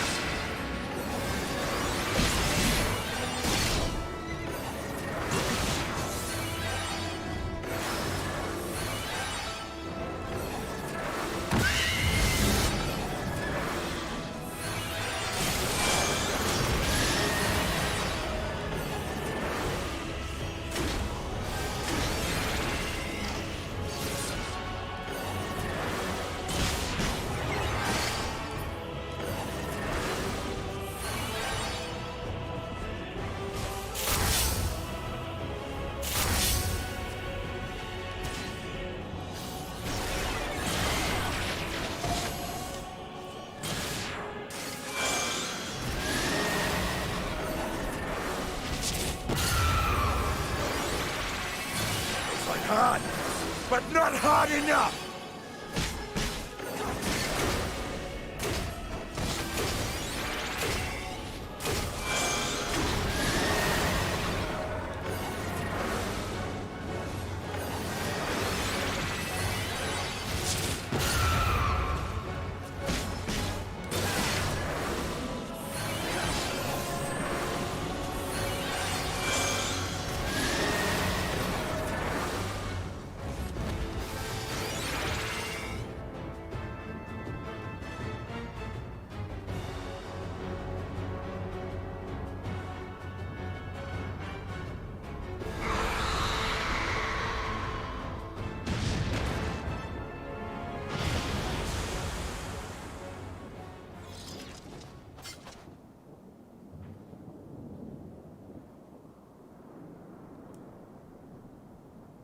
Help! Someone, please! What?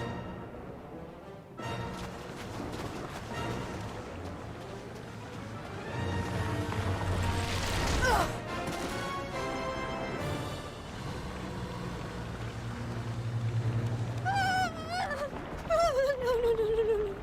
Don't. I don't want to die. Forward! Let not a single fiend escape!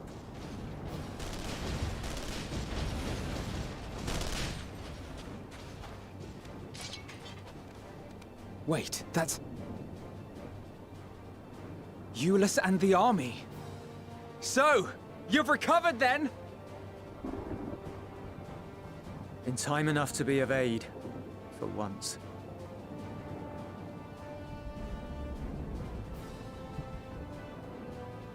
We can speak of it more later. For now, we must fight! To repay your salvation in kind, or with better! For Garlemald has her pride!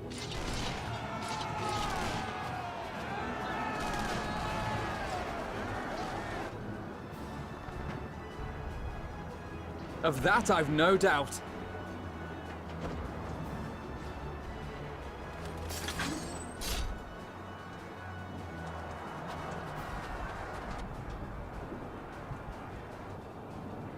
Good gods.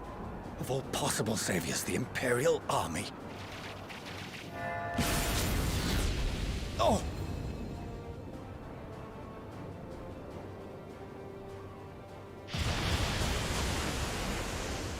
I had hoped to take all of them down at once. Think a withdrawal might be in order? Oh, sod that. You know who would never abandon these people to their fate. I don't know To be who. devoured by their former friends. That'd be beyond cruel. These beasts must fall here and now. Is she talking about me?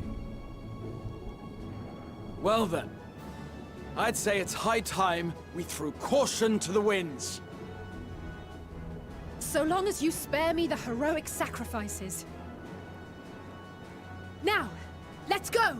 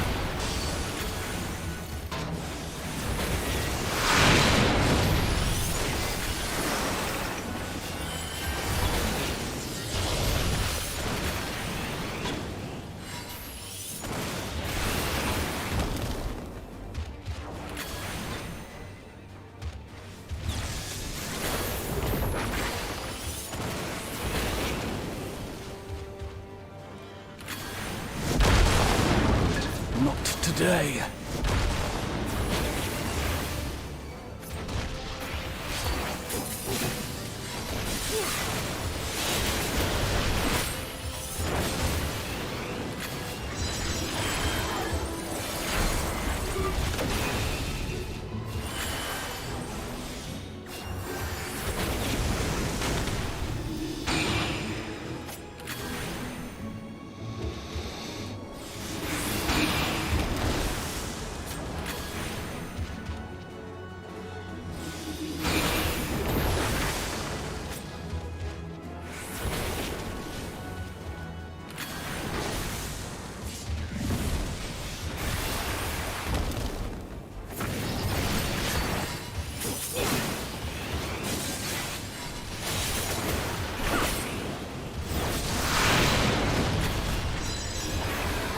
I'm not done yet.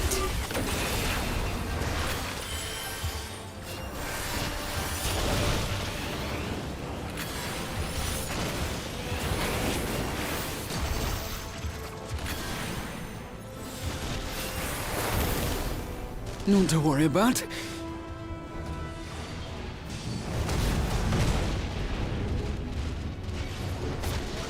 The air crackles with energy. Find cover!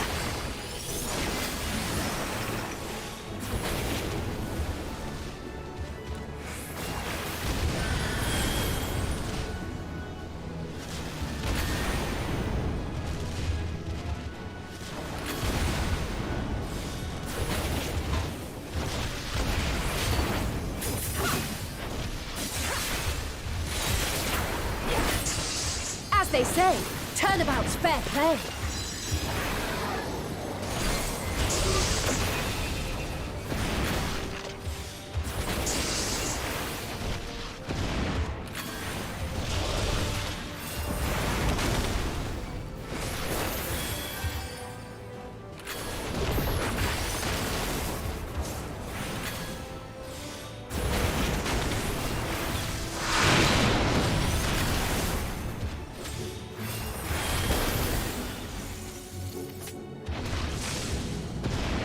On guard!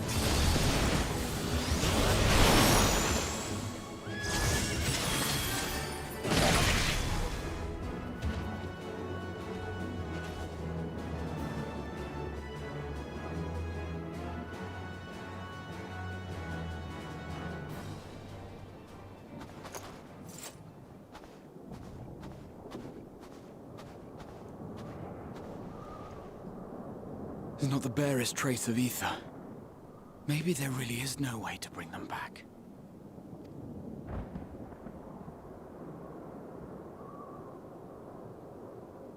Thank you for saving our lives once again.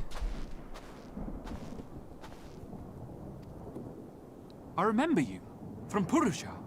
You helped us there too, didn't you? Ah, you're from Palaka's stand. I'm glad you're still in one piece. How about you learn to help yourself?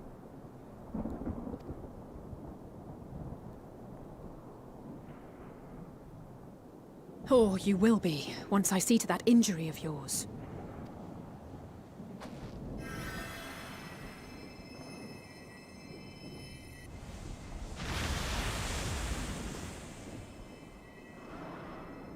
Look out!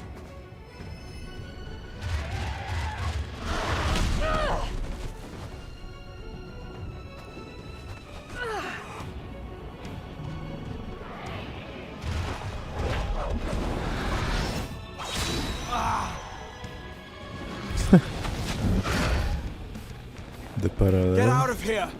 Quickly!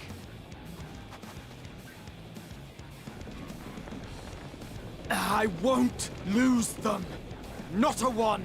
This will be a brighter future! I won't let a madman's apocalypse ruin everything we've fought to achieve! How do you know about it?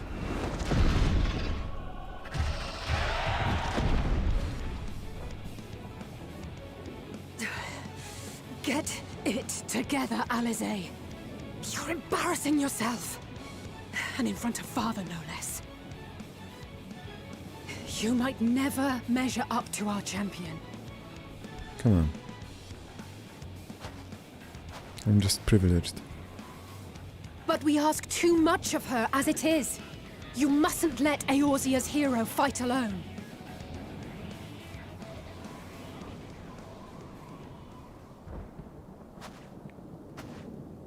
Is it me or is it Xenos again?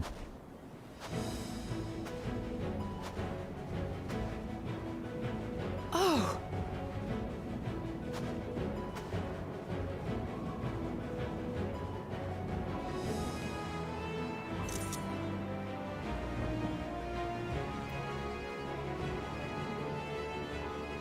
This is precisely why you should never skip your squad regimen.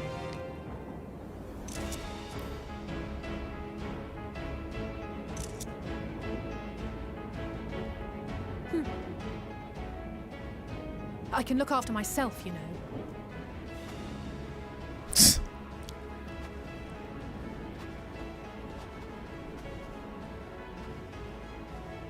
Everything's in order, I trust?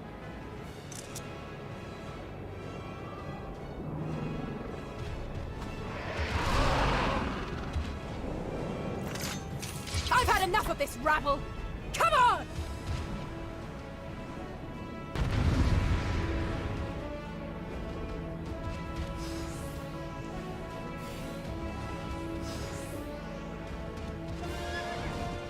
Oh, a trio for the ages.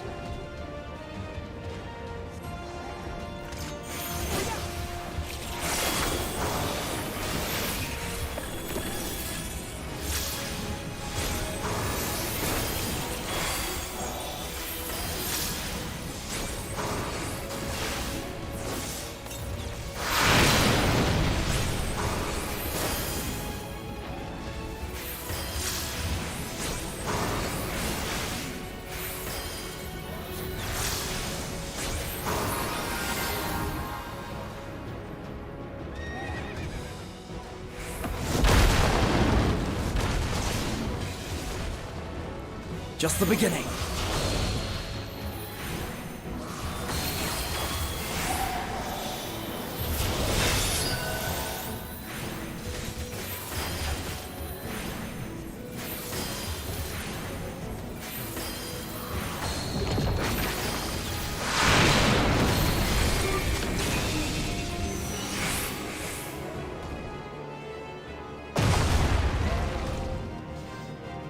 I had a feeling I'd find you here. This should be the last of the worst troublemakers. With me!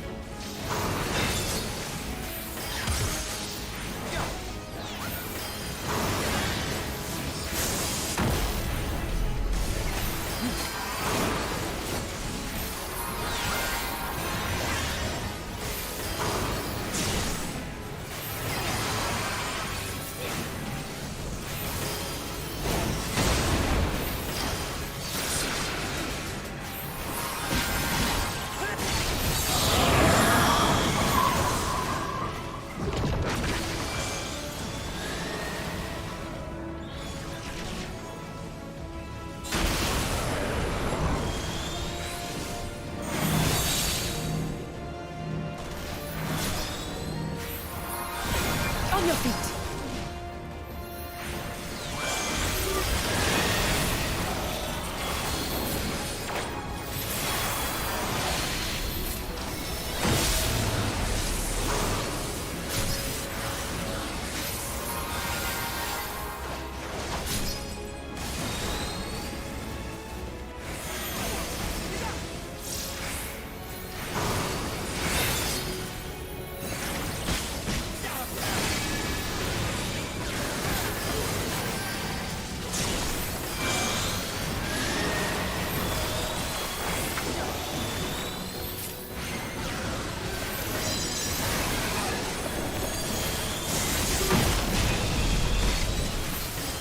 Leave the healing to me.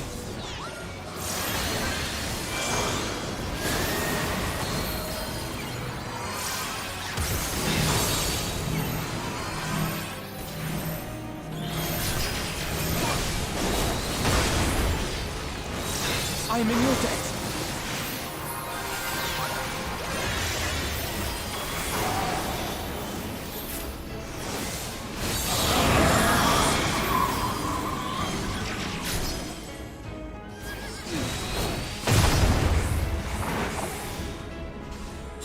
Now, where were we?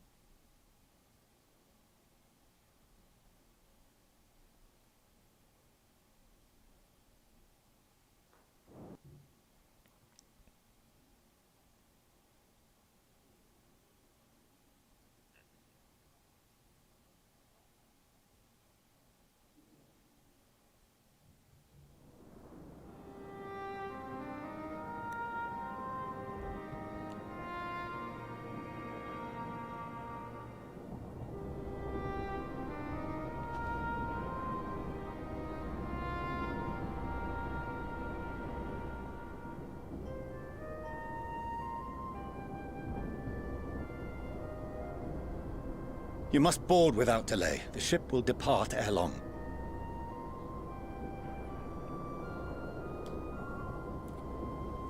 Your offer to host us in Sharlayan is most appreciated. But will the final days not soon fall upon it as well?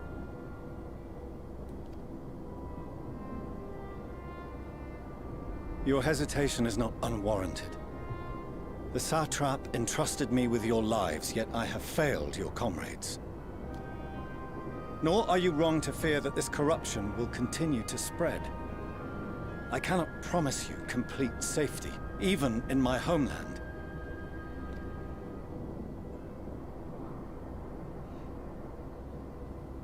What I can promise is that I will do all in my power to protect you.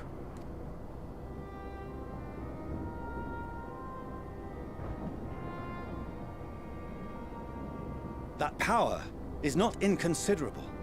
Even now, my countrymen are preparing the vessel that will deliver us to a sanctuary on the moon. Join us on our journey there, and beyond, to new horizons. Come to old Sharlayan. Please.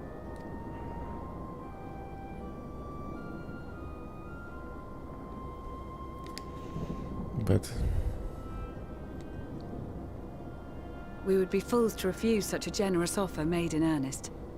doesn't it, the whole story so far mean that they are not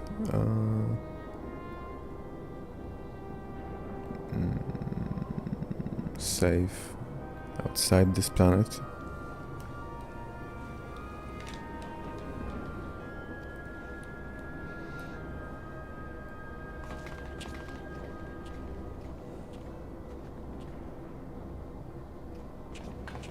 It seems they've a new destination. The people of Radzat-Han have known too much suffering. The march to Garlemald will only bring them more, short though it may be. I quite agree. Fortunately, they have you to look after them. Yes. Well.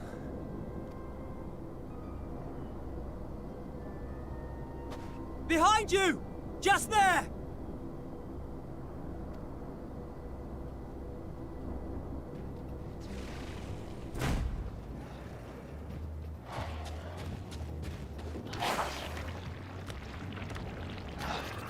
More of them.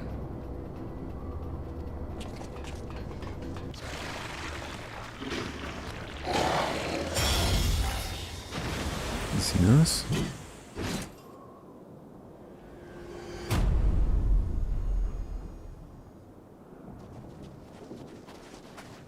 Xenos!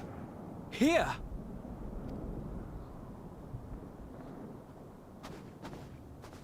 You'll be all right. Hurry to the airship.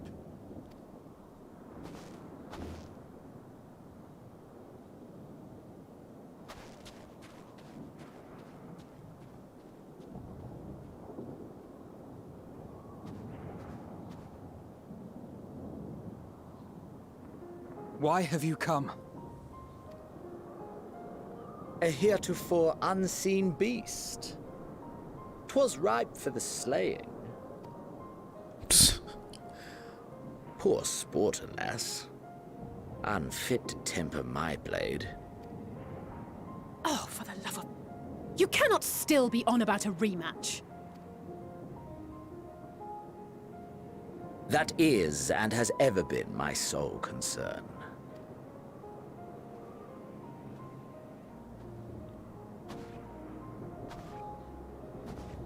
You, on the other hand, are fixated on a different quarry.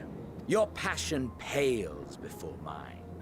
Yet neither hate nor despair seem sufficient to recapture your misdirected bloodlust.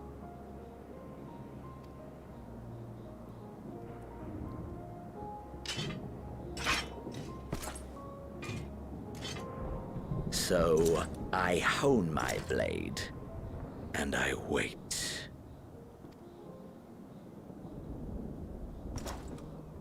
That's it.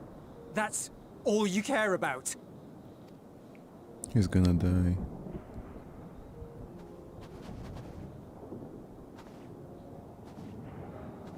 Garlemald is in ruins.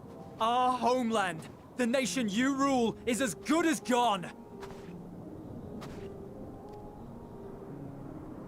Along with so many of its people.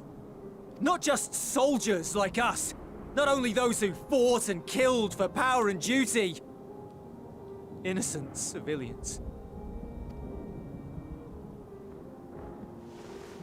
Murdered by their own flesh and blood. Lost and confused as they breathed their last. While we who survived with our lives and minds intact were left to freeze to death. The Eorzeans tell me all this was your doing! You slaughtered your countrymen! You did! For what? For nothing, in the end. So much wasted effort.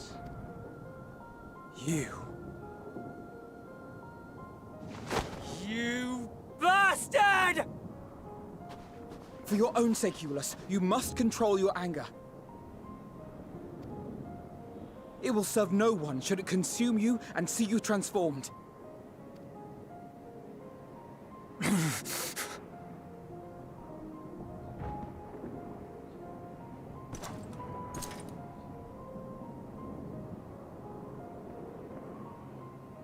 Would you be happier had I a good reason? What? He's provoking him? If my motives met with your approval, would you no longer resent the outcome? If so, then perhaps a beast's skin would suit you better.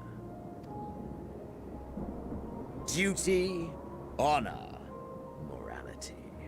All constructs of convenience when put to proof. Surely the war taught you how easily power becomes the tool of the self-righteous. How the people's justice was merely a means to their end.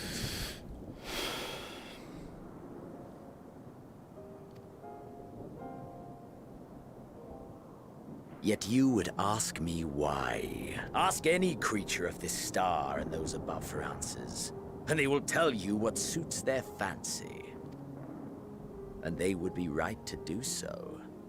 What meaning there is to be found in the petty vicissitudes of your existence must be gleaned by you, and you alone.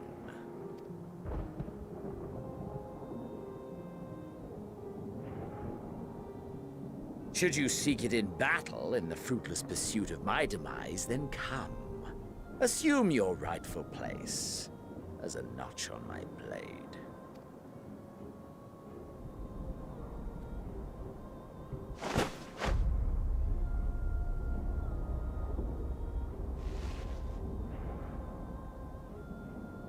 You are a blight on the Garlean race, and there would be no more satisfying way to expunge it than by beating you to death.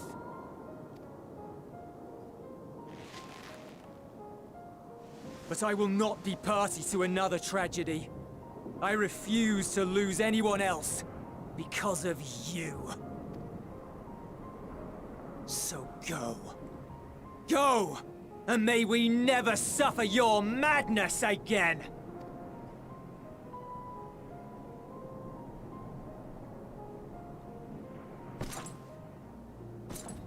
Xenos!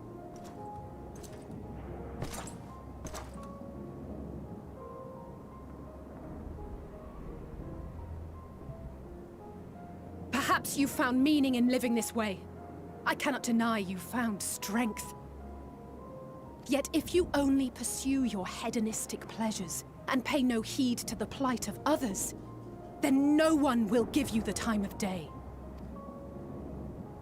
You will never get what you want, not even the battle you pine for so dearly. You'll be alone for an eternity, and you'll deserve every agonizing second of it.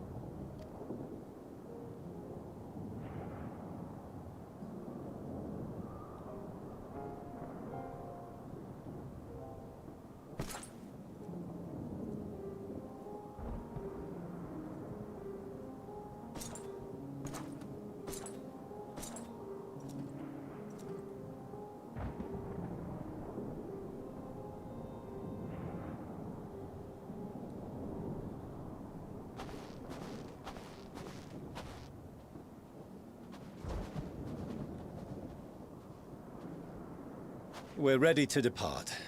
The refugee ships will be leaving shortly, but I've asked mine to remain for the time being. Okay, so they tried to get to the tower, but then decided not to. What's the logic in this? There's room enough for you to join me on it, if you wish.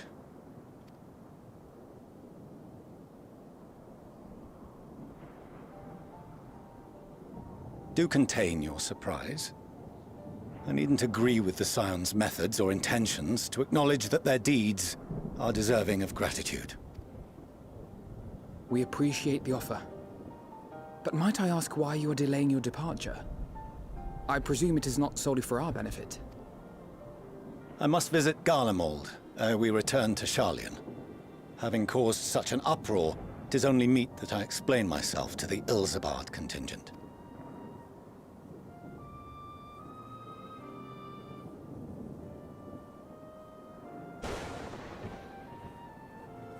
Allow us to accompany you then. We should be glad to facilitate, given our familiarity with all concerned. If you would like to join as well, Eulus, we can speak of recent events on the way.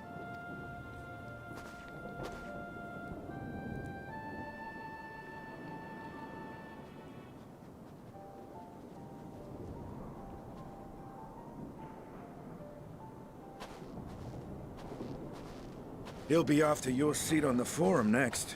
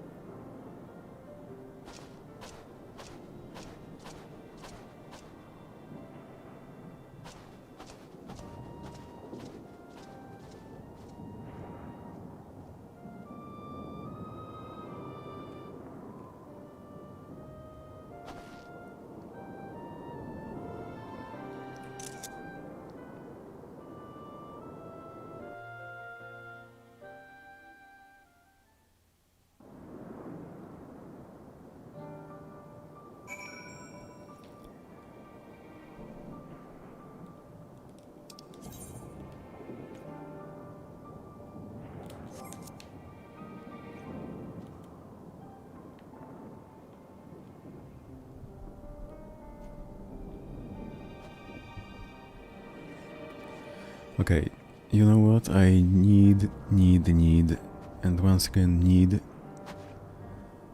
to take a break. I need to prepare some real food rather than empty calories, and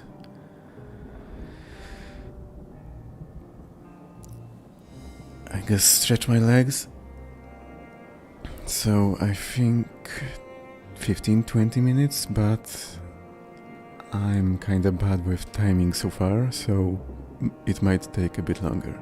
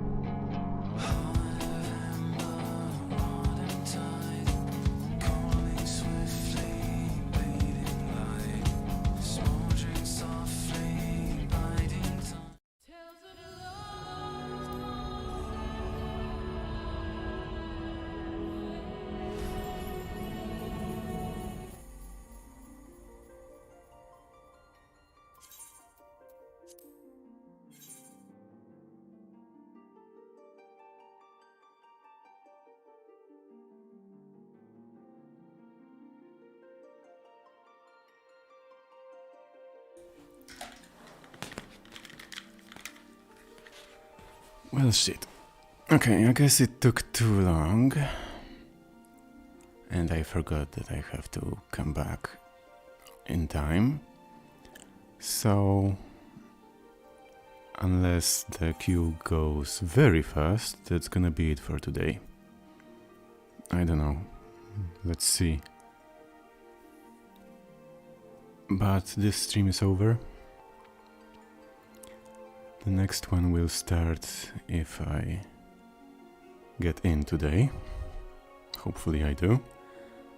But I do consider this a fail. Damn it.